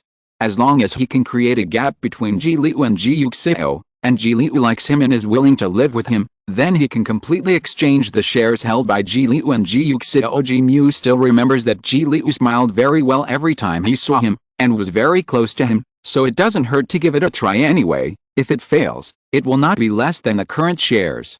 If it succeeds, it can instantly increase its stake, and it is completely possible to give it a go. He looked at Ji Yuxiao and said humbly, I see. Ji Yuxiao waved his hand and led him out of his office. He watched Ji Mu leave, and then began to calculate carefully. Again, he has already put it this way, it is impossible for Ji Mu not to bother about the shares, and now the most coveted part of the shares is nothing but the shares left by Ji Yuling at that time. If he really succeeds, Ji Yuxiao's combined shares in the hands of the two will decrease, and he will still be the person with the most shares in the company, and he will still be the one with the most say in Ji's family. People, in fact, Ji Yuxiao has always been worried. Ever since Ji Yuling's will was exposed, he has been worried that Ji Yuxiao suddenly realized that he is now the person with the most shares in the company, worried that Ji Yuxiao knew everything, and also worried that Ji Yuxiao would return company. Ji Yuxiao was devastated and gave up on himself. He was upset and dissatisfied and even looked down on him, but at the same time, he was also inexplicably at ease. As long as he stays away from the Ji family, he will not touch the truth, and will not touch the current peace. Ji Yuxiao's side, no matter what, The Ji family must be inherited by his people. Since Ji Yuxiao is impossible now, it can only be Tan Jiaji, Ji Mu. It is absolutely impossible after school. Ji Liu took Lin Fei's hand and walked back. As soon as he left the school, he saw Ji Mu, whom he hadn't seen for a long time. Ji Mu smiled and walked up to him with kind eyes. "Guess what good things uncle brought you?" Ji Liu was puzzled. "What?" Ji Mu took out the expensive toy hidden behind him, and smiled. "Do you like it?" Ji Liu is so-so. Ji Yuxiao and Lin Luoqing both like to buy toys for him, so he has a lot of toys and is not very keen on toys, but he was very cooperative and surprised. "Wow, it's so big. I like it very much. Thank you uncle." Ji Liu reached out to take it, and Ji Mu touched his head. "Just like it. I found a very good children's restaurant a few days ago, and I immediately thought of our smart and cute little fish. So you little fish, do you want to have dinner with uncle?" "No." Ji Liu said obediently. "I'll go home for dinner." "It's okay, uncle will take you home after dinner." He coaxed softly. "Uncle hasn't seen you for a long time, miss you so much, and prepared other gifts for you. Don't you want to go too?" If these words were changed to other children, they probably couldn't help but follow, but it happened to be facing Ji Liu. Ji Liu didn't have any concept of relatives, so he gave up eating with Ji Yuxiao and went to eat with other people. It was nothing short of a dream. "I don't want to go," he replied sweetly, and after finishing speaking, he looked up at Luojia, who was quietly waiting for him to speak. Luojia actually came over the moment Ji Mu appeared, but Ji Mu was talking to Ji Liu, so he didn't forcefully interrupt him, and gave Ji Liu time to talk. Now that Ji Liu signaled him to go home, he unceremoniously pushed Ji Mu aside and said to him, "Rang, don't block the child from going home for dinner." Ji Mu had no idea when he came, looked at him in surprise, and wondered when did he appear. Ji Liu took the opportunity to drag Lin Fei towards the car Ji Mu wanted to chase, but was stopped by Luojia. He gritted his teeth depressedly, and watched Ji Liu get into the car. It seems that this simple way does not seem to work. We have to change the method. Ji Mu thought, what should we change? How on earth could Ji Liu be disgusted or hated by Ji Yuxiao? He frowned slowly. The author has something to say. Xiao, get lost. Thank you everyone for helping me renew my lease on the list yesterday. I can stay another day, happy. So there's an update this afternoon. I will try my best to write more every day and let everyone see the last barbarian tears as soon as possible. Make a fist. Thanks for today. Thanks to the little angel who threw the grenade, one of the foodie world's leader, Wu Iao. Thanks to the little angel who cast a landmine. W Chang'an does not sleep 2 a day. Lexa, Zuiangai, Muba, Jiazi, Changsong Yeshu, Yuangxi Siming, Liaowen will definitely get rich. No. 280,454,231, thanks to the little angels of irrigation nutrient solution. 420 bottles of Zaya Fangaya. 251 bottles of cat sauce. 245 bottles of Mu Chen. 21,680,380,209 bottles. 162 bottles of Chen sauce. 112 bottles, another summer sleep 107 bottles, rabbit with soy sauce. Lakesi Chenian 100 bottles, Shende Sakurin 90 bottles, Ango 87 bottles, Xiaoyi 80 bottles, Red Card, 70 bottles, Love Whom, Teo Cola, Lin Mingji Selozing, Mu Man, Broken Wind 60 bottles, Wu La La, Daisy Meow, Cute. 58 bottles, Weiyu Kaiyongshang, He's 52 bottles, Summon Sloth, Shen Wei, Abu, Lingayan, Luoxiu. Morning Glow and Setting Sun, Chao, 1, Sigfi, Mamamo, Kingaiwayu, 3,150 bottles of Tuanchuan, 48 bottles of Rap Witch, Degree, 46 bottles of Zijin, Sweet Love, 33,579,991, Rabbit Paper That Eats Tigers, Ajing, 40 bottles of Salted Fish Who Want to Ride in a Stroller, 37 bottles of Deer, 35 bottles of Dong Dong Dong, 33 bottles of Zuinun Yumo, Mist, Fens Hendong Yides, Bookborn, Mountains and Rivers, Dark, Niche, Green Tea Bag, Butterfly Feather, Summer Solstice Wind Promise, Shen Xing, Wide Range of Hobbies, Bosas, Shen Lanzhou, It's So Difficult to Name, Wooden Fish Tail, Arias, Iris Kai Ongxiu, Fat, Snowflake Cake, Yishuang, Tell, I Want to Tie 2 Poles, Stop Fighting, Floating in the Brain, small pill paper, braised pigeon, ink smudge, 30 bottles of neon clothes and feather cherry, suitable for sleeping in any weather, 25 bottles of white protein, 22 bottles of ants who secretly observe young couples, yellow pigs by oil, Nankia dream, small copper anon, 13, October, rice velvet, see to the author's collar, Mirawan, lazy Yangyang Heo, Lin Iao, Sissy, Lilifan hungry, Yi Xiao, Hu, Ting, Jinting, Unibabo, fantasizing that I am a man every day, and Jet, surrounded by sweetness, Teapot, Li Chen, Sihi, Yuan Jin, 46,490,157, Soft Kiss, 45,929,190, Duato 20 bottles, San San, Tang Kinayu 17 bottles, Mao Kiki 16 bottles, Ken, Hana Juanjun, 34,782,179, Motu Journey, 3 with a 300,000 syndrome, Chuaya is so cute. Comma, Kimingsing 15 bottles, Yingsh Jiasu, Zia Aoangzi 14 bottles, S. I have long hair and waist 13 bottles, Ningzia Oxen 11 bottles, Sunset Red, Duangsuyo, Dream Back, Fish in the Lake, Shakna, Little Sun, Oki, Incurable Laziness, Cactus in the Moonlight, Vast Sea and Railroads with hundreds of feet of ice, Yuanun is a little angel, DK Medical History, Kane, Jen Moyo, The Seventh Cup of Milk Tea, Bayu, Longing the Moon, Cotton, Lanxi, Jinxie, Jimo, Shenchi, Meow Outside the Fish Shop, Clouds on the Iceberg, Changsong Wildwater, Poetry of the Tenth World, Tangerine, Guanxi, Wait, What a Big Red Carb, Dumb Brother, Lilili, Yan, Zangai, 23,567,917, Question, It's a Star, Lin Ai, Grape, a Mictal Candy, How can it be repaired, Kai I, Cute, Pumpkin Carriage, Zin, Sunny Sky, April Memo, Sucking Jelly, Yu Tang, Early Summer, Yan Yan, Su Chu, Meow Meow, Ruben A. Only wants to knock candy, Hihizi, Time Stop, 46,336,264, YZ, Waiting for Your Return, 10 bottles of Kiki, 9 bottles of Meng Wang Broken, 8 bottles of Red Bean and Link with Cold Hands, 7 bottles of Bloody Grass, 7, Zhang Juro's Little Wife Tetsuya-kun, PTO Light, 6 bottles of Gong Ruoxi, Hurry to Read, Wife, I Keep Calling, Blank S21, I8, Nankyo, Baogu, I Am Corn, Zinc Singaya, 51,987,903, Bozayo, Social Horror Monster, Mangayu, 23,054,210, Invite Mink, Thea 4,444, Lalalado Rumi, Meng, Represent the Sun Warming You?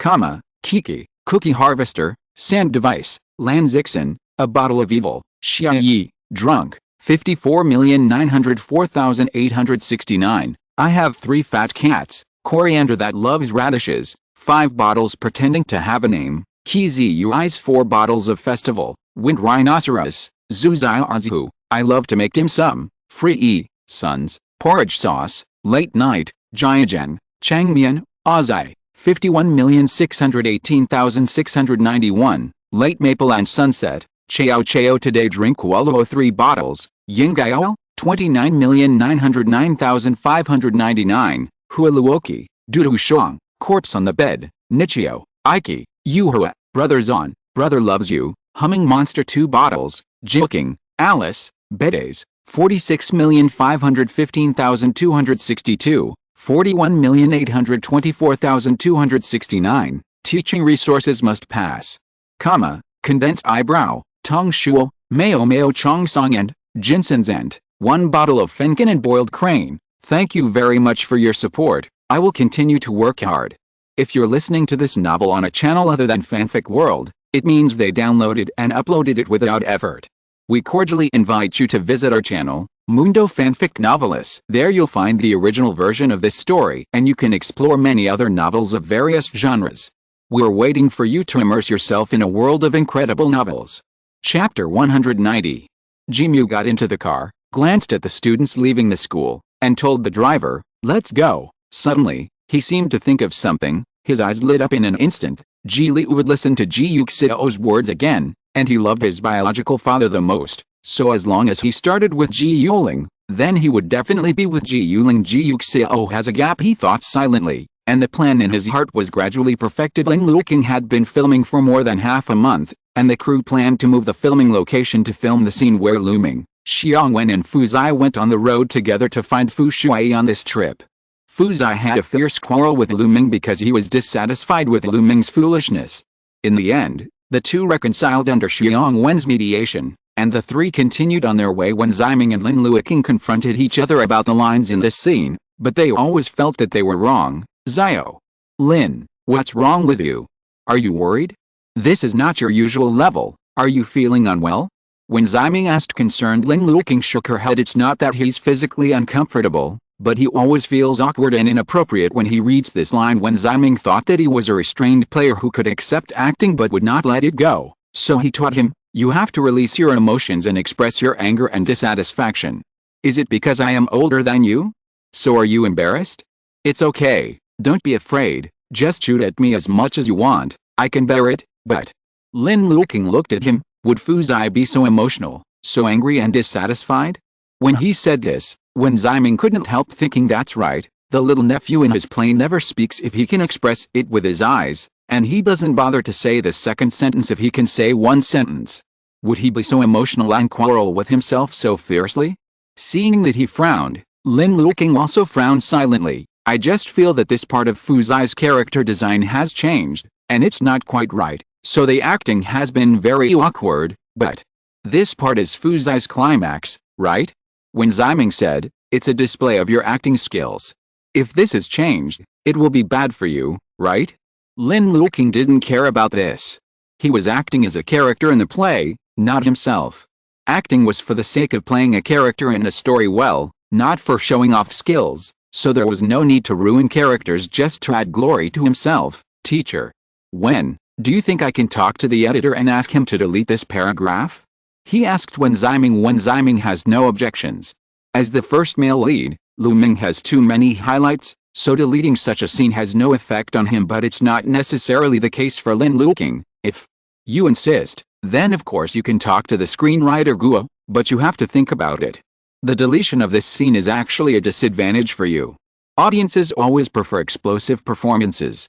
Fu Zai, the character of the character, determines that he rarely explodes. This is the only scene. If you delete it, there will be no place to show explosive performance in the second scene. Lin Luoqing nodded. I know, but I still think it's better to remove it. Then, go talk to screenwriter Guo.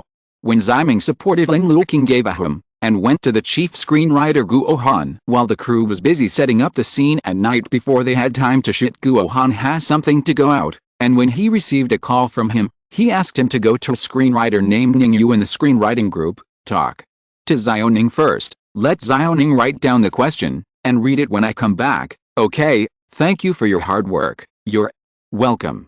Guo Han hung up the phone cheerfully. According to the room number given by Guo Han, Lin Luoqing found Ning Yu's room and knocked on the door. It was almost 9 o'clock at this time. Lin Luoqing guessed that Ning Yu was still awake, and sure enough, the door opened after a while. Hello.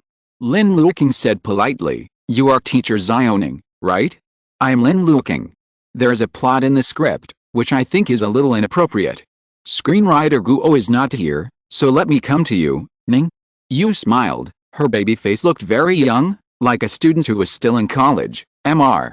Lin, I have watched your TV, so you don't need to introduce yourself. I know you, he said softly. Come in and talk. After speaking, he stepped aside and Lin Luoqing walked in. As soon as he went in, he found that Ning Yu lived in a very ordinary single room, not big, but very clean. On the only table in the room was an open laptop. Next to a pair of black-rimmed glasses, Ning Yu went to the computer and took the glasses, put them on his eyes, and took the script.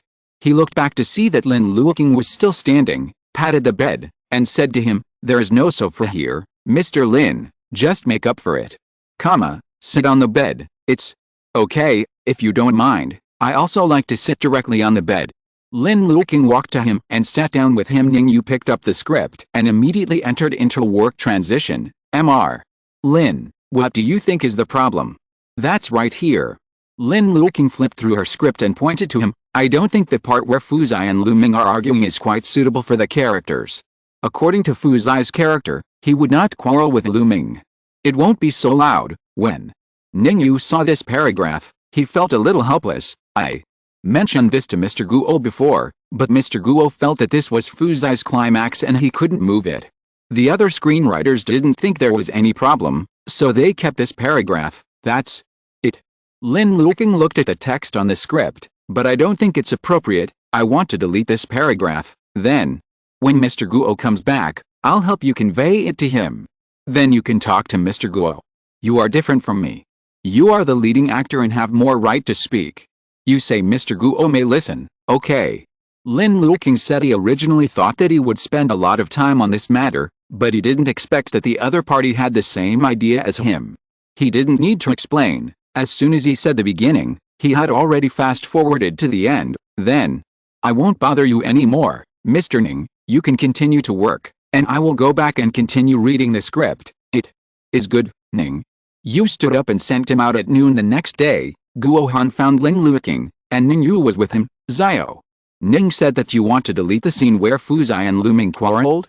Guo Han said straight to the point. Lin Luoqing nodded. Guo Han took out the script and seriously analyzed it with him. This is Fu Zai's only outburst scene. If you delete this, Fu Zai's character will become very flat, with little emotional ups and downs, which is not conducive to everyone's memory, but according to Fu Zai's personality, he would never quarrel with Lu Ming at all, and the quarrel was still so fierce. Lin Luoqing said seriously, he came to see Lu Ming and Xiang Wen just to fulfill his mother's last wish, and he himself has great respect for them both. He didn't have much emotion, and it wasn't until after the bonfire that Lu Ming and Xiang Wen let go of their hearts and shook hands to make peace, that he had a little emotional recognition for them. But before the bonfire, he didn't care about Lu Ming and Xiang Wen at all, so how could he have such a strong quarrel with Lu Ming? Because Lu Ming's irresponsibility made their journey more troublesome, he wanted to find his mother quickly, but Lu Ming made him go the wrong way. Guo Han explained, but Fu Shuai was already dead. Fu Zai knew from the very beginning that Fu Shuai was dead. There would be no mother at the destination. He knew better than anyone else, but what if his mother didn't die? For Fu Zai, he was angry that Lu Ming didn't know that his mother was dead. He thought his mother was alive, but he didn't feel guilty for causing trouble and slowing down the journey. He doesn't care about his mother at all. Lin Luoqing shook his head, and he said, but Fu Zai doesn't have such thoughts at all. We have this kind of thoughts because we are very emotional, but Fu Zai is not. He doesn't have such superfluous emotions at all, so he wouldn't have such thoughts at the beginning, and naturally he wouldn't have emotions, let alone quarrel with Lu Ming over it. How can you be sure? He's just an adult too, because Fu Zai's such a person. Lin Luoqing pointed to the plot related to Fu Zai that he had written before in the script, and explained to him earnestly. Ningyu listened, and felt that he was really a very careful actor, who was not only careful but also respected the characters and the story. When he thought of this, he couldn't help but look at Lin Luoqing a few more times, and looked at him carefully for a while, then lowered his eyes again. Guo Han frowned, not quite understanding what he was thinking. Compared to Lu Ming and Xiang Wen, Fu Zai doesn't have many scenes, and you still have to take the initiative to delete this scene, which is the only explosive scene. Xiao Lin, I promise you it's easy, but you're the one who suffers. It's okay. Lin Luoqing didn't care much. Fu Zai is a very interesting person, and his charisma is not in this scene, so even if this scene is deleted, I believe the audience will like him. All right. Director Guo sighed. I'll talk to the director later to see if he agrees. If he agrees, then delete it. Thank you, Director Guo. No need. Guo Han looked at him. I just think that Fu Zai's journey is always bad, and there is one less explosive scene to reflect his character's highlights, so I want to keep the scene. It's better for you. Ning, an idea. He spoke. He looked back at Ningyu. Ningyu smiled and looked a little obedient. When he closed his eyes, he happened to feel Lin Luoqing's eyes. When he raised his head, his eyes met, and both of them smiled embarrassedly. Then, I'll go to Director Li. Guo Han stood up. I'll see you off. Lin Luoqing quickly sent him out at night. Lin Luoqing received a call from Ningyu. Ms. Guo is busy, so let me tell you that Director Li agrees to edit and delete the conflict scene, and Mr. Guo will rewrite that part later. Okay, thank you, you're welcome. Ningyu said gently. Mr. Lin If you have any other questions, just tell me anytime. It is good. Lin Luoqing hung up the phone and breathed a sigh of relief. That's good. Now he's not so awkward when reading the script. On the contrary, director Lee couldn't help laughing when he saw the revised script. It's really honest. It's rare to see such an honest young man these days, isn't that right? I've only seen ones who add drama to themselves and delete climaxes. This is the first time I've seen them. Guohan also said, but it's pretty cute, don't you think? Director Lee laughed. That's why you keep teasing him. Where did I keep teasing him? Director Lee was not convinced. You haven't teased him yet. You always told him this way you won't look like him, didn't you? Director Lee laughed loudly, because he's very funny. Every time he finished speaking, he immediately stopped laughing, kept a cold face, and tried to pretend to be Fuzai. Guo-han. What kind of bad taste is this? Silently shed tears of sympathy for Kobayashi. After another half a month of filming, the crew and Lin Luoqing switched scenes again and changed to a new filming location. Lin Luoqing looked at the mountains and rivers not far away, exclaimed, took a photo and sent it to Ji Yuxiao. We have changed to a new shooting location, isn't it beautiful? Ji Yuxiao has been so busy staring at Tan Jiaji and Ji's Henhuang recently that he has no time to visit Lin Luoqing's class. For this reason, he always feels sorry for him. Sorry, I'm busy recently, so I can't take FIFA Ian Xiao to visit you. He called. Lin Luoqing said generously, it's okay, it's the same when you come back after you're done. Besides, this drama changes scenes too quickly. If you want to come to see me, you have to take a plane. It's too troublesome. When we return later the place where I started filming, it would be nice if you came to see me again at that time. Yes.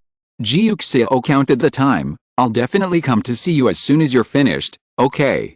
Lin Luoqing replied with a good temper. He felt the wind blowing through his hair, and he felt comfortable physically and mentally. When you get better, we will take Xiao and FIFA out to play together. We haven't traveled as a family before, okay? Ji Yuxiao responded. Not only has the whole family never traveled together, he and Lin Luoqing have never gone out alone. When he recovers, he can accompany him to the places he wants to go and see the scenery he wants to see together. Thinking about it, Ji Yuxiao silently looked at his legs. He can now walk a certain distance steadily without the help of external force.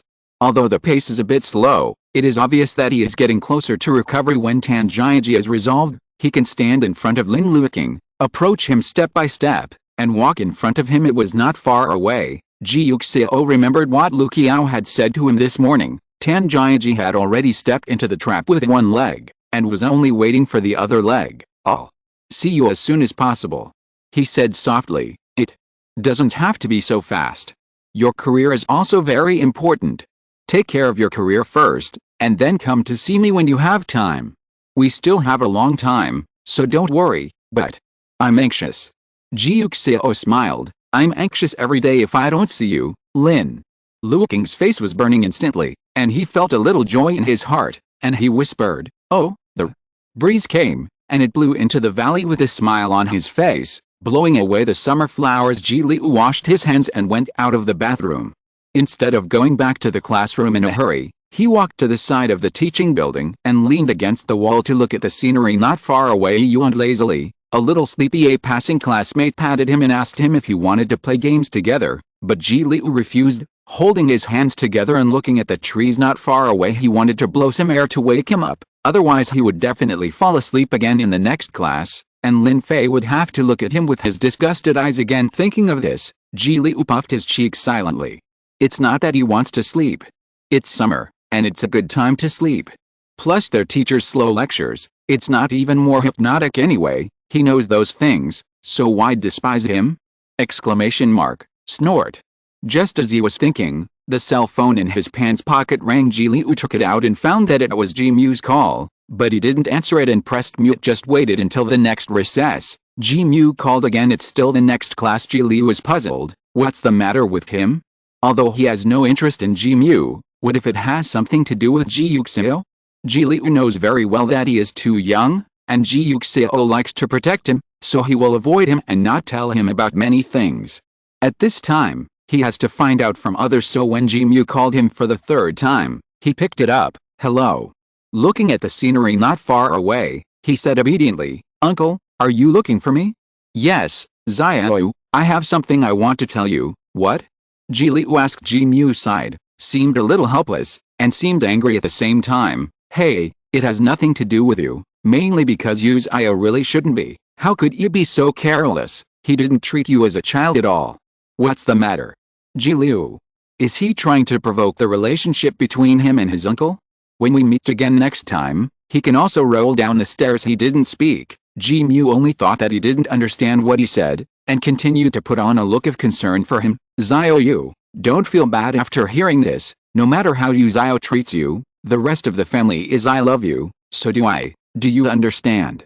Ji Liu said sweetly. Yes, it's just that there is no trace of emotion in his eyes. He listened quietly, wanting to hear how he planned to stir up the relationship between him and his uncle, and then decide how to get revenge when he saw him later. But Ji Mu's next sentence made him nailed to the spot. Moving no, Xiao, you don't know, the son of the man who killed your parents at that time is also in the school you are studying now.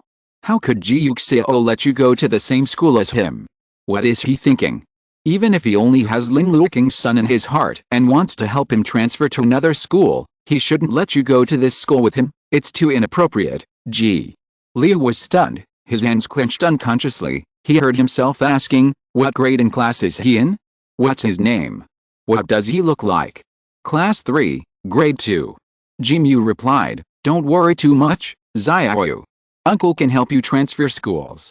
When the time comes, you can come to me and I'll help you choose a school you like again. No need. Ji Liu's eyes were cold. He looked at the tree not far away, as if he was looking at a dead object. Tell me what his name is and what he looks like. He looks like an ordinary little boy. His name is Feng Xin. Xiao, why are you asking these questions? You don't care about him. Stay away from him, you know? His father is a murderer. You will be in danger at that time. You stay away from him. Don't get close to him until you transfer to another school, and protect yourself, understand? Understood. Ji Liu said calmly after he finished speaking. He hung up the phone, turned around and went upstairs, towards class 3, grade 2. The author has something to say. Don't worry, Xiao won't do anything illegal, and won't be provoked by Ji Mu. Ji Mu will learn his lesson soon, probably tomorrow. Tomorrow morning, the chapter should be about Xiao and Fei. If you don't like it, remember to dance. This chapter is the addition of 336,000 nutrient solution. Thank you for watering me. I made it one more day. Love you guys. Those who still have water can also water it again today. Thank you. Chapter 191. Ji Mu wanted to say something, but found that the phone had been hung up. He hurriedly called, but Ji Liu didn't answer. Is it because of fear and discomfort? Ji Mu thought. Yes, Ji Liu is still so small. Hearing this, he will definitely feel uncomfortable and worried, and it will take time to digest. He sighed lowly. If it wasn't for Ji Liu being too close to Ji Yuxiao, he actually didn't want to use this method. After all, Ji Liu is still just a child. He is still too young. There is no need to do it to a child this step, but it doesn't matter. Ji Mu comforted himself. When he came to him in the future, he would make it up to him at that time. He just had to be nice to him. Ji Liu went upstairs, step by step. With heavy steps he saw class 3, grade 2 at a glance. It was right next to the stairs. At this time, the front door and the back door were both open. Some students were playing outside the classroom, and some were playing and resting in the classroom. He walked over and stood by the back door. He could clearly see the scene in the classroom, and he could hear a male voice saying, "Why did you transfer to another school? Why did you suddenly transfer to our class? They said your father was a murderer. Is that true?" Ji Liu heard the reputation and looked around, and saw a row near the wall. Several boys were surrounding a boy. Speak. The previous voice continued, "Is your father a murderer? How many people did he kill? What about you? You are the son of a murderer, and you have done bad things, right? Give me back the pen." Another voice sounded, "You haven't answered my question yet." The man said. He stood on the chair, picked up the pen high up, and said deliberately, "Tell me first, are you?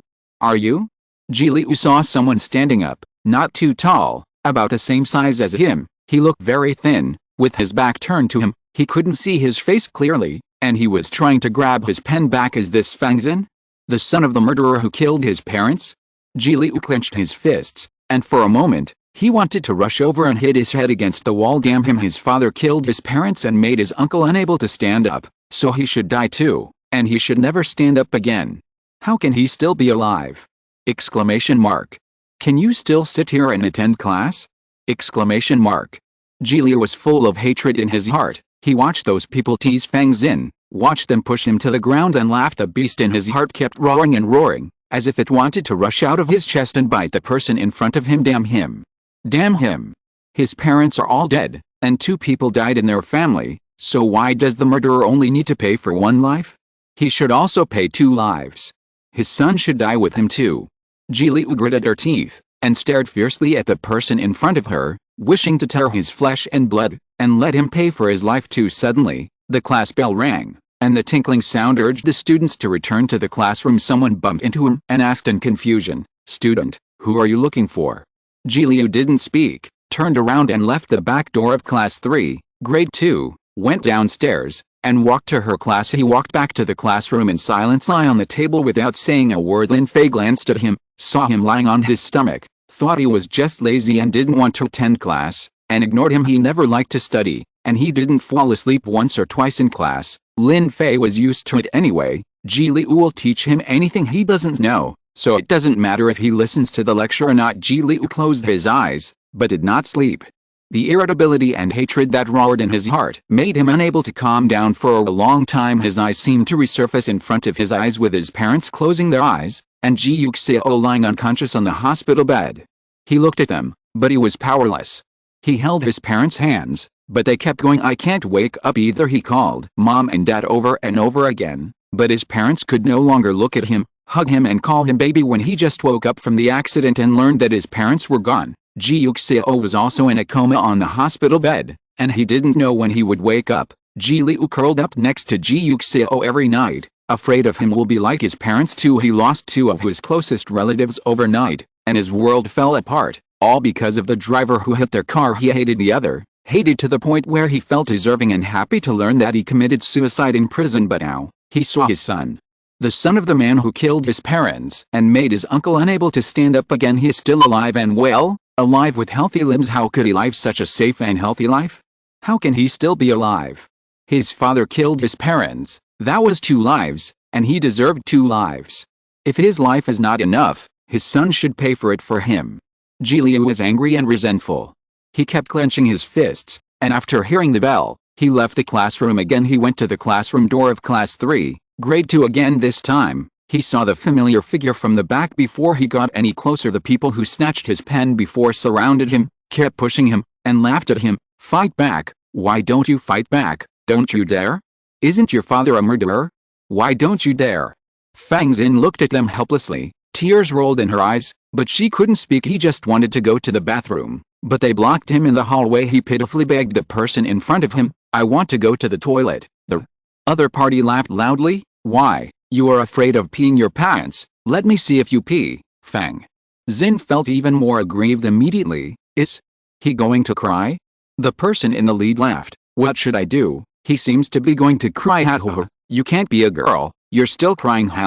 Feng Xin didn't want to cry, but she was so scared that she shed tears. Ji Liu watched coldly, watched him being pushed around, watched him cry, and then watched him finally run to the toilet under the mercy of those people. He heard the wanton laughter of those people, said nothing, did nothing. He didn't take a step closer, silent like a shadow, until the class bell rang again. He turned and walked to his class. When he came to class 2, grade 3 for the 3rd time, the group of people who bullied Feng Xin seemed to have finally noticed him. They glanced at Feng Xin, who was kicked to the ground by themselves, then looked at the expressionless but overly beautiful child who was staring in this direction not far away, and asked, "Student, why are you staring at us?" He kicked Feng Xin with his toe. "Want to help him?" Feng Xin looked at Ji Liu hopefully, but could only see his cold eyes of disgust. "No," Ji Liu said calmly. He watched Feng Xin look over, with a smile on the corner of his mouth, and said cruelly, "I just want to see, I want to see." The light in Feng Xin's eyes dimmed instantly. The upward curve of the corners of Ji Liu's mouth became more and more obvious. He looked at it coldly, but there was no joy in his heart. The hatred and disgust poured out from the corners of his raised mouth and cold eyes. He heard the group of people say, "You don't seem to like him either. Do you want to come over and hide him a few times?" Ji Liu didn't go there. He knew that when he pushed Ji Xin into the water, he didn't think of him dying, And he also knew that when he made Ji fall, he didn't think of him dying, but now, he wanted Feng Xin to die. He really wanted him to die, whether he rolled down the stairs, was hit by a car, stabbed with a knife, or drowned. He wanted him to die, so that he could pay for his parents so he can't pass. Once he passed by, he might really kill Feng Xin, but he couldn't kill Feng Xin. His uncle would be surprised, Lin Luoqing might be scared, and Lin Fei didn't allow it either, so he can't pass. Ji Liu restrained the beast in his heart, stood at the stairs, did not take a step forward, firmly nailed himself within the red line. No. He refused. The person who invited him laughed, and thought the same thing. He looked like a doll, even more beautiful and cute than a girl, so naturally he couldn't be the same as the thorn in the eyes of their teachers. He didn't invite Ji Liu again, and continued to bully the person in front of him. Ji Liu just watched, and after hearing the class bell, turned and left. When he came to look for Feng Xin in class 3, grade 2 for the 4th time, Feng Xin was finally alone. There were no bullies around him. He seemed relieved, and sat in his seat to do his homework quietly. Ji Liu leaned against the door and watched.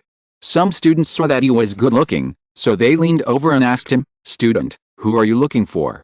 Ji Liu ignored it. The man followed Ji Liu's gaze and found that it was Feng Xin, and he kindly shouted, "Feng Xin, someone is looking for you." When Feng Xin turned around, he saw Ji Liu looking at him coldly, with indifference, disgust, and hatred. Feng Xin was taken aback, completely confused about who he was and how he provoked him. He looked at Ji Liu, and didn't dare to ask him why he stared at him, so he sat down silently and read with his head down. Ji Liu didn't go in either, and just stared at him. The group of people who bullied Feng Xin came back from playing, saw him, walked over curiously, and asked him, "Brother, do you know him?" Ji Liu didn't bother to pay attention to them. The man liked him very much. "Brother, which class are you in? If you play with me in the future, I will beat him for you." Ji Liu didn't speak. The man stretched out his hand to put his shoulders. The beast in Ji Liu's heart jumped. He twisted the other's arm with his backhand, and directly pushed him to the wall. He was about to laugh at him that you are worthy too, but he was stunned for a moment. Not far away, Lin Fei was looking at him. Ji Liu didn't expect Lin Fei to appear at all, and didn't know what to say for a while. He looked at Lin Fei, and Lin Fei looked directly at him with a calm expression. Ji Liu let go of his hand slowly, and walked to Lin Fei's side. When the class bell rang, Lin Fei turned around and went down the stairs to go back. Ji Liu followed him without saying a word. Ji Liu didn't leave his seat until the get out of class was over. Lin Fei turned to him and asked, "Aren't you going to see him?" Ji Liu didn't speak. "Who is he?" Lin Fei said again. "Did you always look at him during the last class break?" And Ji Liu replied calmly, "Who is he?" Lin Fei asked again. Ji Liu turned to look at him, suddenly feeling very uncomfortable. He looked at Lin Fei. His amber eyes were full of sadness, and he said, "I miss my parents." Lin Fei didn't expect him to say this suddenly, and was a little surprised for a while, but Ji Liu's voice was sad, and he looked at him as if he was about to cry. Lin Fei raised his hand and touched his head, and said to him, "Good boy, Ji Liu also wants to be good. He also wants to grow up obediently, to be the good boy in his parents' heart, to be the most obedient and lovely child in Ji Yuxiao's eyes." But God just wanted to take his parents away to increase the hatred in his heart, so that he couldn't live so obediently. He looked at Lin Fei with grievances in his eyes. Lin Fei has seen him look wronged many times. He is the best at pretending to be wronged. When he flattens his mouth, it seems like he has been bullied, but this time, he pressed his lips tightly. He was really wronged and sad. Lin Fei reached out and hugged him into his arms, stroked his head, and coaxed him. "Good boy, Ji." Liu hugged him and leaned against him quietly. He said, "Brother, I want him dead." Lin Fei couldn't help but feel shocked. Of course he always knew what kind of person Ji Liu was, but Ji Liu never thought of killing anyone. Even when pushing Ji Xin into the water, he emphasized over and over again, "I didn't want to drown him, I would save him, I didn't want him to die." But now, he admits with his own mouth that he wants others to die. Who is he? Lin Fei didn't know very well. He suspected that it was the person Ji Liu was staring at the door of class 3, grade 2, but who was that, and why did Ji Liu suddenly want him to die? "No," he said with a rare emphasis, "this is absolutely not possible." Ji Liu also knew, but he really wanted to kill him, so he asked him to pay for his parents' lives. "Be good." Lin Fei coaxed him, "Be good, I will sleep with you at night and watch a movie with you, okay?" Ji Liu nodded. "Okay." Lin Fei looked down at him. Ji Liu had no expression on his face, as if he had no emotion, as if he had never said that shocking sentence. He kissed Ji Liu's face comfortingly. Be good, I'll kiss you again at night, Ji. Leyu nodded, looking really good. Only then did Lin Fei feel relieved, and asked him, who is he? Ji Liu was silent for a while, and then said to him, his father killed my parents, and my uncle is still in a wheelchair. Lin Fei was shocked. He asked in surprise, how do you know? Ji Mu told me, although Ji Mu called him again afterwards. He said that he must not tell other people about this matter, otherwise he will not be able to help him in the future. But to Ji Liu, he is like garbage in a trash can. Ji Liu doesn't care at all, let alone hide Lin Fei just because you promised him. Lin Fei frowned and asked him, what did he say? Ji Liu repeated what Ji Mu said, and Lin Fei understood. He is trying to provoke the relationship between you and your uncle. Don't trust him. No. Ji Liu looked at him. Of course I don't think there's anything wrong with my uncle. I will always trust him and like him the most. But what happened to Fang Xin is true. They said he was a murderer, the son of the criminal. He didn't refute. If he wasn't, he should say he wasn't, and he didn't say no, then he was. Lin Fei was silent after a long time. He said to Ji Liu, then don't go looking for him anymore. Ji Liu didn't speak. Lin Fei thought about it, and felt that this seemed to be a bit difficult for him, so he changed his rhetoric. If you really want to go, I will go with you. Only then did Ji Liu let out a.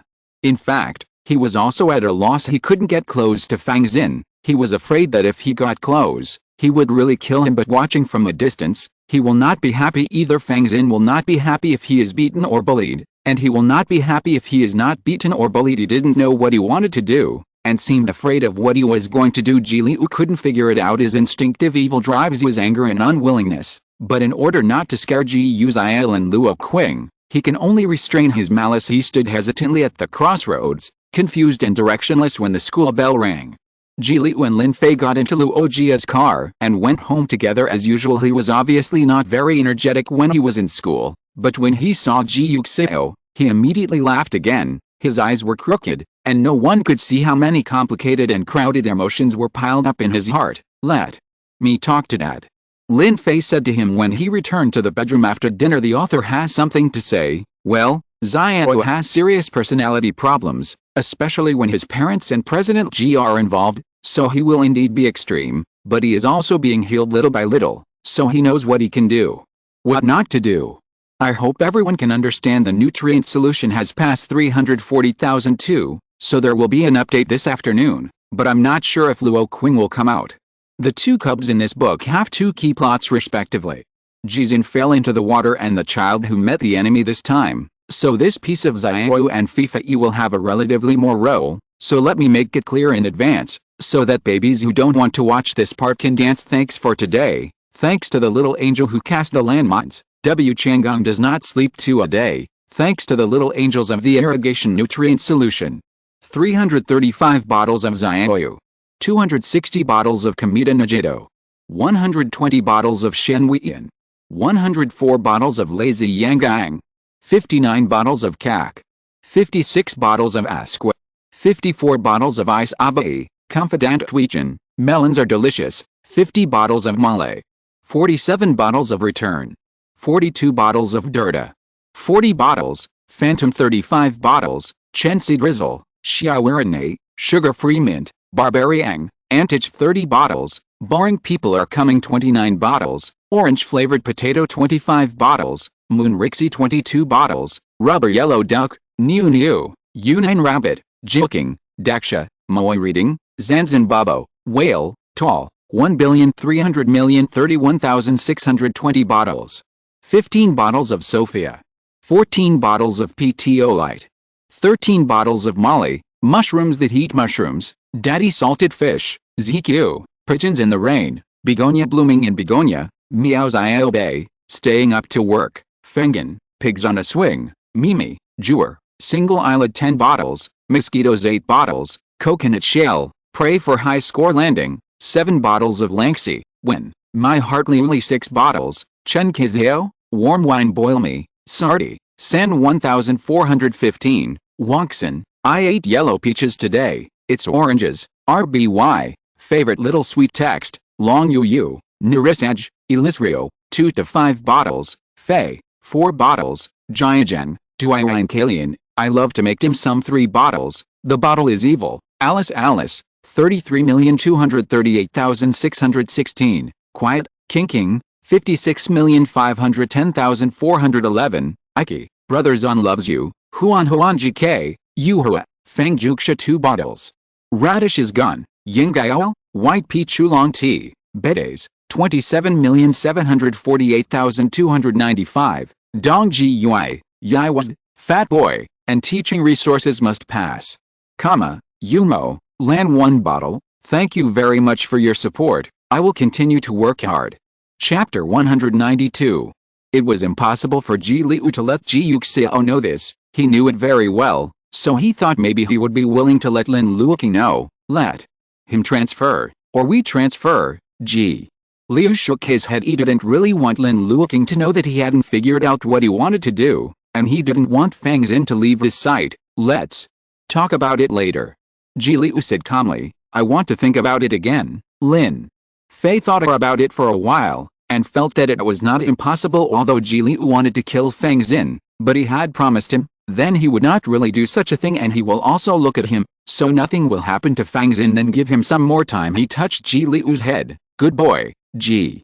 Liu turned to look at him, and hugged him as if attached, with an indistinct sadness on his body. Lin Fei didn't let him study that night, and watched cartoons with him for a while, and then slept in the same bed with him. Ji Liu hugged him obediently, and Lin Fei gave him a kiss, fulfilling what she said to him at school. In the afternoon Ji Liu closed his eyes. In his dream, he pushed Fang Xin down the stairs, from the side of the crowded road, and from the boundless sea.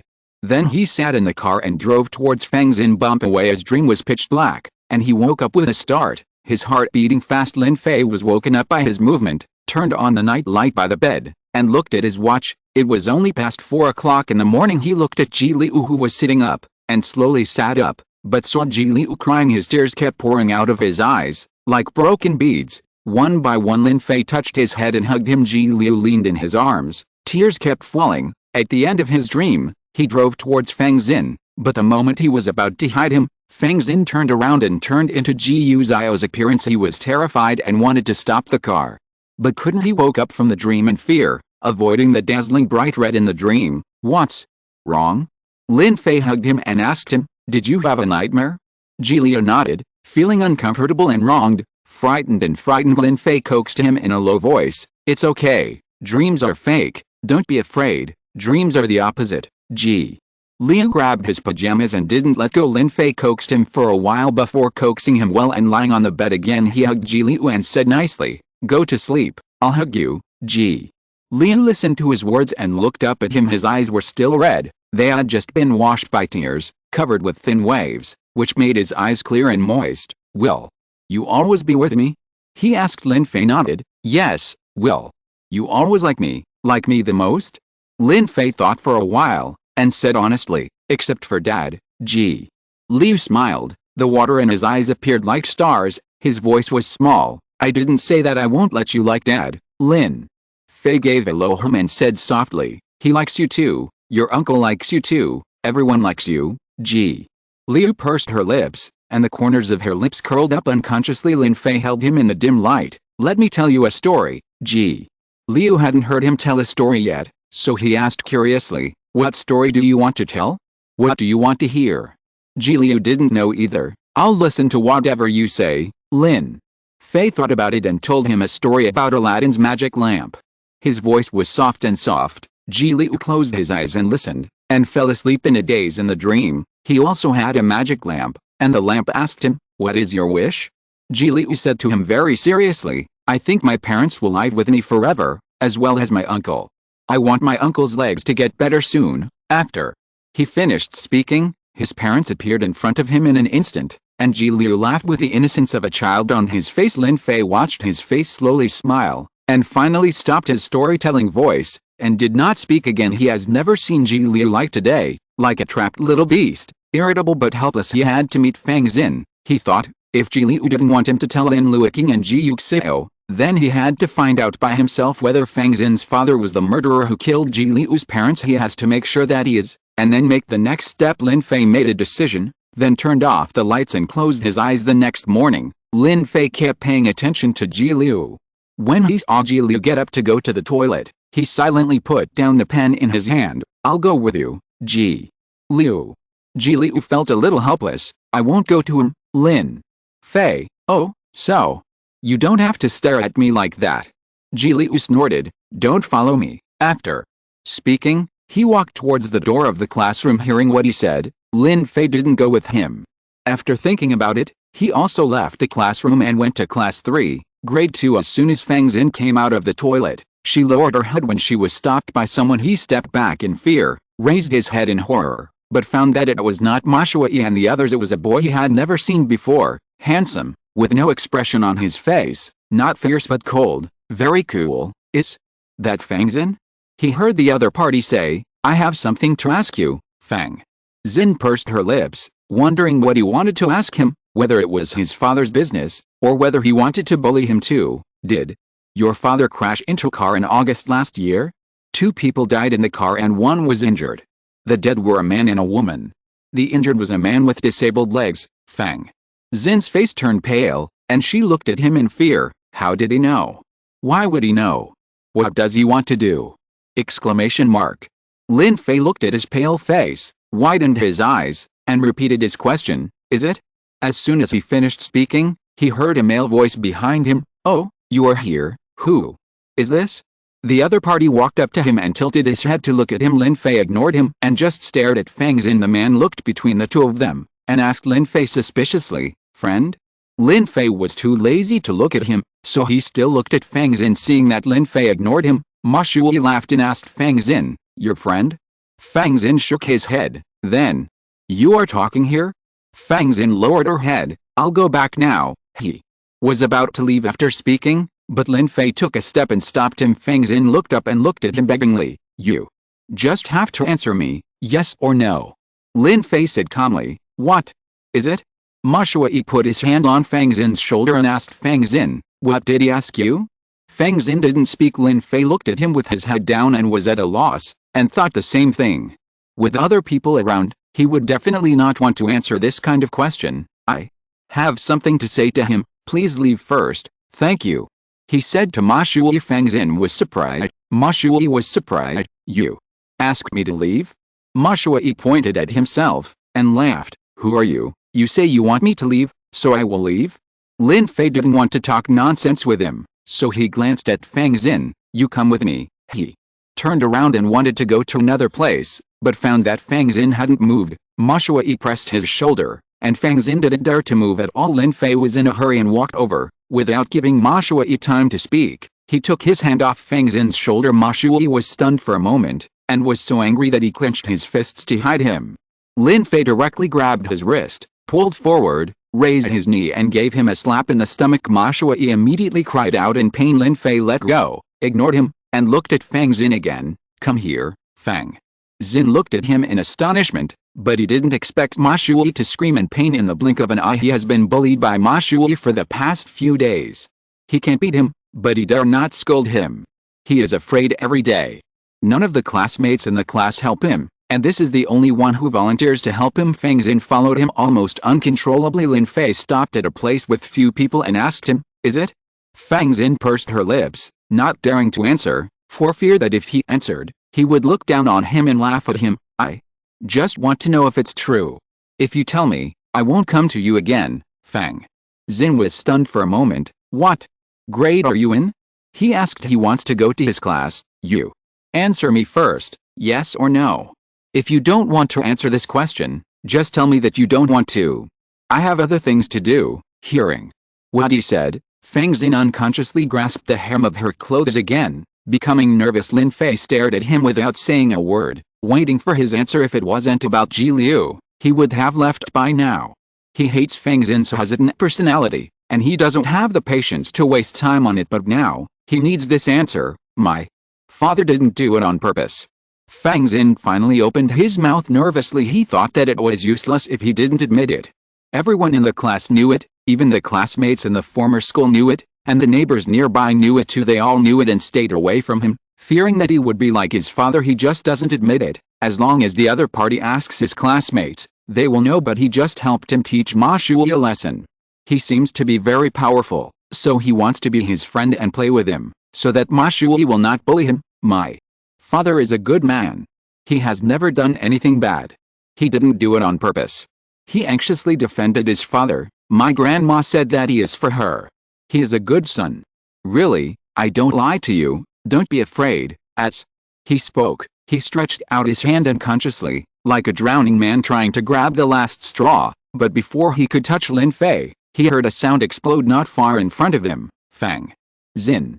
The voice was ruthless and cold, like the heavy iron in winter, absorbing, full of anger, smashing into his eardrum in an instant. Fang Zin was so frightened that he didn't dare to move at once, and looked reflexively, and saw the beautiful doll-like boy he had seen before. The anger in the opponent's eyes was like a fire burning, and he shivered instantly. Ji Liu glared at him, the hatred in his heart surged like a rising tide, setting off a huge wave, wrapped in anger, and drowning his reason in an instant. What is he doing? What does he want to do? What are he and Lin Fei talking about?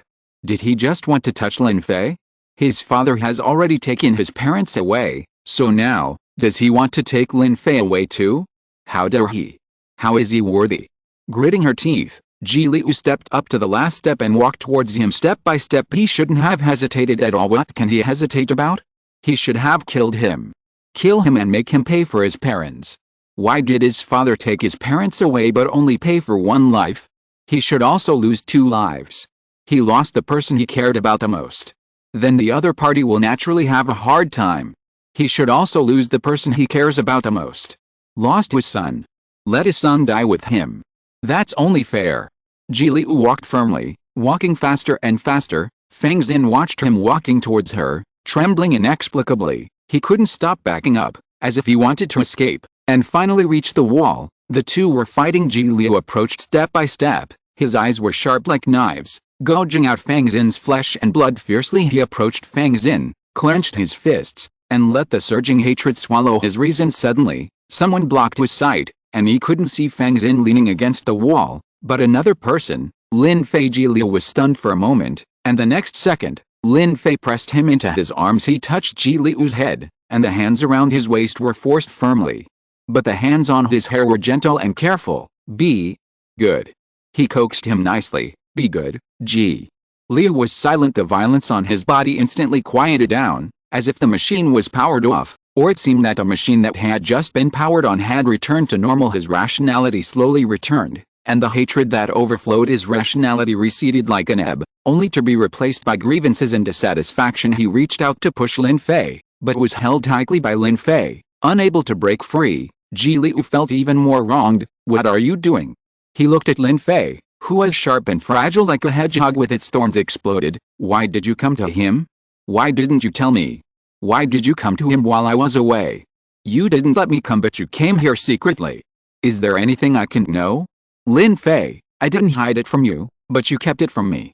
Lin Fei looked at his red eyes and touched his head. Ji Liu turned her head, not accepting his touch. Lin Fei had no choice but to kiss him on the cheek. Good. He said softly. He touched Ji Liu's head again, and the thorns on Ji Liu's body slowly closed, like a closed flower, returning to its harmless appearance. He pursed his lips and said nothing. Seeing that he seemed to be in a more stable mood, Lin Fei explained to him, I just wanted to ask him a question, so I came to ask him, and I won't do it next time. There will be no next time. He deliberately picked up Ji Liu's absence. He is too aware of the status of Ji Liu's parents and Ji Yuxiao in his heart, so he is afraid that if Fang Zin really admits in front of him that it was his father who killed Ji Liu's parents and Ji Yuxiao, if this happens, Ji Liu will lose control of himself and do some dangerous things on the spot. He didn't want Ji Liu to be like this, so he could only ask Fang Zin behind Ji Liu's back. But fortunately, Ji Liu has always believed in and obeyed him. If Lin Fei said so, he believed it. Of course he knew that Lin Fei would lie, but he was always willing to believe Lin Fei and listen to him. When the class bell rang, Lin Fei let go and took his hand. Go back. He dragged Ji Liu down the stairs and returned to his class. There was no emotion on Ji Liu's face, and he seemed even less energetic than before. What question did you ask him? He asked suddenly. Lin Fei didn't hide it from him. Ask if his father killed your parents. Ji Liu stared at him instantly. His whole body was like a fully drawn bow, ready to shoot the arrow in his heart at any time. Is that him? He asked. Lin Fei looked at the hatred in his eyes, and said calmly. He didn't say anything. There was no wave in his eyes, and he said, you came here before he said anything. Ji Liu leaned back on the table again, but said firmly, It must be him, otherwise why didn't he say no? You didn't say no when you asked him, and the classmate said he didn't say no, then don't say no. No means yes? Lin Fei didn't speak, just patted his head. Ji Liu took his hand and asked him, thinking of something, did he touch you? Did he try to pull you? Did you say something to him? Did you touch him? Lin Fei. Lin Fei looked at him, 3 points helpless, 5 points tolerant, and 2 points not obvious connivance. No, he didn't touch me, and I didn't touch him, so I asked him if he was his father, yes or no. Satisfied, Ji Liu took his hand and put it in his arms. You are not allowed to talk to him again, let alone touch him, and he is not allowed to touch you, otherwise I will chop off his hand. Lin Fei. He should know that you will not allow him to chop off other people's hands, right? Lin Fei sighed silently in his heart, thinking that Fang Xin had to transfer to another school, or he and Ji Liu could transfer to another school, otherwise Ji Liu would easily become unstable when facing him. Are you going to agree? Ji Liu waited for a while but didn't get his answer, and urged, you promised me, yes. Lin Fei followed his heart and agreed, understood, only. Then did Ji Liu feel relieved, and held his hand for a while before letting him go to right. He closed his eyes and fell asleep lying on the desk. Chapter 193. Ji Liu fell asleep for a class, and the math teacher looked at him like this, and didn't know what to say. If Ji Liu's grades were too close, she would still be angry and scold him awake, but his grades are not only not bad, but also very okay, so it's not true for her to say that, and it doesn't seem right not to say it. The math teacher was about to ask him to get up to answer the question, and hinted at him tactfully, but before he could speak, Lin Fei pointed a finger at her and put it in front of his mouth. Math teacher? Question mark? After all, it was my favorite student. The math teacher gave him a helpless look, but finally did not wake Ji Liu up when get out of class was over. The math teacher finally said, Lin Fei, come here. Ji Liu rubbed her sleepy eyes in a daze, thinking that the math teacher was going to give Lin Fei another lesson. I hope he will ask fewer questions this time. Otherwise Lin Fei will have to ask him to do it again after finishing it. It will be very tiring, okay? Those who are disgusted with the learning issued a strong condemnation. Look at Ji Liu's condition these 2 days. Even if you are his brother, you can't protect him like this. If his grades dropped like this, wouldn't it be bad? The math teacher walked towards the office. While walking, he educated Lin Fei with good intentions. Lin Fei was very calm. No, I will teach him when I go back. Math teacher. Then, you gave him all your time. What if your grades drop? Will not. You're quite confident. The math teacher smiled. Lin Fei still had the same indifferent expression. Every time the test is very simple, there is nothing to drop. The math teacher, who was just told by the grade leader that the math papers for this year's midterm exam were too difficult. But it is true, although I don't want to admit it, but for Lin Fei, whose knowledge reserve is obviously much higher than that of the first grade, their test papers may really be too simple. I will give you a not-so-simple one at that time. You go back and finish it and give it to me tomorrow or the day after tomorrow. Oh. Lin Fei replied calmly. The math teacher looked at his expressionless little face, and thought about the little shush gesture he made to her in class just now, and felt that he was a little unexpectedly childish and cute in class just now. She reached out to touch Lin Fei's little head, but Lin Fei avoided it. Math teacher. The math teacher silently withdrew her hand. As long as she wasn't embarrassed, neither of them would be embarrassed. Anyway, Lin Fei will definitely not be embarrassed. And when Lin Fei and the math teacher went to the office to get new math problems, Ji Liu met Ma Shuai, who came to seek revenge on Lin Fei. He was hit by Lin Fei last class, and it hurt for a long time. He finally went back and brought his brother over, but saw Lin Fei holding Ji Liu and coaxing him. He was trying to coax him, but the class bell rang.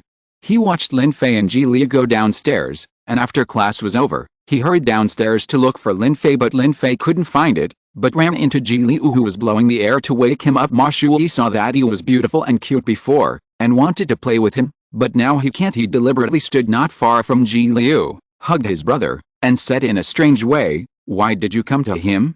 Why didn't you tell me? Woo, you are so annoying. You don't want me to come but you come secretly. Is there anything I can know? Woo, I didn't hide it from you, but you kept it from me. Woo. His friend touched his head cooperatively. Good boy. Then, several people laughed, and the ha-ha-ha laughter reached Ji Liu's ears. Ji Liu turned to look at them, thinking that his voice was really harsh. He was already in a bad mood, and it was only with his love for his family and Lin Fei's comfort that he could suppress the violence in his body, but there were still people who shot themselves at the gun. Is it funny? Ji Liu approached him and asked in a gentle tone. Ma Shuyi laughed loudly, not knowing that the danger was imminent, and deliberately said, "If you are like this now, you will not be good." Be good. Ji Liu laughed, with exquisite eyebrows and eyes, as beautiful as the precious dolls in the window. He smiled so sweetly and brightly that Ma Shuyi felt a little regretful, and he wanted to play with him again. He had never seen such a handsome brother. In this way, if you play with me in the future, call me brother, and ask your friend to apologize to me, I will let you go. How about it?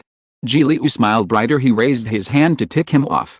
Ma Shuyi thought he had something to say to him, so he moved over, but Ji Liu grabbed him by the collar and kicked him out. Ma Shuyi yelled out in pain, and his friend immediately rushed forward to avenge his friend. Ji Liu grabbed it, twisted it with his backhand, and kicked his knee, causing him to kneel down on the spot. He was good at fighting in the first place, plus he had been training with Luoqing since the beginning of this semester. It was a breeze to deal with these people, and he beat all 4 people who came to him for trouble to the ground in a short while. Ji Liu walked in front of Ma Shuyi. Ma Shuyi looked at his indifferent sharp eyes without any trace of emotion. Suddenly his legs softened. He couldn't connect the person in front of him with the person who leaned in someone's arms during the last class, was coaxed by others, and seemed to need protection. He backed away silently, turned around and wanted to run away. But he was grabbed by the collar from behind. After only 2 steps the man grabbed his collar and pulled it back fiercely. Ma Shuyi felt his neck was strangled. Immediately afterwards, his knee hurt and he half knelt on the ground on the spot. Ji Liu approached his ear with a gentle tone. Are you serious about asking him to apologize to you? Ma Shuyi shook his head quickly. He wanted to talk, but he felt that the collar around his neck was getting tighter and tighter, making it more and more uncomfortable. He reached out to pull his collar to make himself less uncomfortable, but just touched his collar, but Ji Liu pushed her head down and smashed it down with a bang. Ji Liu grabbed his hair and lifted his head. He looked at Ma Shuyi's forehead. There was no blood, just some slight bruises, which didn't seem to be serious. Very good. Ji Liu is very satisfied. If it's not serious, Lin Fei won't say anything about him. Do you still want him to apologize to you? He asked while grabbing Ma Shuyi's hair. Ma Shuyi shook his head quickly, and said in horror, I was wrong, I was wrong, I will never dare again. Don't. If you don't dare anymore, who will come to trouble me? Where should I vent my anger? Ma Shuyi was even more frightened. He shook his head desperately. I really don't dare anymore. Looking at his frightened appearance, Ji Liu laughed slowly. His eyes were crooked, and his tone was soft. Do you still want to be my brother? Ma Shuyi shook his head again, thinking that he was scary. Only then did Ji Liu let go. He looked at the trembling man lying on the ground in front of him, and said with a smile, if you are not convinced, you can come to me for revenge at any time, no matter what time it is. Seeing the smile on his face, Ma Shuyi couldn't stop shaking his head, feeling panicked in his heart. He was wrong. He was really wrong. He thought that he looked beautiful and cute, like a little girl. He must be easy to bully, but in fact, he was much more terrifying than he thought. Ji Liu had had enough fun, clapped his hands, gave him a contemptuous look, turned and walked towards the bathroom. He went into the bathroom, washed his hands, expressionless after venting. He seemed to be less irritable. Ji Liu raised his head and could see his face in the mirror. He was arrogant, indifferent, mean and full of disdain. He was far worse than Ma Shuyi and the others. He smiled at the mirror, and the person in the mirror laughed too. Pure and harmless. He likes him the way he is, and he likes to keep it that way in front of the people he likes. Ji Liu likes the word good, but she only likes to say it from the mouth of the person she likes. Ji Yuxiao said yes. Lin Luoqing said yes. Lin Fei said yes, of course, but the others couldn't. He was just being good to them, not to others, so what right did they have to say good to him? Ji Liu tilted his head and looked at himself in the mirror. Fighting is allowed.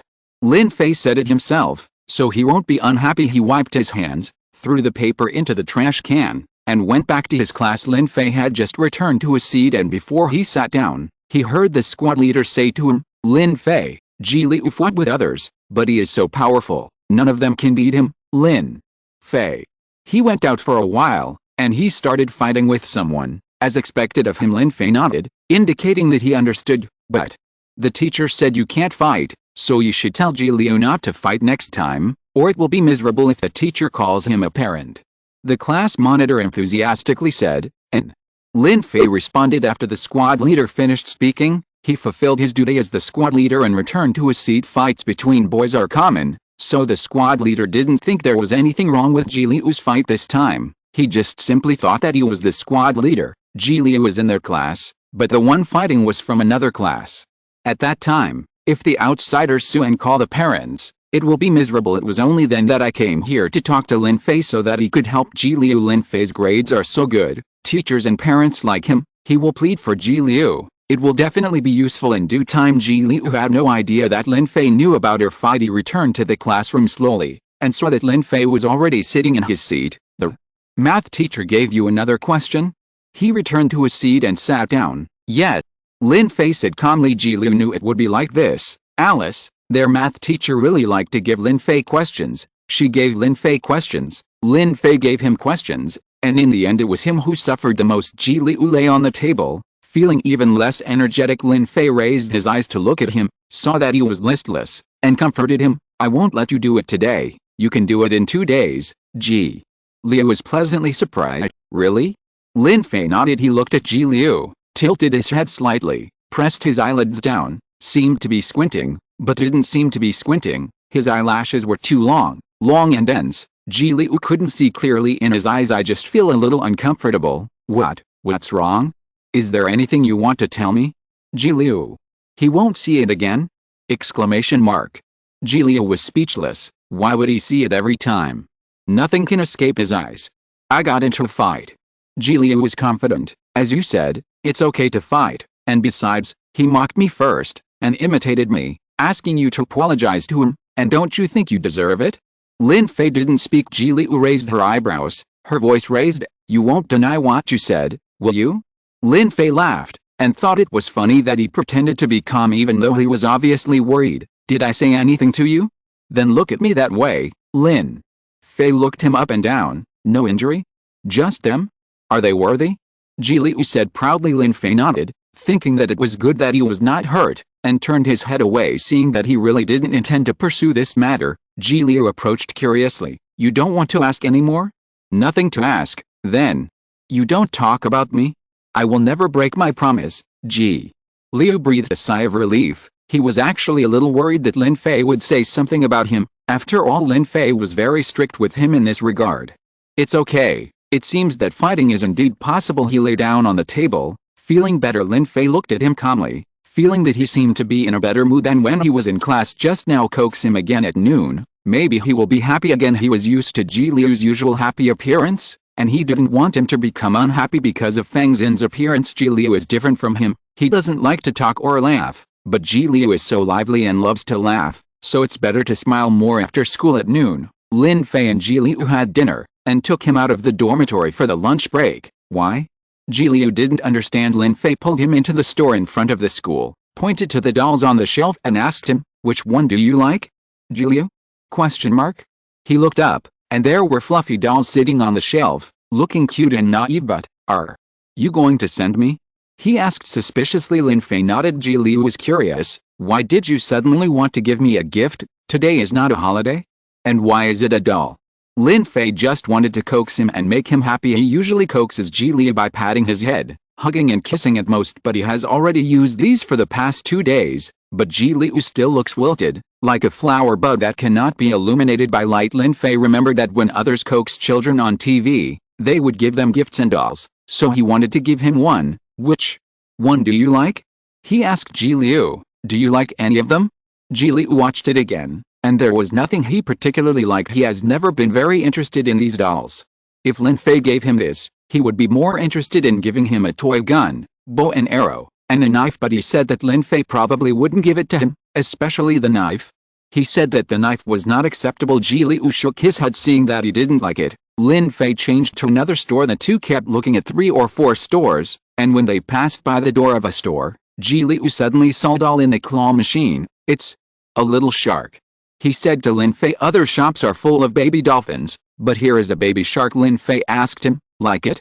Ji Liu tilted his head. It feels like it's hard to catch. You can try. After Lin Fei finished speaking, he walked over to buy coins and started to grab them. Ji Liu leaned closer to him, watched him catch for a long time but couldn't catch it, and said positively, I'll try. Lin Fei gave him the remaining coins, and Ji Liu tried several times but failed to catch them. Ji Liu pouted. Forget it, don't want it, he said childishly. It's not that there are no other dolls, change to a cuter one. After speaking, he took Lin Fei and went to the shop next door. He ended up buying a lion cub because it was very comfortable to touch, and Lin Fei had a doll of her little tiger that fit right next to his little tiger. Lin Fei looked at his watch. Class was about to start. A passing classmate called their names, ran over, and walked back to school with them. It's a pity that Lin Fei didn't talk very much, and the talkative Ji Liu didn't bother to talk today, so it was always his classmates who talked. This little lion is so cute, the classmate said, reaching out to touch it. Ji Liu immediately hugged it aside. Don't touch it, my brother bought it for me, the classmate said enviously. Lin Fei is so kind to you. He gives you homework and buys you toys.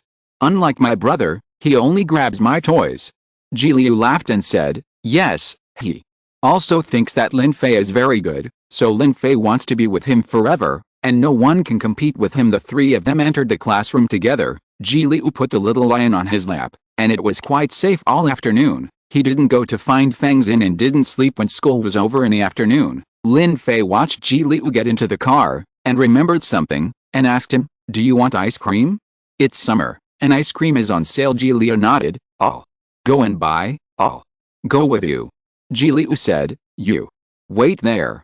Lin Fei pushed him back. Ji Liu was always obedient to him, so he pushed him back, and he just sat and waited obediently. Lin Fei walked into the store with the little shark, found the owner, and asked her, hello, I want to buy the little shark in the claw machine outside, is it okay? The shop owner is a young and beautiful girl. She was on a lunch break at noon, and the shop assistant was at work, so I didn't see him. She looked at Lin Fei and thought he was handsome, with a cold face, but unexpectedly polite. She bent down and smiled and said to him, no, all the dolls in the claw machine have to be caught, and you can take them with you if you catch them. Let's go. If you want, you can buy coins and grab them. I can't catch it. Lin Fei said frankly, I will practice more in the future. You can let me buy it first. After I practice well, I caught other dolls. I won't take them away. I will return them to you, okay? He said seriously, I can pay more, thank you. The owner girl had never met a child like him who seemed to be discussing things with her, so she hesitated for a while. Lin Fei looked at her, waiting for her reply. Okay. The shopkeeper compromised, for the sake of your handsome looks, I will quietly open the back door for you once, and you will also come to our shop to buy things in the future. Lin Fei nodded and said sincerely, thank you, it's so cute. The owner couldn't help but think, and he was very polite, really likable. She took the key and walked to the claw machine, opened the claw machine, and took out a little shark inside. Here. She returned to the store, walked up to Lin Fei, and handed the little shark out. Thank you. Lin Fei said again, you're welcome. The shopkeeper smiled. Lin Fei walked to the freezer, took 3 more ice creams, and asked her, how much? 36. She took a bag and helped Lin Fei pack it. Lin Fei opened his school bag, took out a small wallet from it, and paid for it. He carried the bag and returned to Luojia's car. Ji Liu opened the door and looked at him. Why have you been here for so long? Here you are. Lin Fei got into the car, took out the baby shark from the bag, and handed it out. Ji Liu was surprised. He was a little confused. You caught it?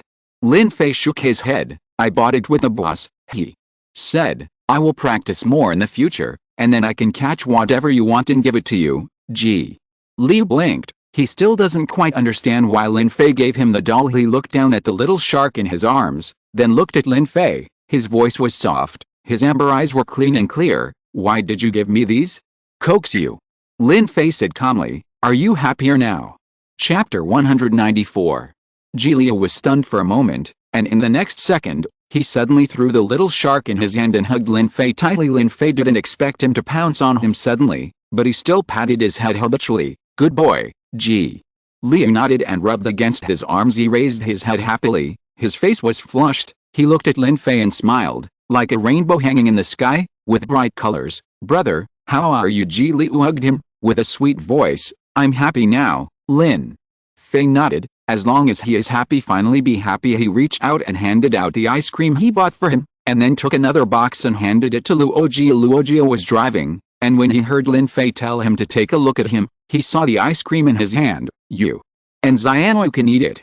It's not easy to park in this area, so I won't eat it. Hearing this, Lin Fei withdrew his hand and prepared to eat by himself. Ji Liu leaned on him, scooped up the ice cream with a spoon, lifted the spoon and fed it to Lin Fei's mouth. You eat by yourself, Lin Fei said. Ji Liu stuffed the spoon into his mouth. Try it. Lin Fei had no choice but to take a bite. Is it delicious? Ji Liu asked him. Good, as Lin Fei spoke, he untied the lid of the ice cream box in his hand. Ji Liu then dug another spoonful and put it in his mouth. It seems to be really good. He leaned against Lin Fei, talked to him, and ate ice cream.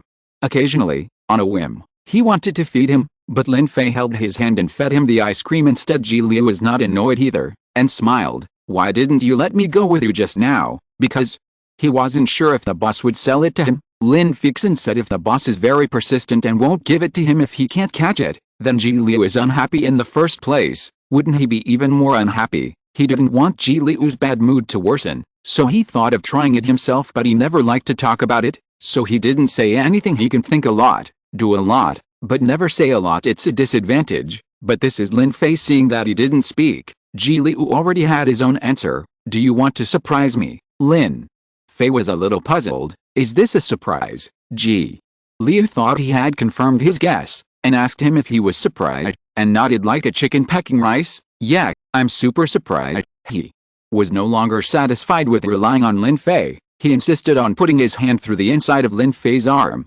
holding his hand and eating his own ice cream. Lin Fei felt that he was not too troublesome. Of course Ji Liu didn't bother. He picked up the spoon and passed it to Lin Fei's mouth.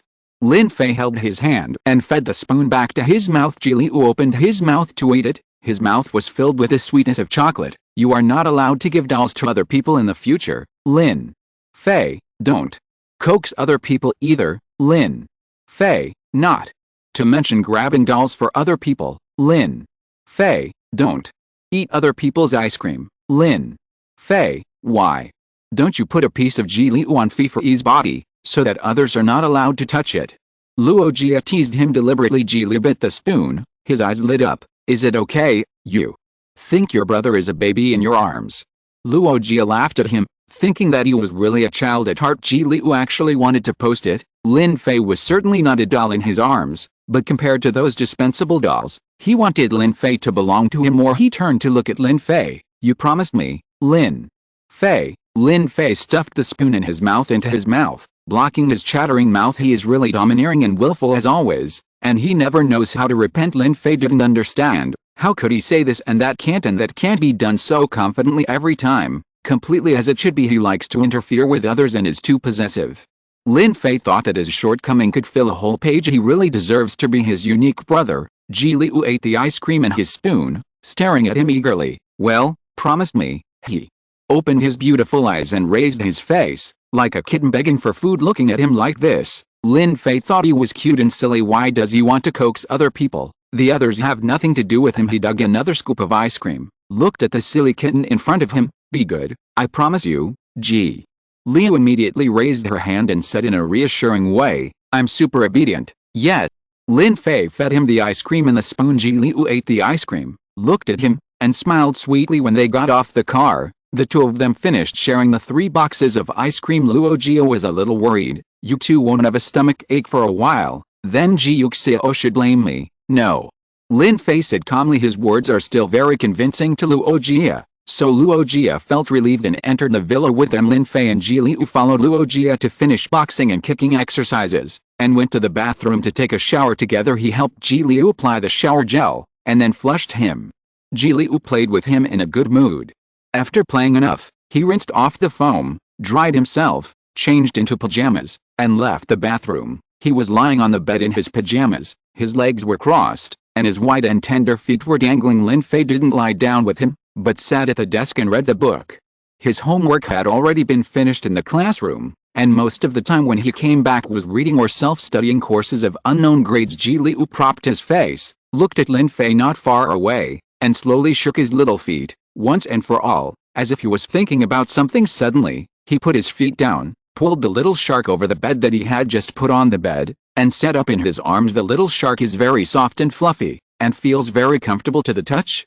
Looking at it, Ji Liu finally made up his mind. Talk to Dad, he said softly. Lin Fei's hand that turned the page paused, then turned his head and looked at him calmly. Didn't You want to talk to Dad before.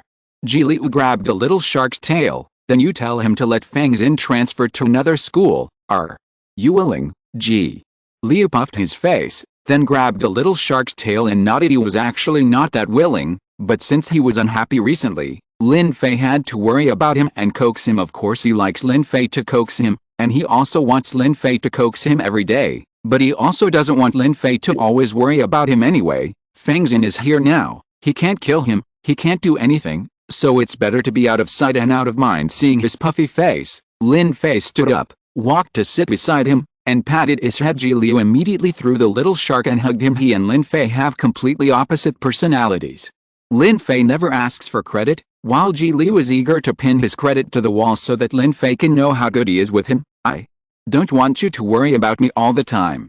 And you don't let me go to him now. Why don't you just transfer to another school? As for why he and Lin Fei didn't transfer schools, that's very simple, because Ji Liu never had such an option in his mind. He and Lin Fei did well in school, so why did they transfer? Feng Xin is nothing, it's worth his wronging himself. He didn't let him pay for his life. It's good enough for him. Ji Liu is in a good mood today, and it is rare that he is willing to let Feng Xin go, and himself, and urged, you can talk to Dad after dinner, or I might regret it before going to bed at night, and don't I let you speak. He still wanted Feng Xin to die. Ji Liu knew very well that he never wanted to let Feng Xin go, but Lin Fei was here, and he was willing to listen to Lin Fei's words. Lin Fei said I'll call Dad in a while. It is good. Ji Liu looked at him. Am I good? Good, then.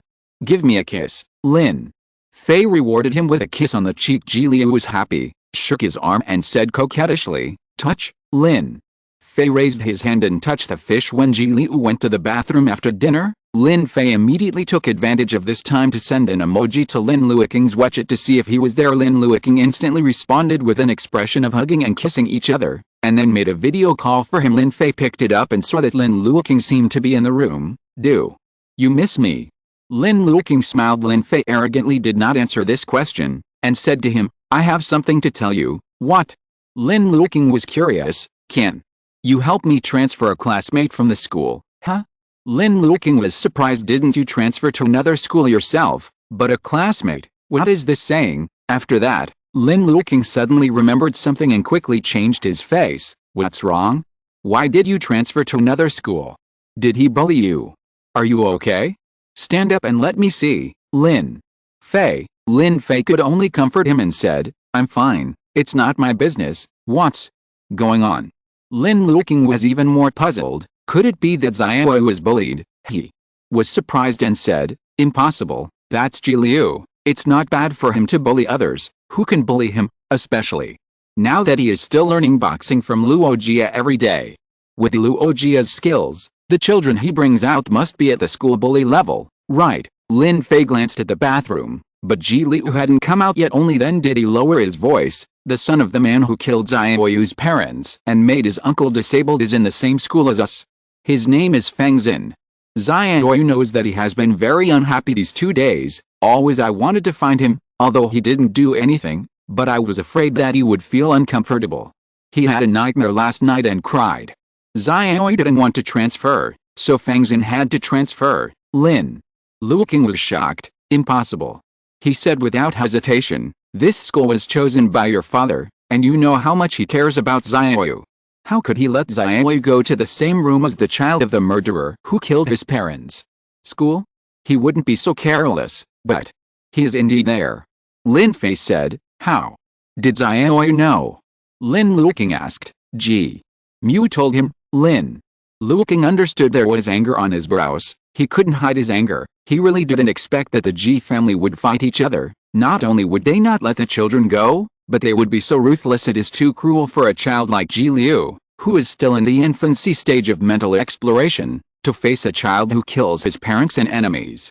How painful and shocking Ji Liu will be, especially with his vindictive and defensive character. How could he remain indifferent when facing Feng Xin? Exclamation mark. He is bound to want revenge, feel pain, recall his parents, and Ji Yuxiao who is still in a wheelchair. How could he not struggle in pain? Xiaoyu, did he just cry last night? Other times?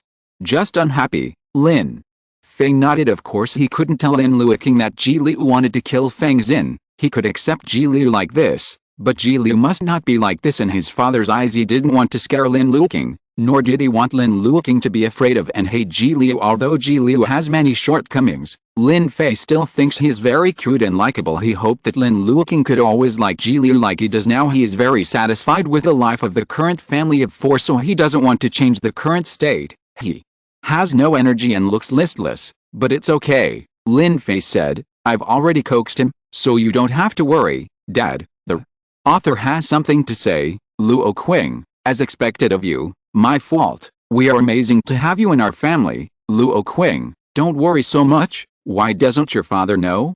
Your father knows everything. The only one who knows nothing is your simple old father, Mr. Ji. Wife, are you polite? Small theater Fifei. My brother is stupid. Luoqing ma shui jis in others. Are you stupid? Your brother?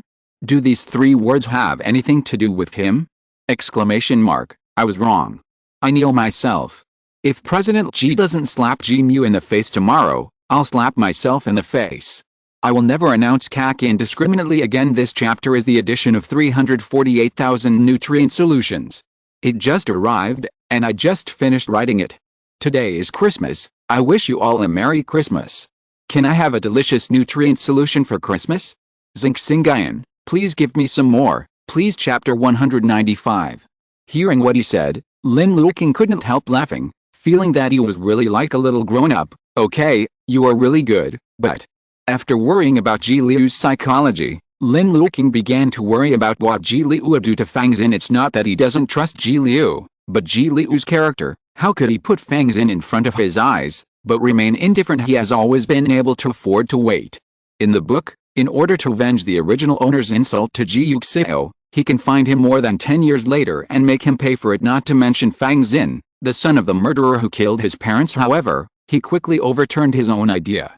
Although Ji Liu must take revenge and is extremely vengeful and protects his shortcomings, he only targets the person who hurt him, and will not involve other people. So in the book, he knew that Lin Fei was Lin Luoqing's nephew, but he never had any interaction with Lin Fei from this point of view. He will not necessarily hurt Fang Xin, but he didn't dare to bet on this matter, so he could only tell Lin Fei, then you spend more time with him recently, watch him a bit, and don't let him go to find that Fang Xin. And Lin Fei said, Xiaoyu. Did he do anything, did he? Lin Luoqing asked worriedly. Lin Fei shook his head. He is very good. Real? This is not scientific, yet. Lin Fei nodded and said sincerely he really thinks that Ji Liu is very good. This time he didn't push Fang Xin down the stairs, and he didn't push Fang Xin into the water. Even if he was very angry, he stopped him, and Ji Liu didn't do anything else. As for fighting with Ma Shui, it is common for children to fight, which is normal. Lin Luoqing breathed a sigh of relief, but felt more and more distressed about him. If I do something, I can vent it. If I haven't done anything, I will be backlogged in my heart, which will only make me feel more uncomfortable. You spend more time with him these 2 days. He said to Lin Fei, I'm not here, and I can't coax him. He must be very sad, and he won't tell your father, so you can only spend more time with him. I know. Lin Fei responded, okay, I will arrange for Fang Xin to transfer him to another school so that Xianyu can't see him in the future. Lin Luoqing smiled. When I finish filming these few days, I will ask for leave with the director, and try to go back to see when the time comes. Lin Fei didn't quite understand. Is this okay? It's okay. Just like you children can ask for leave when they go to school, we can also ask for leave when we encounter something at work. Then I can come back to accompany you and Xiaoyu, so that he won't feel so uncomfortable. Okay. Lin Fei agreed. If Ji Liu knew that he would come back, he would be very happy. Lin Luoqing finally kissed him through the screen, and then hung up the video. But the second the video was cut off, the smile on his face also disappeared. Lin Fei and Ji Liu must have not told Ji Yuxiao about this, otherwise Lin Fei would not have sent a special WhatsApp message asking him to find a way to help Fang Xin transfer schools. The two children in their family are far more complicated and delicate than ordinary children, and they are also more sensible and obedient than ordinary children. Ji Liu probably didn't want to tell him because he was afraid that Ji Yuxiao would be worried about him. Lin Fei agreed to him, so naturally he wouldn't tell Ji Yuxiao, but the matter was caused by Ji Mu, and his goal in doing this kind of thing is not Ji Yuxiao? Then Ji Yuxiao must know, otherwise, if he is unprepared in this regard, what should he do if something happens?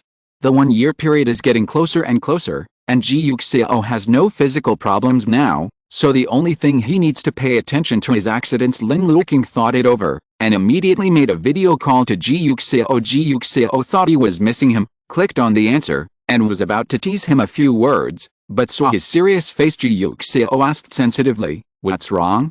Did something happen to you while filming?"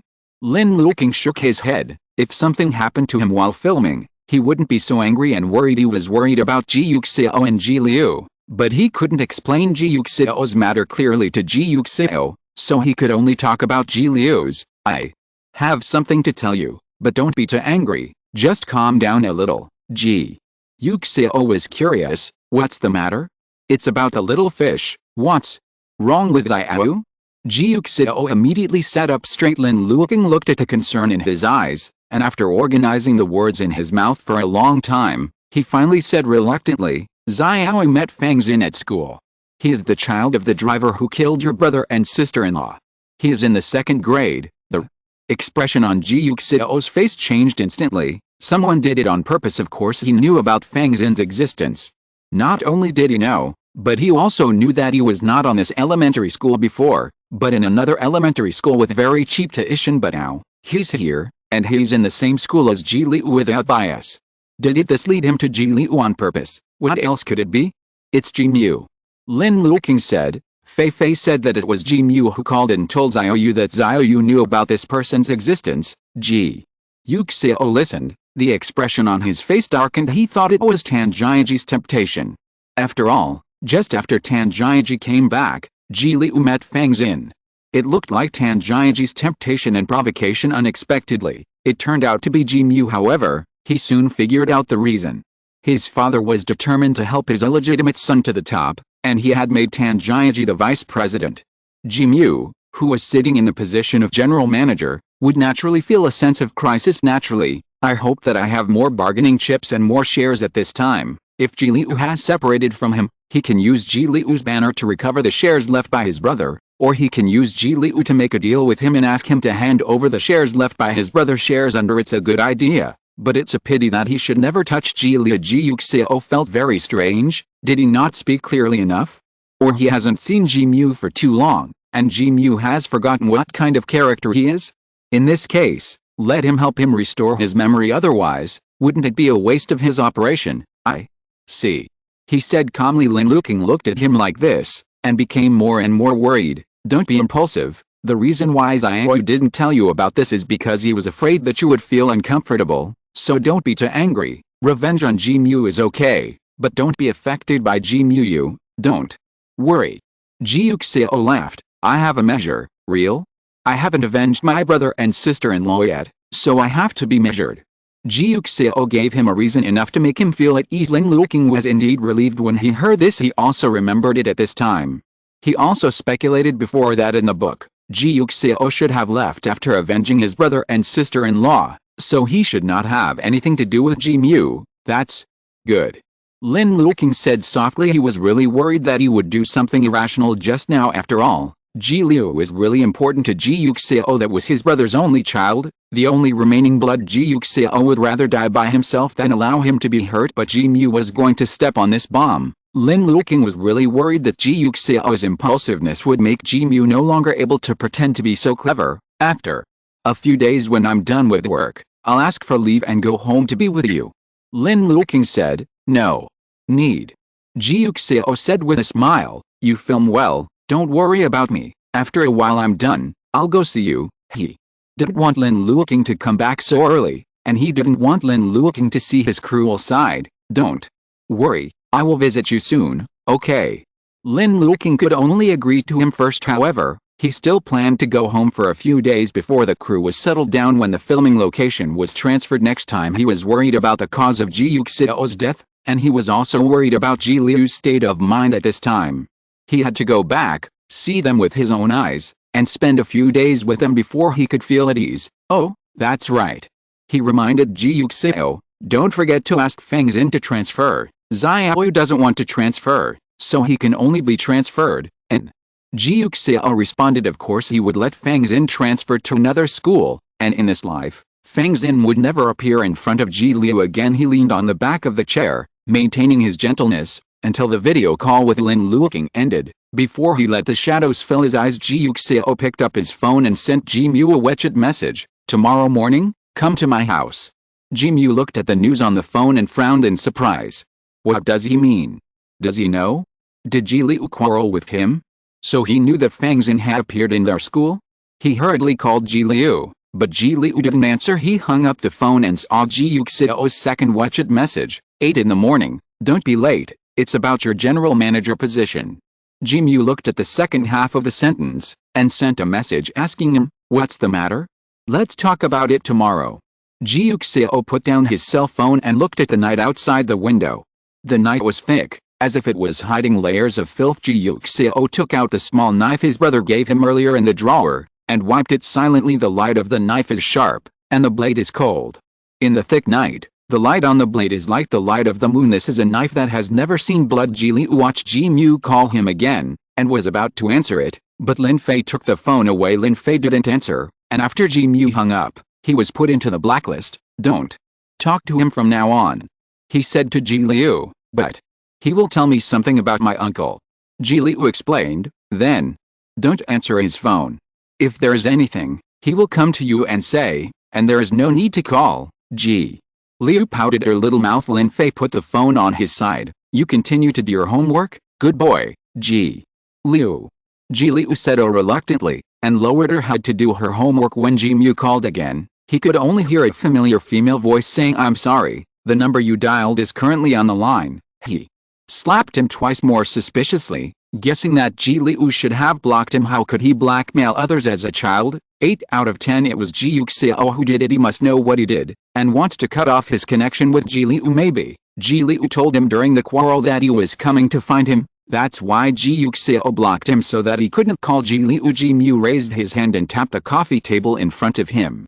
It seems that there will be trouble tomorrow morning, but it doesn't matter, Ji Mu thought, as long as Ji Liu is now separated from him and favors himself, then he has the capital to negotiate with Ji Yuxiao. He never cared about Ji Liu. All he wanted was the shares left by Ji Yuling. They can take their own and get what they want. He was thinking about the wording after meeting Ji Yuxiao tomorrow morning, pondering and polishing it over and over again, until the second before he walked into Ji Yuxiao's villa. He was still thinking about how to increase his bargaining chip. Mrs. Zhang opened the door for him and told him that Ji Yuxiao was in the living room on the first floor. This was a place Ji Mu had never been to. He followed Aunt Zhang, knocked on the door, and walked in. After hearing Ji Yuxiao's response, this living room is not too big. There are tea tables and sofas in the hall, which looks very relaxing. A large amount of sunlight came in from the beautifully designed glass windows, and shone on Ji Yuxiao, who was sitting on the balcony. He looked elegant and lazy, like a big cat basking in the sun. Ji Mu noticed that he was also wearing a nightgown today, which was jet black, and phoenix-like flying birds were embroidered with the gold thread on it, which was very gorgeous. His hands were placed on his legs, very white, as if there was no warmth, inexplicably reminiscent of eerie bones. Seeing him walk in, Ji Yuxiao smiled a little. Here we come. He glanced at the watch in his hand. I'm not late. Ji Mu approached him and asked him, what do you want to tell me?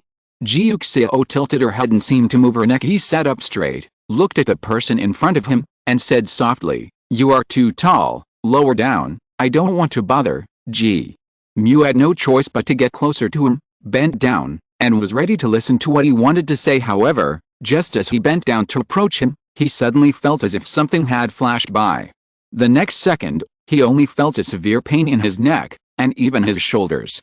Pressed toward the neck, he saw the knife in Ji Yuxiao's hand, cold and silvery white, shining in the sun. The blade is stern, and the bright red blood flows along the blade to the tip, and slowly falls, like a red agate. Ji Mu pressed his neck. It was painful, cold and sticky. He was in so much pain that he walked backward unconsciously. Blood flowed down his fingers and onto his body, continuously winding downwards. Ji Mu looked at his hand. It was bright red, dazzling and eye-catching. He never expected that the opening between them would be like this. Just like he never expected that Ji Yuxiao would swing a knife at him. You want to kill me? He asked him in disbelief. Horrified, his voice trembled unconsciously, as if he was about to rush out the door. In the next second, Ji Yuxiao raised his eyes to look at him, without a trace of emotion in his eyes, as if poisoned with coldness. I didn't say it. You fight for power and profit. Fight as you like, but don't touch my family. Why don't you listen to what I say? He wondered. Ji Mu, do you like courting death so much? If you want to die so much, I don't mind giving it to you. Anyway, it's meaningless for me to live so sickly. Why don't we die together? I'll kill you. Then I will pay you with my life. Look, is this okay? The author has something to say. Ji Mu. Ji Mu, thank you for the invitation. My legs are already weak. Ji Mu was terrified. Mr. Ji, just kidding. Mr. Ji didn't want to kill anyone, but he was really angry. So he wanted to teach Ji Mu an unforgettable lesson so that he would never dare to think about Xiaoyu again in his life. I opened a pre-acquisition of fantasy for FIFA and Xiaoyu. People have been asking FIFA and Xiaoyu whether to write a special episode or open a separate book when he grows up. To be honest, I haven't figured it out yet. There are benefits to the episode. The only thing that is certain is that I will definitely write it, so I struggled with it for a long time, and decided to put a pre-receipt first, so that if I want to open it separately, I won't be unable to make the list because I don't have a pre-receipt, so you can collect it first. Although I haven't decided on the copywriting yet, the relationship between FIFA and Xiaoyu is probably I know he is hypocritical, cunning, duplicity, cruel, selfish and possessive, but this does not prevent me from liking him story. You all know the human setting. When you grow up, you will always be aggressive, and the little fish will suffer. That's it. If you want to see it, you must bookmark it. If the collection is too low to be listed, I will save it first in order to let more people see it. I will open it when there are more collections. So if you want to see it, click on the collection. Of course, it would be even better if you can bookmark the author. By the way, Shy, you don't need to water me today. Keep it in your pocket and give it to me next month. Thank you, and to thank everyone for watering me this month. I will continue to add more, and I should return it this afternoon. There is a chapter. Thanks for today. Thanks to the little angel who threw the grenade. To in the first 100 years of Shuhuang.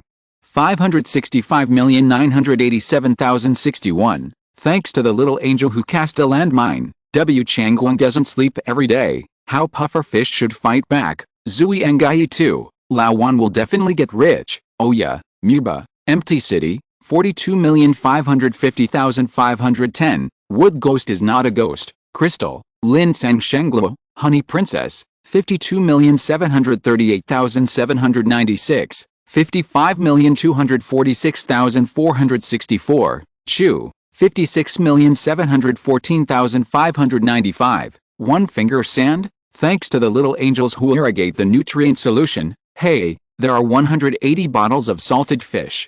151 bottles of Yunnan rot.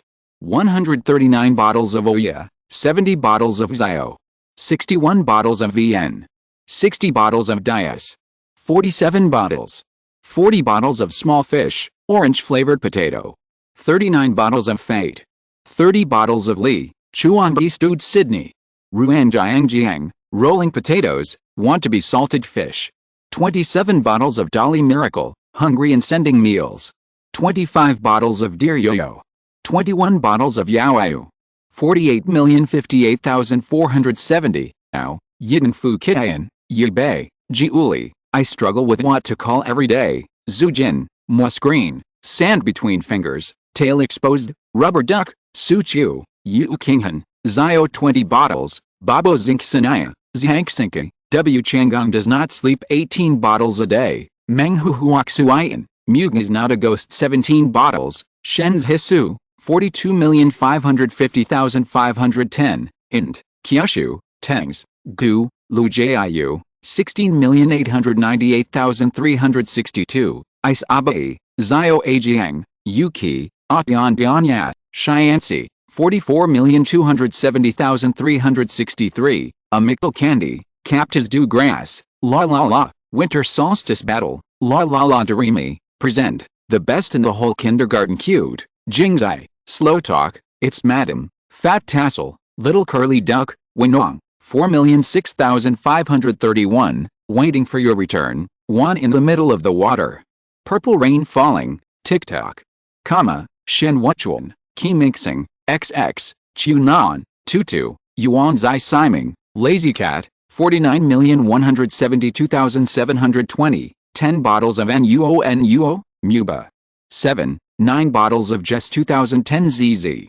8 bottles of 60,000 scallion pancakes, Su 7 bottles of Lingfeng, Bichek, 6 bottles of Huahu from Fafa Valley, Anna, Wei, Zixilep, Uinio, you are super sweet. Favorite Zai Oceanwen, a sweet cake. Wife, my name is my wife nonstop. Pia, Guanxi, Lin, Minion, Li, Shenchi, how can I ask what to be so clear?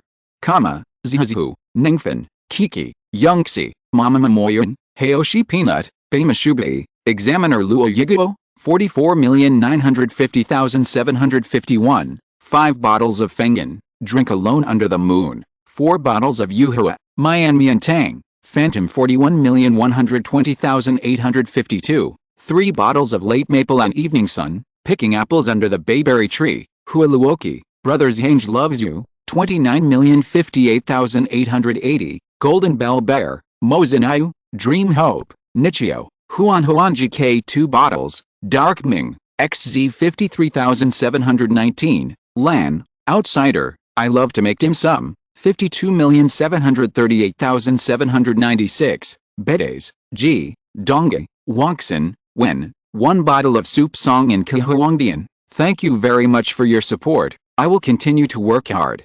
Chapter 196.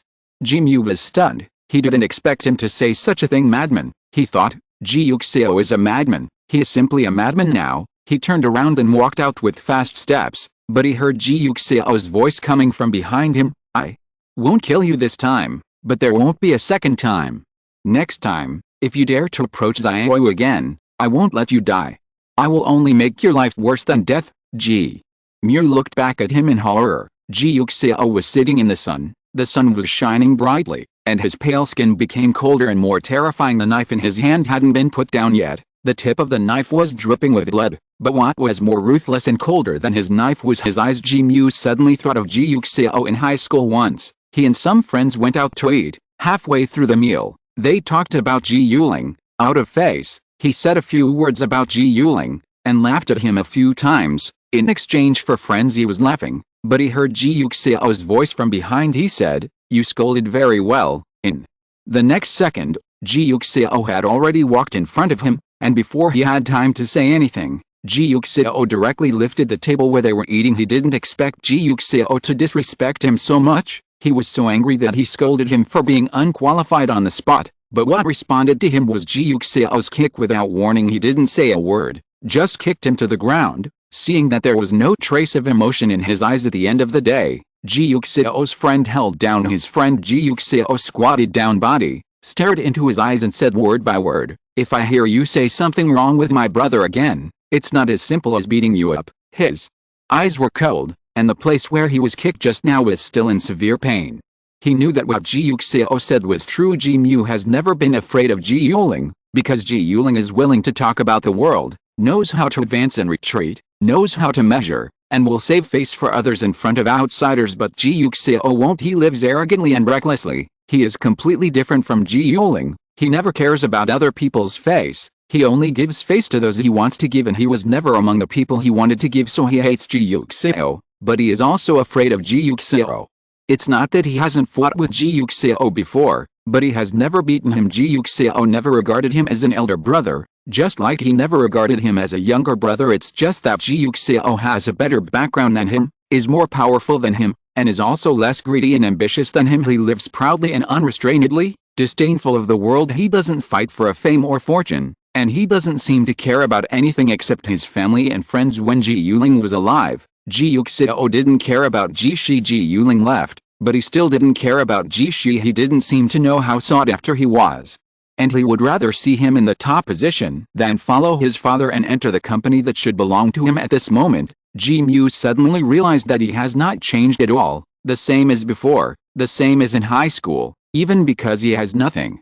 So he has no restraint and scruples. He passed on his feelings for Ji Yuling to his only remaining child, so Ji Liu became a Nilin that he could never touch. He shouldn't have thought of Ji Liu from the beginning. Ji Liu is young and doesn't understand anything, so he can't tell good from bad, and maybe he's willing to turn against Ji Yuxiao. Ji Yuxiao wouldn't blame him. Of course he wouldn't blame him. He would only target the person who wanted to compete with him. For Ji Liu, whoever fights with him, he will not let anyone go, even if it is to put the other party to death. He will not care, because he would never allow Ji Liu to go to anyone other than him. This is Ji Yuling's child, and no one will take care of him.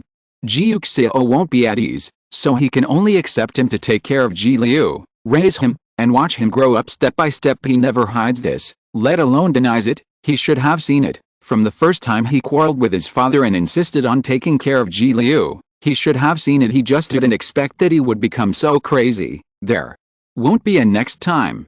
Ji Mu whispered, no more. There's no way he could win against a madman. He still wants to live and has ambitions, so he is doomed not to win against Ji Yuxiao, who has nothing to do with the world. That's naturally the best. Ji Yuxiao looked at him calmly. Come here, Ji. Mu clutched his injured neck and walked over. Mobile phone. Ji Yuxiao stretched out his hand. Ji Mu froze for a moment, then understood the meaning of this sentence. He took out his mobile phone and handed it over. There is no recording. I will not call the police. Don't worry, he is not dead. Ji Yuxiao's identity and the relationship between them are cousins. Even if they call the police, it will be useless. In fact, Ji Mu never thought of calling the police at all, and was even surprised that Ji Yuxiao had such an idea. Families like theirs have never had this kind of awareness. Ji Yuxiao checked it and made sure what he said was true before returning the phone to him. Of course he knew that Ji Mu would not call the police. He was just afraid that he would record and be heard by Lin Luoqing or Ji Liu and Lin Fei, which was not what he wanted. He didn't want them to see this side of him. He just wanted to be a considerate lover and gentle father. Fang Xin was the one who made him appear, and you are responsible for making him disappear. If he is still in the same school as I am tomorrow, then don't blame me for being ugly, okay? Ji Mu agreed. You can go now. Ji Yuxiao's tone finally returned to its usual calmness. It's just that Ji Mu doesn't think so. He turned around quickly, and quickly left the door without wanting to stay for a second. Ji Yuxiao watched him leave, then took out the paper, slowly wiped the knife in his hand, and put it back into the scabbard. The scabbard was pure white, and the pattern on it was as beautiful as ever, and it looked the same as before. Looking at the knife in his hand, Ji Yuxiao slowly smiled. Ji Mu left Ji Yuxiao's villa, got into the car without stopping, and urged the driver to drive. The driver saw the blood between his neck and asked in surprise, "What's wrong?" "Go to the hospital," Ji Mu said coldly. He clutched his neck, unable to stop his fear. As long as it goes a little higher and deeper, he may not be able to get out of this villa. He looked at the villa in front of him, thinking that he would never come here again. He never wanted to see Ji Yuxiao again. When Ji Liu and Lin Fei returned home, Xiao Li had already cleaned up the living room, and even cleaned up the blood dripping from Ji Mu along the way, making sure that the two children and Mrs. Zhang would not see anything, and would not know. Ji Yuxiao took a shower, changed into a new nightgown, and waited for Ji Liu to come home. He thought of Ji Liu, who had been talking to him sweetly and smiling brightly every day when he came back for the past 2 days. And he couldn't help feeling distressed. Of course he knew that Ji Liu was sensitive and caring. He will stay with him at home because he can't walk with his legs, so he doesn't go out to play. Sometimes Ji Yuxiao wanted Luo Jia and the others to take him to the playground, but he shook his head and refused. He didn't want him to send him to and from school, for fear that it would be inconvenient for him. He didn't want to go out to play because his legs couldn't do it. He went out happily every day, went home happily, and told him about the interesting things he encountered when he got home. Ji Liu never loses his temper with him, let alone quarrels with him.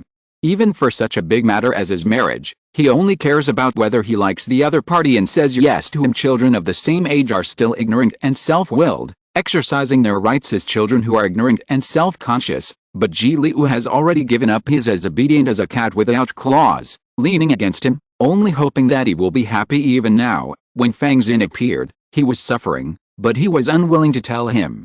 Instead, he asked Lin Fei to tell Lin Luoqing, hoping that Lin Luoqing could help him transfer Fang Xin to another school. He didn't want him to worry. He was afraid that he would feel bad for him. Ji Yuxiao sighed. His heart was soft and painful. He is too sensible. He doesn't want Ji Liu to be so sensible. The meal is ready, sir. Mrs. Zhang knocked on his door and told him. Ji Yuxiao nodded and went downstairs to eat. Ji Liu had already sat down at the dining table, still looking happy, chatting, making the restaurant sound very lively. Ji Yuxiao listened cooperatively, nodded from time to time, chatted with him without a word, and helped him with the dishes after dinner. Several of them went upstairs together. Ji Liu hadn't finished his homework yet, so he was going to Lin Fei's bedroom to do his homework. Ji Yuxiao stopped him and said to him, "Go to your bedroom, I have something to tell you." He turned his head to look at Lin Fei, and said with a smile, "Fei, I have something to tell Xiao, and he will come to you later." Lin Fei nodded, and Lin Luoqing also often whispered, So it was normal for Ji Yuxiao to want to whisper to Ji Liu. Lin Fei turned around and went into his room, leaving room for the pair of uncles and nephews. Ji Liu followed Ji Yuxiao into her bedroom suspiciously, and asked curiously, "What's the matter, Dad?" Ji Yuxiao looked at him, but didn't know how to speak. For a moment he felt that he should comfort Ji Liu. He had gone through such a thing. He was so young, how could he not comfort him? However, he didn't know how to comfort him. How can I make Ji Liu feel less uncomfortable? Ji Yuxiao thought for a long time, and finally hugged him on his lap. Looking at him tenderly, Ji Liu didn't understand even more. What happened? How could his uncle just look at him and not speak? Very strange. Ji Yuxiao was silent for a long time before asking him softly, "Did you see Feng Xin?" Ji Liu was stunned for a moment, and then realized in the next second that it should be Lin Luoqing who told him. Lin Fei told Lin Luoqing, and Lin Luoqing told his uncle. He pursed his lips, not blaming Lin Luoqing, but he didn't want Ji Yuxiao to know. But now Ji Yuxiao did, so he was a little unhappy. Ji Yuxiao noticed his small movements and explained, "Your father told me that he knows that you don't want me to know, that you don't want me to worry about you, but he is also afraid that I will be in danger, and hopes that I can pay more attention." Told me. Ji Liu immediately asked, concerned, "Then will you be in danger, now that I know it won't happen?" Ji Liu felt relieved, and even comforted him by saying, "I'm fine, Dad, don't worry about me." Hearing what he said, Ji Yuxiao felt more and more distressed. He touched Ji Liu's hair, his eyes were full of love. "Xiao, I didn't expect Ji Mu to do this. I was careless. I'm sorry." Ji Liu shook her head. "It's not your fault, it's his fault, it's his fault, it has nothing to do with you." "Then, are you uncomfortable?" Ji Yuxiao asked him. "Do you hate Feng Xin? Are you uncomfortable? Will you think of your parents these 2 days? Will you cry?" Ji Liu was stunned. He didn't expect Ji Yuxiao to ask him this. He didn't know what to say for a while, and lowered his head subconsciously. Ji Yuxiao hugged him tightly and kissed the top of his hair. "You will never see him again," he promised his beloved child. "In the future, this kind of thing will never happen again." Ji Liu nodded obediently. Ji Yuxiao's tone was gentle. "I will not let those who hurt your parents go, so you don't have to worry. They will all have retribution and punishment. Of course you can hate Feng Xin, you can be uncomfortable, you can be angry, you can lose your temper. This is normal. Don't force yourself to be happy every day just because you don't want me to worry." "Xiao, people are unhappy, especially children. They will be willful, mess around, lose their temper, and when something sad happens to you, hide in the arms of the adults. Your parents are gone. I am your father, so you can also hide in my arms. Be willful with me, lose your temper with me. Don't worry about me, let alone suppress your emotions for me. I used to be you, my uncle's your elder and your father's younger brother, so I will protect you when danger comes, because I like you and you are my relatives. Now, I am your father, so I will protect you even more." Dad is supposed to protect the child, but the child does not need to protect the father, because the reason why the father is a father is because the father is stronger and more powerful. "You still little, it's just a baby, you don't need to open your hands to protect me. You just need to grow up healthy, laugh when you're happy, and say you're unhappy when you're not. That's what I want." In this way, it can be shown that I am a qualified father who allows my baby to live a comfortable life. Do you understand? The author has something to say. "Xiao, I understand, but I still want to protect you." "Xiao, the me now is the me who lives very freely." Season total. Xiao was very moved, but Xiao refused to just hide in his father's arms. "Why does the name fantasy make you think so easily? Cover your face? Isn't this, Xiao, I'm dreaming? Fei, you can only think about it. That's it. Do not attack like this. Alice, if I really can't accept it, I'll think about whether there is a more suitable name." Cover face. If you haven't collected it yet, remember to collect it. You can also bookmark me, by the way. So cute. This chapter is a welfare update. It is used to thank everyone for the water before. You don't need to water today. Put it in a small bag and hide it in a month before giving it to me. Thank you. If you're listening to this novel on a channel other than Fanfic World, it means they downloaded and uploaded it without effort. We cordially invite you to visit our channel, Mundo Fanfic Novelists. There you'll find the original version of this story, and you can explore many other novels of various genres. We're waiting for you to immerse yourself in a world of incredible novels. Chapter 197. Ji Liu looked up at him. Ji Yuxiao's eyes were full of tenderness and fatherly love. Of course he understands. Ji Liu thought, but he just wants to protect him. Why can't he protect him?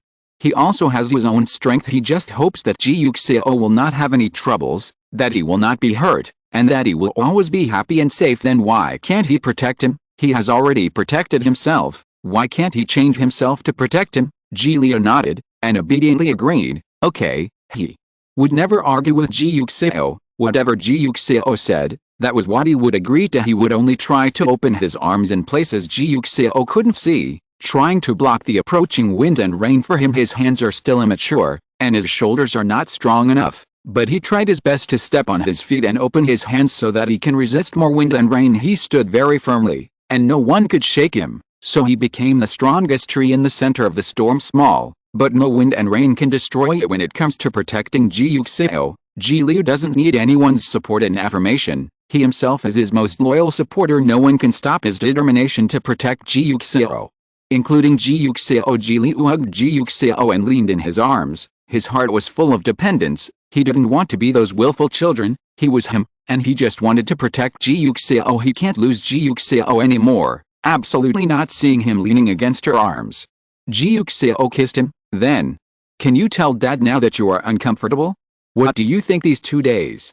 Is there anything Dad can help you with? Just help me transfer him to another school. Ji Liu said crisply. That's all. And Ji Liu nodded. Is there nothing else for Dad to do? Ji Liu shook his head. A smile appeared on his face again, and he said, I don't feel bad anymore. My brother coaxed me, so I don't feel bad anymore. Hearing what he said, Ji Yuxiao laughed. Really? Then I really have to thank your brother.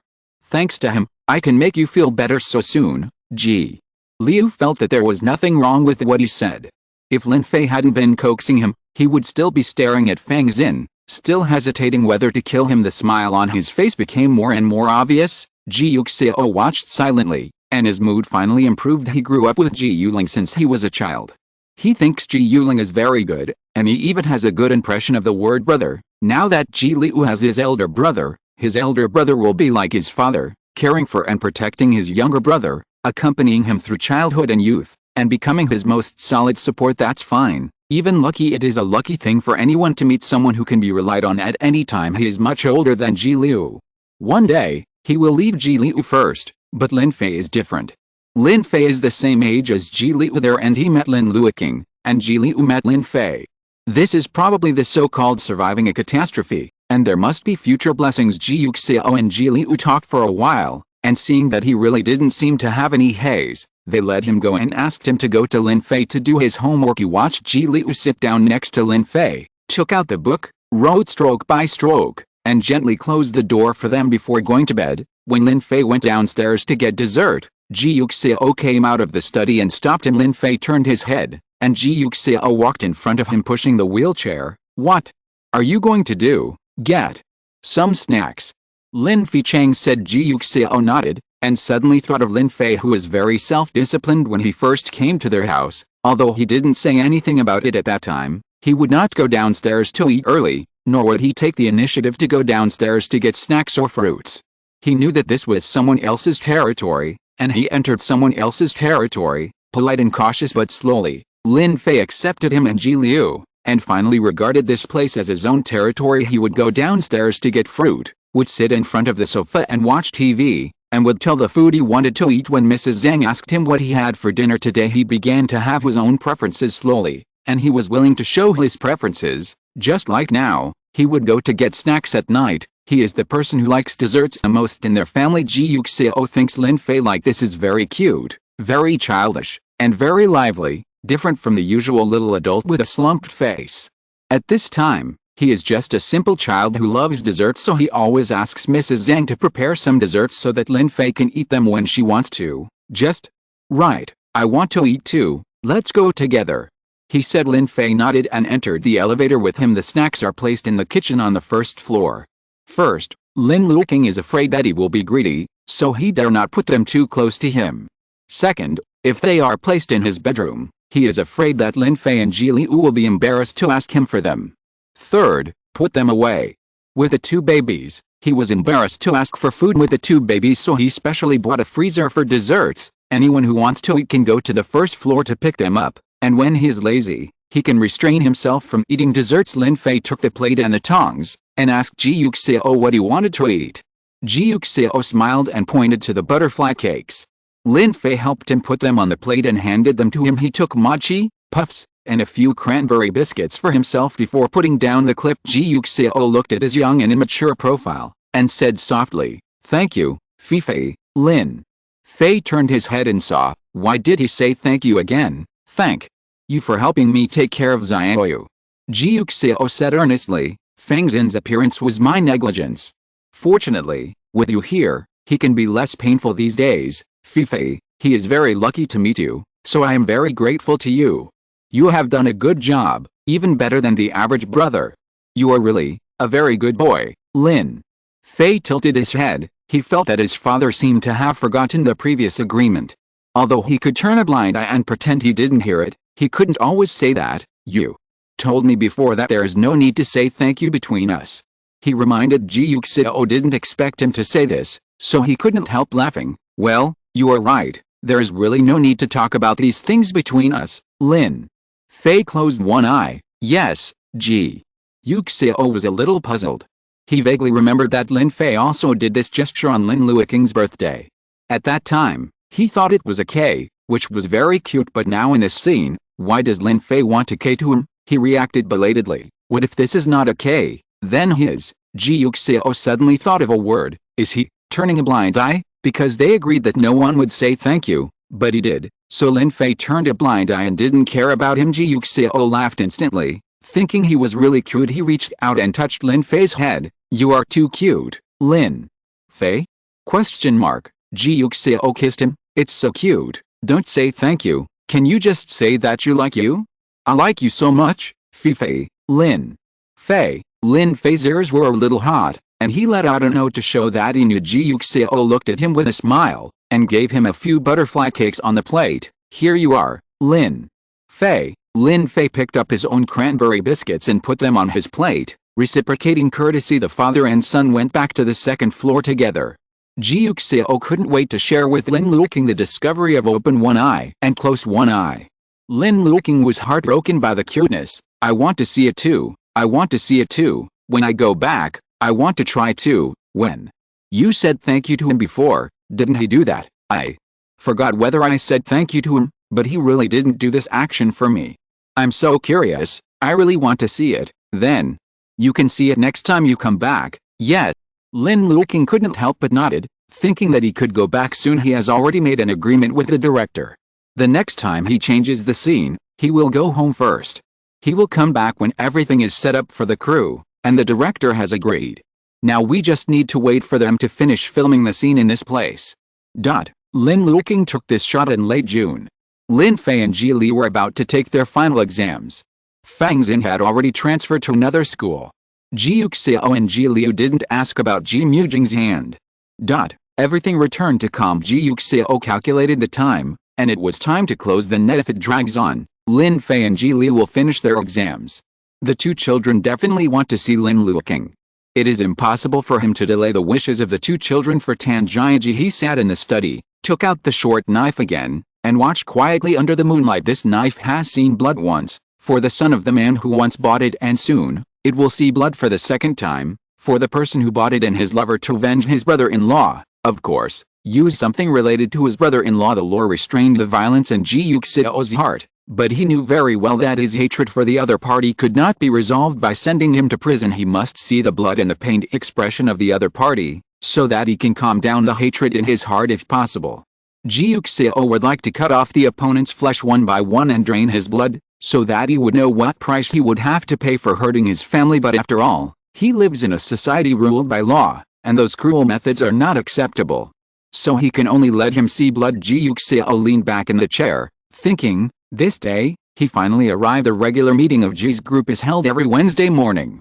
As usual, the shareholders of the group and the management above middle and senior levels go to the meeting room to report on the recent work and discuss the next plan. Only today, when everyone entered the meeting room, they found something different from usual. The main seat in the meeting room was removed, replaced by a wheelchair and a young man in the wheelchair. The man was handsome, and the usual black was worn on him, which did not look monotonous. On the contrary, It produced a bit of nobility and elegance for no reason, which made people forget the vulgarity. His face looked very familiar. When he turned around and glanced at his eyebrows, those who had never seen him finally understood why he looked so familiar. His eyes were beautiful, and he looked like a person. They used to Ji Yuxiao, the general manager. The shareholder who knew him expressed surprise. Yuxiao, why are you here? Ji Yuxiao looked at him with a smile. Can't I come? Of course not, it's just that I haven't seen you here, especially after last year. You haven't shown up, so I feel strange. Ha ha ha. Hearing this, Ji Yuxiao said with a smile, it's okay, you will see me often in the future. The man froze for a moment, secretly thought, what does this mean? Is he going to take over the Ji family instead of his brother? Why no news before? Why did Ji Mu and Tan Jiaji fight back then? The chairman's own son is back. What else is there to fight for? Give way to the second prince immediately, really. He pretended to be pleasantly surprised. That's really great. I believe Director Ji will be very happy when he finds out. Seeing the smile on his face, Ji Yuxiao also laughed. Yet, I hope his dad can still laugh out and know while the author has something to say. President Ji, Dad, I have prepared a big gift for you. Please accept it. Father, you don't need to water me today. Just hide it in your small bag and give it to me in January. Thank you. There's another chapter this afternoon or tonight. See you then. Please accept it. I want to charge 50,000 yuan, but it's still a little short, so if you haven't favorited the author, can you like me? Thanks for today. Thanks to the little angel who cast the rocket launcher, Shenmoyan 1. Thanks to the little angel who threw the grenade. 1 Yao Yao's Henzhen. Thanks to the little angels who cast the landmines. 3 from Quandanjin. 2 from W Changgong who doesn't sleep every day. Nian, passerby B. Sohu Minute 1. Thanks to the little angels who irrigate the nutrient solution. 150 bottles of Y. 138 bottles of Zijian not eating toffee. 80 bottles of Kang. 30 bottles of 2, Changgung. 29 bottles of Liahu blossoms in spring. 20 bottles of Ba La La Zio Shian K. 22,234,436, Jing District, 1. Tears that don't cry, red bean, Yanayan. 18 bottles of hearing. 15 bottles of garbled sauce. 12 bottles of soybeans, Miao Zio grill, Azhazhazha, Nguyen, pumpkin, yes you fei yi, washed lead wa, my child, my CP is always true, 19,069,911, protein is white, Liang Chen, Wan Luis, Baba, folks, be away from me, passerby B, pineapple A, toffee so sweet, Lu Jiu, Sawada Sora 10 bottles, Wee smile. Shin Wachuan 9 bottles, hard-working clerk 6 bottles, Su Sa Sulingfeng, Yao, Muhua, Yipialing, bottled as Z 5 bottles, Ji Ulan, Aki 4 bottles, Jun Cheng 3 bottles, Xingjin, Brothers on Loves You, Hualuo 2 bottles of Qi. 1 bottle of Unseen Kingshan, Aaya, Dongge, picking apples under the Yangmi tree, Kinksuan, Lan, Quandanjin, and 7 cats. Thank you very much for your support. I will continue to work hard. Chapter 198. It wasn't too late for Ji's Henhong to arrive. As soon as he entered the door, he saw Ji Yuxiao sitting on the main seat. He froze for a moment, and Ji's Hengao, who was following him, also stopped in his tracks. What's wrong, bro? Ji Zhenhong didn't speak, and walked in silently. Only then did Ji's Hengao see Ji Yuxiao who was looking at them. He was wearing a well-tailored suit, probably because he had stayed at home for a long time without seeing the light, and his skin was a little sickly white, but it unexpectedly cast a layer of arrogance on him, like a nobleman who doesn't eat the fireworks of the world. Ji's Hengao hadn't seen Ji Yuxiao for a long time, but now he saw it, and he was a little surprised. Yuxiao, why are you here? Can't I come? Ji Yuxiao said the same thing as before. Ji's Hengao laughed. Of course not, it's fine if you come, because your brother is gone, and you should take over his affairs. If you want me to say, you should have come a long time ago, he said, walked to his seat and sat down to Ji's Hengao. These words are sincere. Ji's Henhuang is their eldest brother, and he didn't get along with Ji's Henayang since he was a child, so he couldn't get in the position. Ji's Henhong, the eldest brother, is the most suitable for the position, but now, he has a son and a daughter. His daughter's ambition is not here, and his son is too young, so he is destined to be unable to take over the Ji family, So he supported Ji Yuling as the general manager with both hands and feet at the time, and now that Ji Yuling is gone, he just support Ji Yuxiao with both hands and feet. It's just that Ji Yuxiao gave up on himself before, leaving him with nothing to support and nowhere to put him. Now he's willing to appear in the company, or at the time of the company's regular meeting. Isn't it because he has adjusted his mentality and plans to take over his brother's responsibilities? Ji Yuxiao was ecstatic. Now Ji Mu will definitely step down. As for Tan Jiaji, he is an outsider with a different surname from him. How can he compare with Ji Yuxiao, a nephew who has grown up? Ji Yuxiao is not a good man and a believer. He always just wanted to use Tan Jiaji to suppress Ji Mu, so as to prevent Ji Yuxiao from becoming bigger and disadvantageous to him. But with Ji Yuxiao, who would care about Tan Jiaji? So he didn't even think about whether Tan Jiaji cared or not, and he knew what he was feeling. But Ji Yuxiao looked at where his nephew was sitting. Did he take the wrong seat? That's his dad's seat, and his brother's seat is on the right? He is sitting wrong. Just as Ji Yuxiao was about to ask, he heard his elder brother's voice. What are you doing here today? No rush. Ji Yuxiao looked up at his father. We'll talk about the regular meeting after everyone has arrived. He patted the seat on his right. Sit down, Dad. Ji Yuxiao? Question mark. Others. August. In an instant, the atmosphere at the scene became subtle. Ji Yuxiao frowned, dissatisfied with him blatantly doing such a disrespectful thing on this occasion. He was just about to reprimand him twice, but he was sensitively aware that Ji Yuxiao suddenly appeared, but he was sitting in the main seat. Could it be that he finally realized belatedly that he now holds the most shares among all the shareholders? Is it? Ji Yuxiao was not sure, but he didn't want others to know about it, so he forced himself to bear it, pretending to be a kind old father who is very tolerant of his stubborn son, and sat in front of Ji Yuling's seat looking at his actions. The others couldn't help but sigh in their hearts. Director Ji really dotes on his own son, and even allowed him to sit on the main seat. It seems that the company is about to undergo a new change. When Ji Mu and Ji Yuxiao came in, they saw such a picture. Ji Mu touched his neck subconsciously, and felt that the place that was injured before seemed to be hurting again at the end of the day. He went to the hospital to get medicine and bandage the wound. Ji Yuxiao and his father asked him what happened, and he only said that he was not careful and it was not a big deal. He didn't want to scare them, and he didn't want his father and sister to provoke Ji Yuxiao unknowingly. Just how could he appear here now? Didn't Ji Yuxiao always have no interest in Ji's family? Ji Mu sat in his seat, secretly wondering. Just as puzzled as him was Ji Yuxiao.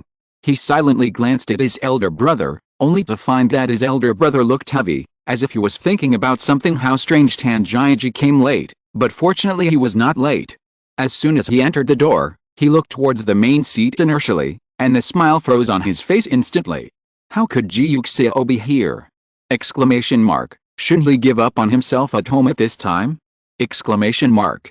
How could it appear in Ji's regular meeting?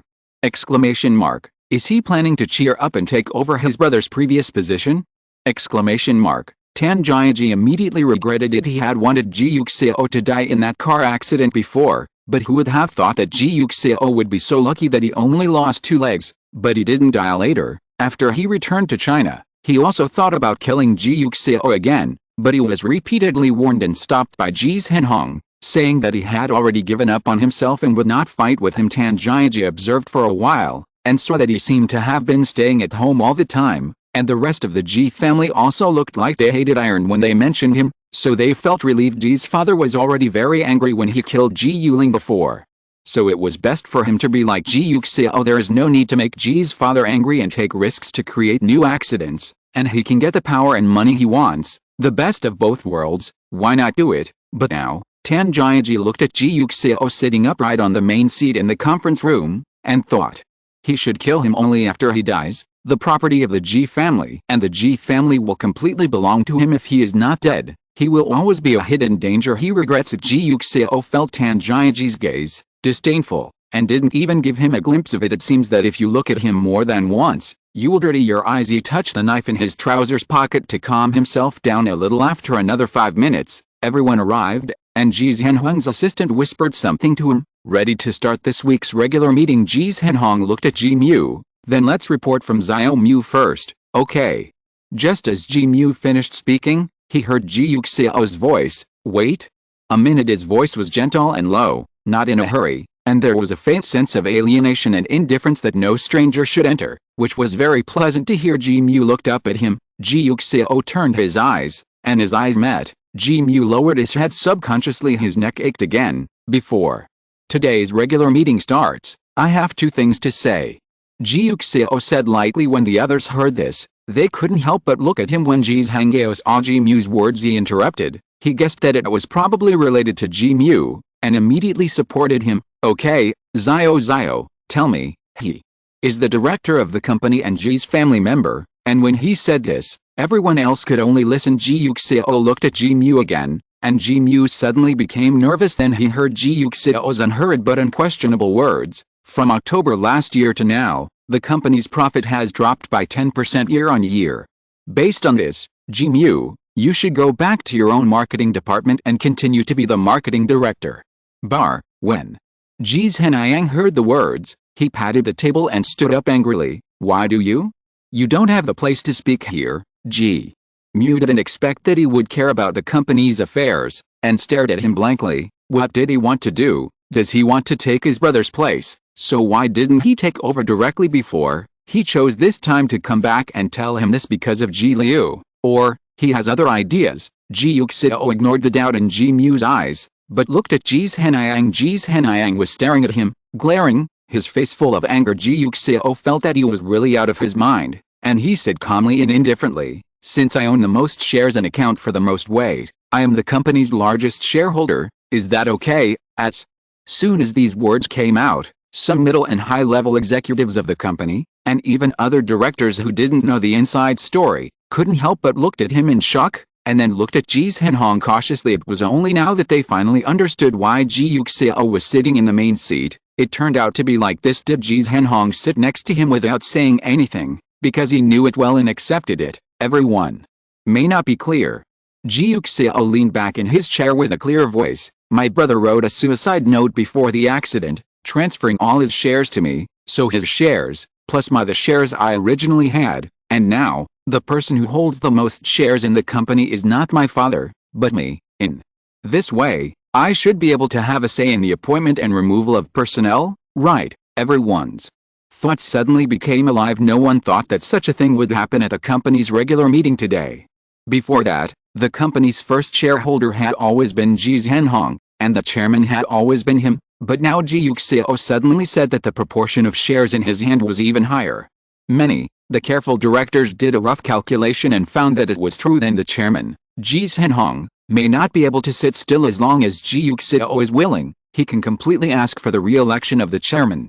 At that time, it is inevitable that no one will support him to take the position. Ji Yuxiao felt the embarrassment of the silence at the scene, and his anger kept rising. He didn't quarrel with Ji Yuxiao about the seat before. He just didn't want other people to know about it. But now, Ji Yuxiao said that, isn't that a slap in the face? He was about to say that he would talk about it later, but he heard Ji Mu say in silence, I accept, and I am willing to return to the marketing department. Was Ji Yuxiao surprised? Ji Mu gave him a look, signaling him not to be impulsive. Ji Yuxiao immediately said, that's a good relationship. It just so happens that Yuxiao is back, and the general manager's position should be returned to him. Before Yu Ling was there, Yu Ling was in charge. Now that Yu Ling is gone, Yuxiao is in charge. It's a matter of course. Ahaha, Tan Jiaji? Exclamation mark. Tan Jiaji gritted his teeth and scolded Ji Yuxiao in his heart. He is really shameless. He is still sitting here, so he is ashamed to say this. Have you forgotten how he agreed to him at the beginning? Exclamation mark. Damn stuff. He silently cast his eyes on Ji Yuxiao, hoping that he could stand up and refute this sentence. However, after Ji Yuxiao said that, it is naturally impossible for Ji Yuxiao to say anything against it. Otherwise, he doesn't look like a father anymore. Even outsiders are willing to support your son. It's too strange that you, a father, don't support him. Ji Yuxiao didn't say a word, and he thought it was good. After Ji Yuling left, he hoped that Ji Yuxiao could take over from his brother, but he had been unwilling before, which made Ji Mu cheaper. Everything seemed to be back to his original idea. It's a good thing. For the rest, he can wait until he gets home to tell Ji Yuxiao, since you, Xiaomu, are willing, you can go back to the marketing department first, and then Yuxiao will be in charge of the general manager's work. Ji Zhengao nodded in satisfaction. Tan Jiaji was shocked and couldn't accept it. He did so much hard work, not for cheap. Ji Yuxiao, how could his father do this? Exclamation mark. Did he forget that he was still in the company? Exclamation mark. Forget what he said, the Ji family will be his in the future? Exclamation mark. Tan Jiaji gritted his teeth, determined to talk to Ji's Henhong after the meeting. Everyone at the meeting was busy watching the internal turmoil of Ji's family, and naturally no one cared about Tan Jiaji. They felt that they had already seen it. This wave is the return of the prince. He is the first shareholder, and his father is also the chairman.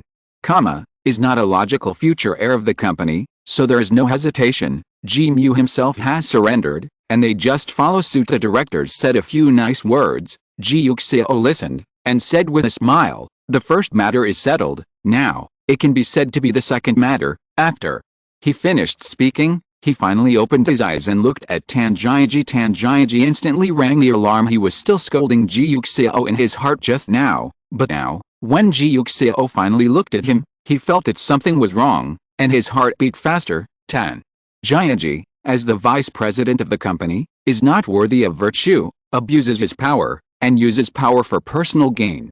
In order to protect the interests and image of the company, Tan Jiaji is now expelled and will never be hired. Why? Do you? Tan Jiaji was so angry that he immediately stood up and shouted unwillingly. It was not easy for him to join the Ji family, and to sit where he is today. What right does Ji Yuxiao have to fire him? Exclamation mark. He doesn't want to leave Ji Shi, he wants Ji to belong to him forever. Ji Yuxiao. Tan Jiaji clenched his fists, feeling hatred in his heart. Fortunately, he was merciful and let him go, but he actually bid him back. He really might as well have died in that car accident, so never, never, never get in the way of his eyes. Chapter 199. Looking at the anger on his face, Ji Yuxiao smiled slowly, as if he was in a good mood. He turned to look at Ji Mu. Now you can report to work, Ji Yuxiao. Tan Jiaji yelled out angrily, you want to fire me, why do you? The rage in his chest was rampaging. What did he mean now? Ignore him? Oh, the expression on Tan Jiaji's face became more and more distorted. That's all. They all do. Each of them seemed to be so powerful, noble, and unattainable. It seems like you're wasting your time just looking at him. As if he was an ant on the ground, dismissive. What qualifications do you have to fire me? Are you the chairman? What are you in the company? What contribution have you made to the company? I just negotiated a cooperation with AOIU. Now you say to fire me. Look at AOIU. Do you agree? Hearing his words, Ji Henhong quickly gave him a wink, not wanting him to have too much presence in front of Ji Yuxiao. Okay, Xiao Tan, you go out first, and we'll talk about your work later. Let's talk now. Ji Yuxiao said in a deep voice, I will be in charge of AOIU, and you don't need to worry about it, so Vice President Tan, can you pack your luggage and leave the company? Are you in charge? Tan Jiaji sneered, if you want to be responsible, it depends on whether AOIU agrees. Halfway through the cooperation, change the person in charge. You can see if the other party agrees. Xiao. What Xiao Tan said is also reasonable. Don't worry about this matter. Let's talk about it after the regular meeting. Ji's father persuaded, it's not necessary. Ji Yuxiao turned to look at Ji Mu. You have been in contact with AOIU before, right? Do you have the phone number of the person in charge at AOIU? Give it a try. Ji Mu was a little confused, but still called Zhao Cheng. As soon as Zhao Cheng saw the call, he immediately had a headache. Why did Ji Mu call him at this time?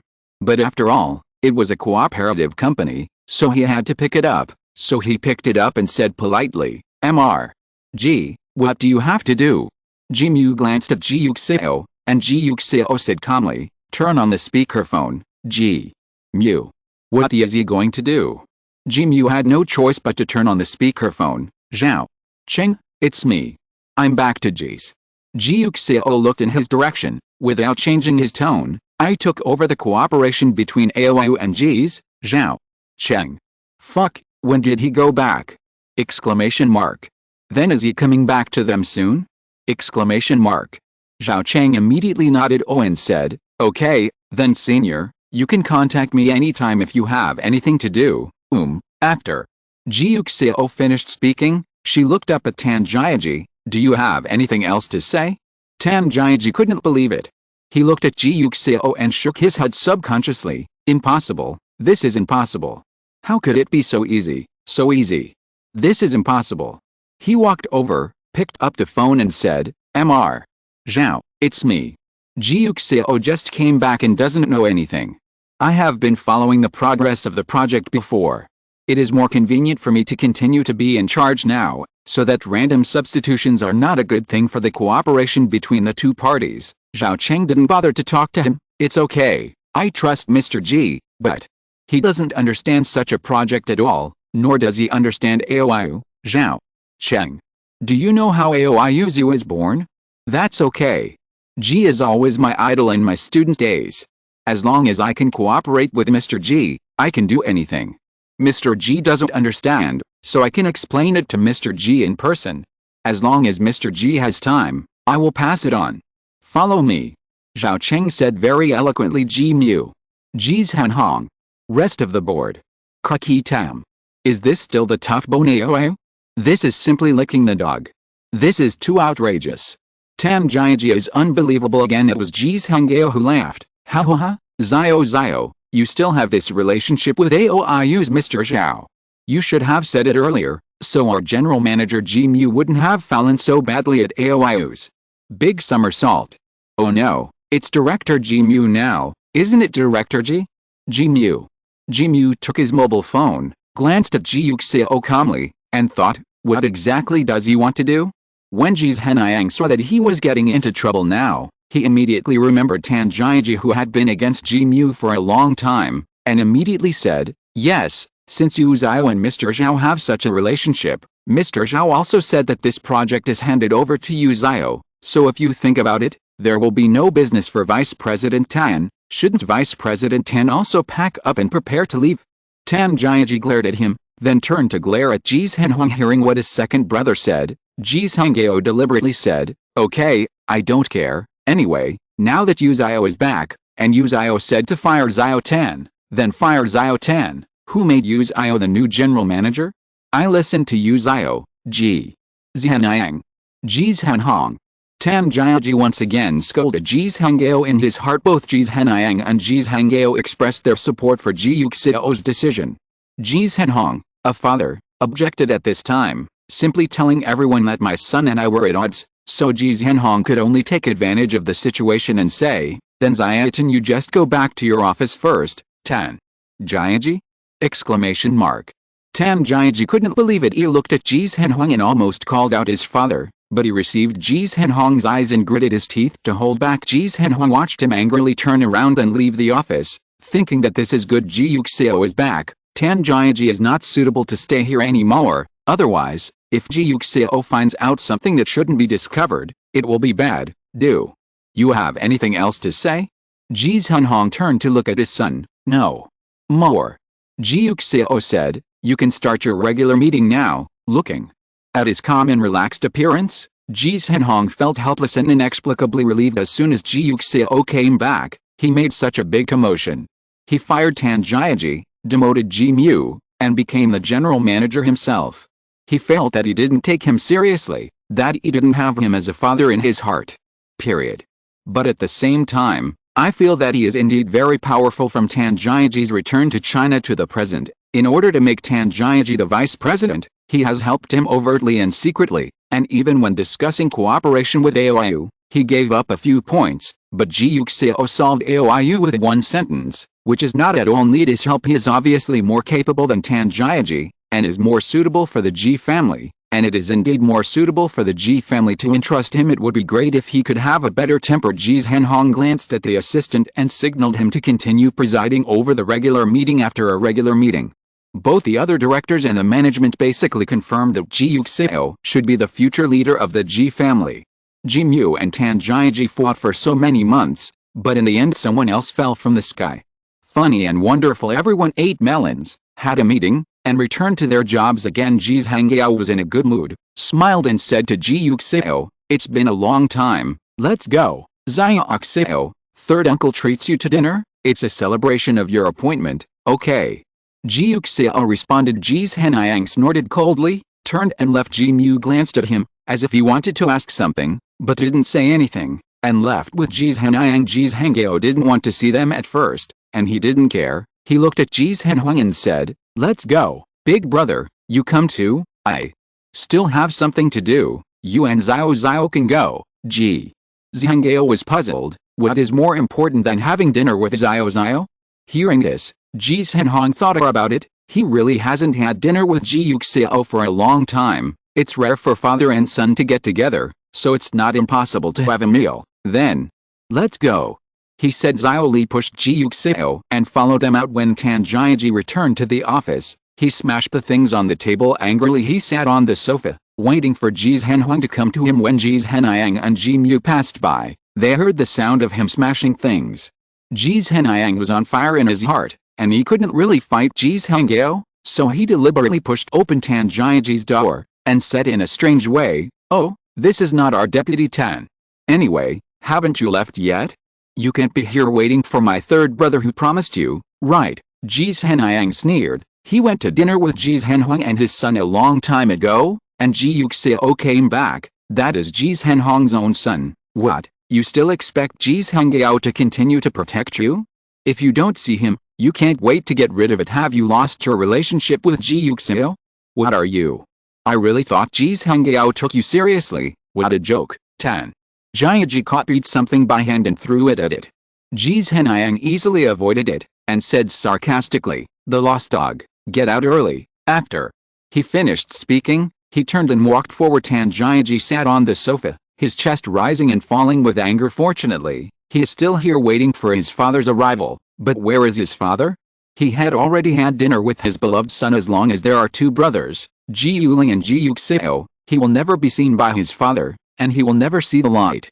Tan Jiaji thought again. When he first found Ji Zhenhang, he was pleasantly surprised and excited. He said he was Tanju's child, his son. Ji Zhenhang was surprised, seemed to remember something, and went for a paternity test with him. The result of the appraisal showed that they were indeed father and son. He looked at him longingly, and said with a sob that his mother was gone. He only had him as his father, and he hoped to live with him. But Ji Zhenhang refused. He was not reconciled, and asked Ji Zhenhang why. Ji Zhenhang sighed, saying that he never knew that he had a child outside, let alone that he would come to him. Ji Zhenhang's face was full of embarrassment. "You appeared too suddenly. I can't recognize you right now. Do you understand?"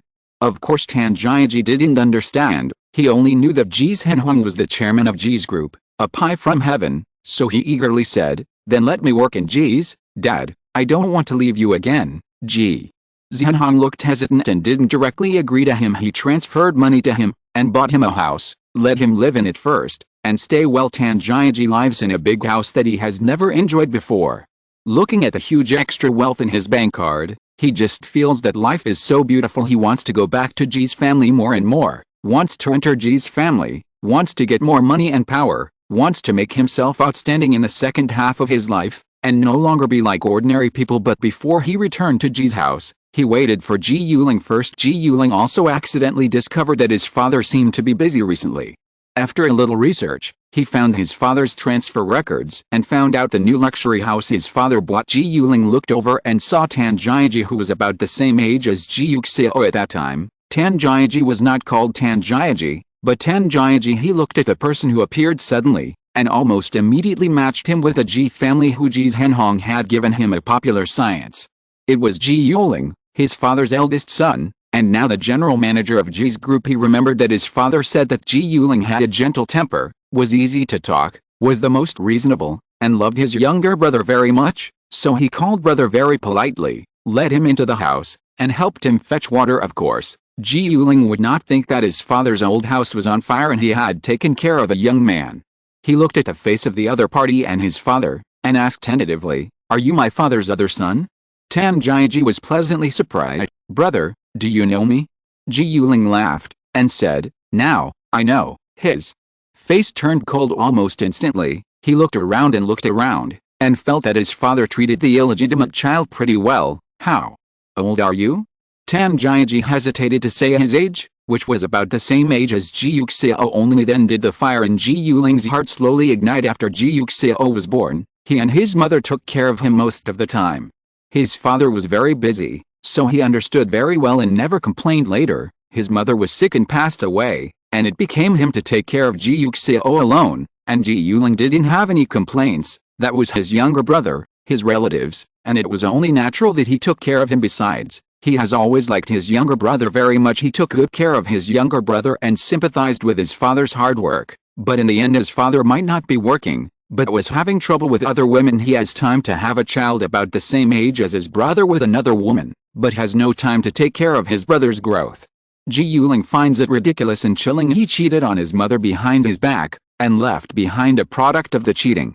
After more than 20 years, he still has to take care of this product, let him appear in his field of vision, and expose the happy and warm life of their family of 4 illusions. So disgusting and so sad. If Ji Yuxiao knew all this, what would he think? With his personality, he must not be able to accept that his father is such a person, and he cannot accept that their family is not as happy as he thought. Ji Yuling made a decision almost instantly. He didn't talk to Tan Jiaji again, didn't take a sip of water from him, and went home directly. On that day, he had a fierce quarrel with Ji's father. He had only one request: let Tan Jiaji get out, the farther the better, and Ji Yuxiao must not see it, and he must not let him know, otherwise, he would not let it go. If you pass Tan Jiaji, you will not let him go. Ji Zhenhuang had never seen his eldest son like this before. He tried to persuade Ji Yuling that Tan Jiaji would not affect anything, but Ji Yuling was unwilling to back down on this matter. He is always very persistent in matters concerning Ji Yuxiao. He hopes that his younger brother can live in happiness, even if it is an illusion. He also wants to maintain that Father Ji had no choice but to agree. When Tan Jiaji heard Ji's father asked him to leave, he couldn't believe it. He cried and begged Ji's father not to leave. He said that he had changed his name to Tan Jiaji to commemorate Ji. Since he couldn't recognize him, let him resume the surname of Ji.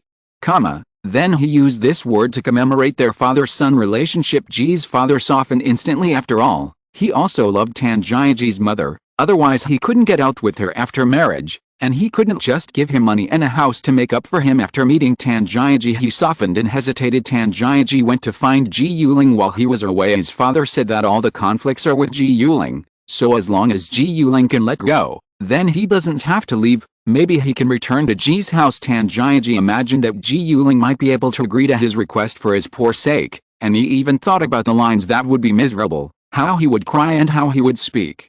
And he would indeed be as he thought. He did it. He cried so much that his heart was broken. He described himself as pitiful and pathetic, and begged him to accept him. He said he wouldn't argue with him, he just wanted to have a family. He begged him, "Brother, I can do anything, I don't want anything. I beg you, don't let my father drive me away. I only have this one relative, I don't want to live alone." But there was no trace of pity on Ji Yuling's face. He seemed to have watched a boring scene, and only when the last line fell, he asked ruthlessly, "Have you finished? You can leave after you finish, brother." Tan Jiaji called him. Ji Yuling said coldly, "Don't call me that. I only have one younger brother. As for you, I don't know him, and I don't want to. You're disturbing my work, you should leave." He rang the phone, called the assistant in, and kicked him out. Tan Jiaji stood outside the door unacceptably, wondering if he was mild-tempered and reasonable. How could you do this to him? He is also his younger brother. No matter how much he can look at him, he doesn't want to look at him, as if talking to him will waste his life. Is he that bad? At this moment, he hated and resented the two brothers Ji Yuling and Ji Yuxiao. He has been so subdued, so humble, so begging for perfection, just begging for his tolerance, but he is not even willing to give him this little understanding. Instead, he was driven out with disgust, dismissive indifference. What is he? Everyone is Ji Zhenhuang's son, why can he be so superior? Whether it is the Ji family or the Ji family, they all have his share, so he should take it back, instead of making it cheap for Ji Yuling, who looks down on him. Tan Jiaji suddenly became murderous and wanted to replace him, but soon, he was packed by Ji Zhenhuang and thrown elsewhere. Ji Yuling covered up his father's remittance records and the mansion where Tan Jiaji lived, for fear that Ji Yuxiao would find out everything. Seems like nothing happened, just like a summer rainstorm. Before Ji Yuxiao even noticed Tan Jiaji's appearance, he was sent away, leaving behind the blue sky. It's just that no one expected that this heavy rain would strike again, and it would turn into a typhoon, instantly eroding Ji Yuling's life. Tan Jiaji's eyes were fierce. He had already killed Ji Yuling for Ji's sake, so it would be no big deal to kill Ji Yuxiao again. Chapter 200. Ji Yuxiao returned to the company after dinner. Ji Mu had already packed his things and moved to the office of the marketing director. Ji Yuxiao looked at this familiar office, thinking that his brother used to work here and had a conversation with him, feeling emotional and embarrassed. Fortunately, Tan Jiaji never came here. Just as he was thinking, he heard a knock on the door. Ji Yuxiao answered, and someone came in. It was Ji Mu. Ji Yuxiao was not surprised that he appeared here at this time.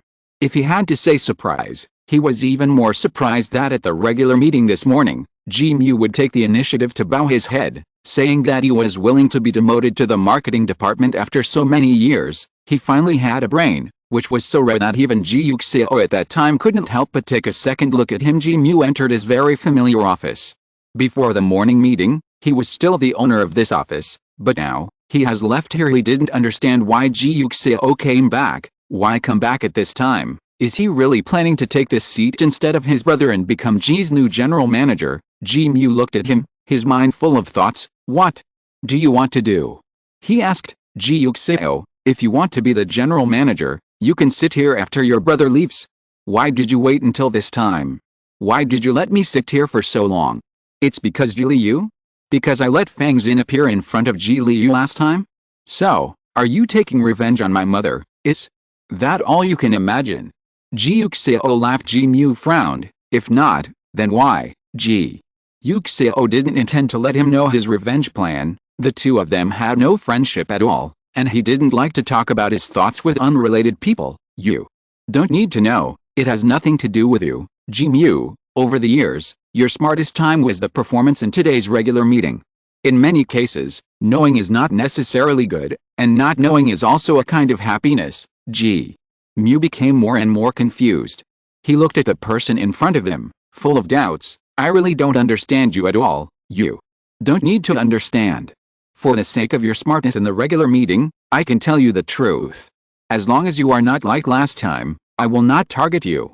When my brother is here, you are the market department director. Isn't it appropriate for you to return to this position now? Do you really want to be the general manager? It's not that I want to be, but whether it's the general manager or Ji's, it belongs to my brother. Now that my brother is gone, it belongs to Xiaoyu. No one can grab it from him, and I don't allow anyone fight with him, including myself.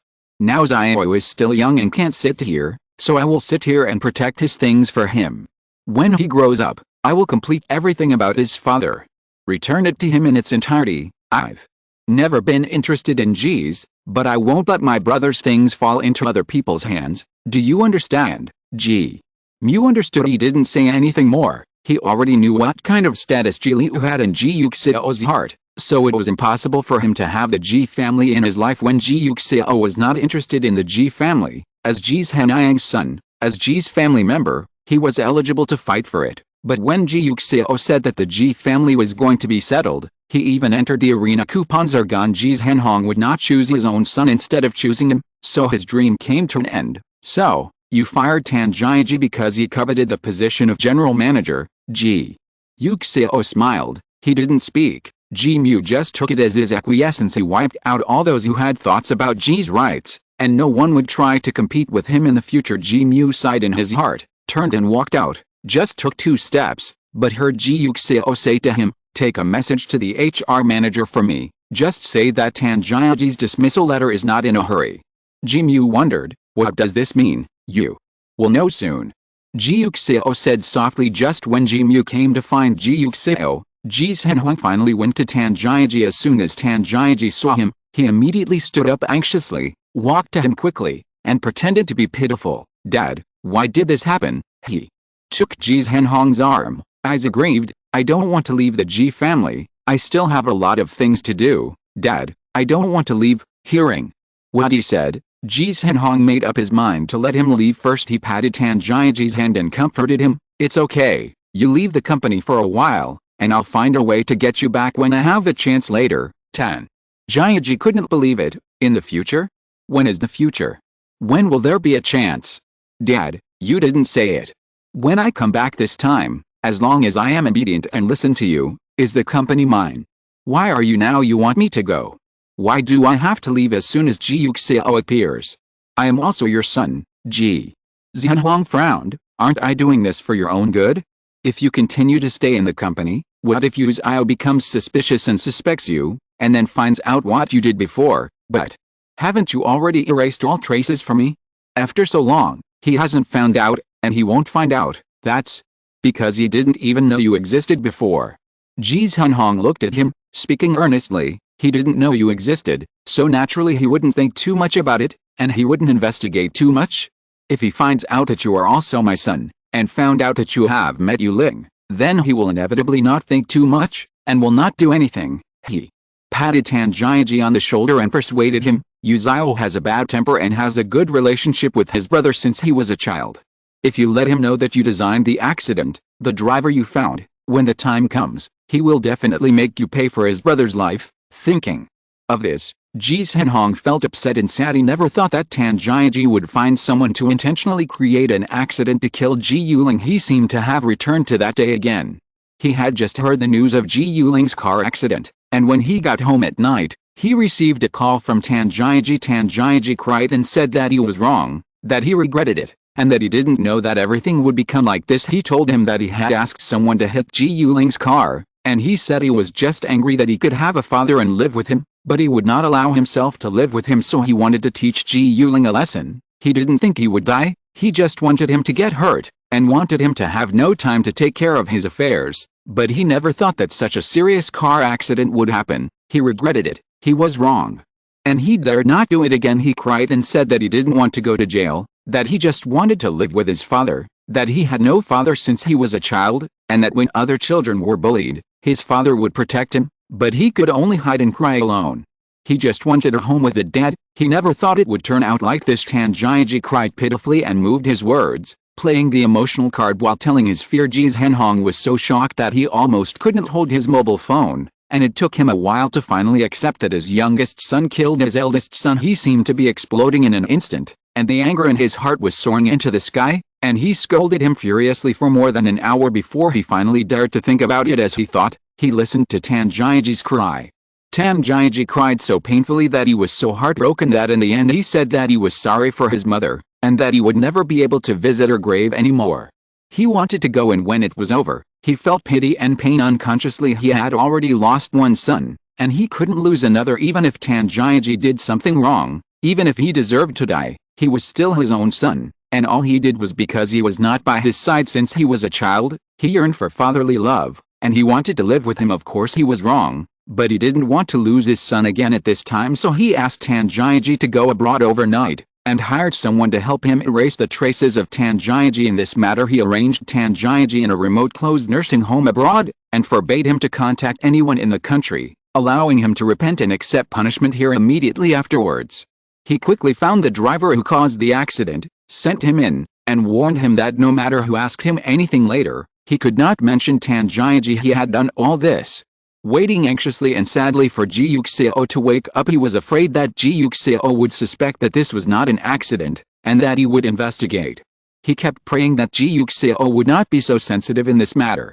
Maybe God had pity on him, and he got his wish. Ji Yuxiao went to see the driver, but didn't ask anything. He arranged for the driver's suicide, so that there will never be any future troubles. He thought that everything could be back on track now, but he never thought that Ji Yuxiao would become negative and decadent because of this incident. Because of his legs, he refused to take over his brother's job. He indulged in love, and he even allowed Ji Mu to sit in the seat that should have belonged to him at the beginning. Ji Yuxiao wanted to use Ji Mu as a shield. He was afraid that Ji Yuxiao was pretending to be like this on purpose.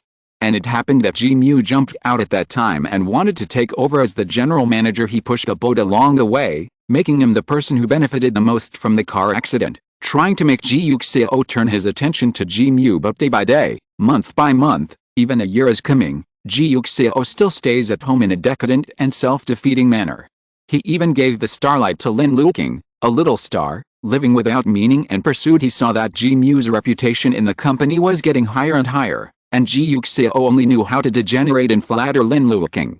He didn't want to let Ji Mu grow bigger and make the company really belong to his second brother. Taking the risk, Tan Jiaji returned to the country, but he didn't want to attract Ji Yuxiao's attention, so he secretly introduced Tan Jiaji to Ji Yuxiao under the guise of Ruohu's Mr. Zhao, and let Ji Yuxiao, who is naturally at odds with Ji Yuxiao, bring Tan Jiaji into the company. In this way, Everyone thought that Tan Jiaji was Ji's Hangyo's person, and he could help Tan Jiaji secretly without anyone noticing. Ji's Hanayang didn't doubt him, Ji's Hangyo didn't doubt him either, even Ji Mu didn't doubt him. Everything was going in the direction he imagined, especially after Ji Mu's project in AOIU failed. He helped Tan Jiaji talk about AOIU's project, and Tan Jiaji was promoted to vice president now. As long as Ji Yuxiao's shares are weakened and his shares are transferred to Tan Jiaji can secure a firm seat in the company. He originally wanted to let Ji Mu deal with Ji Yuxiao. He only needed the mantis to catch the cicada and the oriole to follow, but I didn't expect that Ji Mu, a useless thing, didn't make anything. But fortunately, Ji Yuxiao still doesn't know what Tan Jiaji's identity is, and he doesn't know that he is related to his brother's death, so Tan Jiaji is still safe, as long as he leaves early. Jiaji, you listen to Dad. Dad is also doing it for your own good. As long as there is a chance in the future, I will get you back at any time. When? Will we have to wait?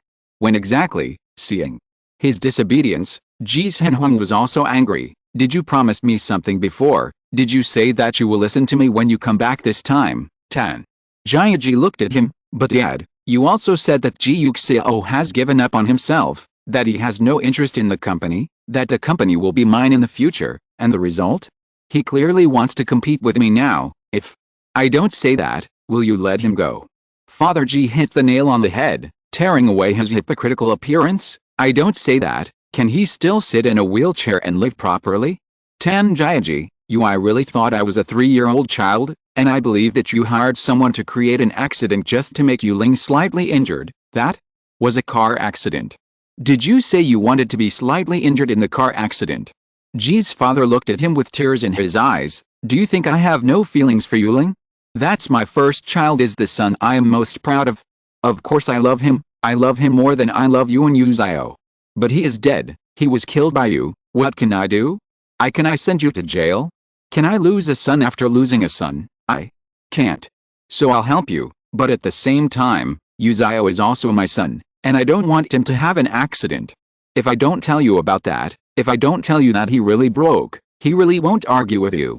Who knows if you will kill him as soon as you come back. I warn you, Tan Jiaji, if you do something to Yuxiao this time, I will not forgive you.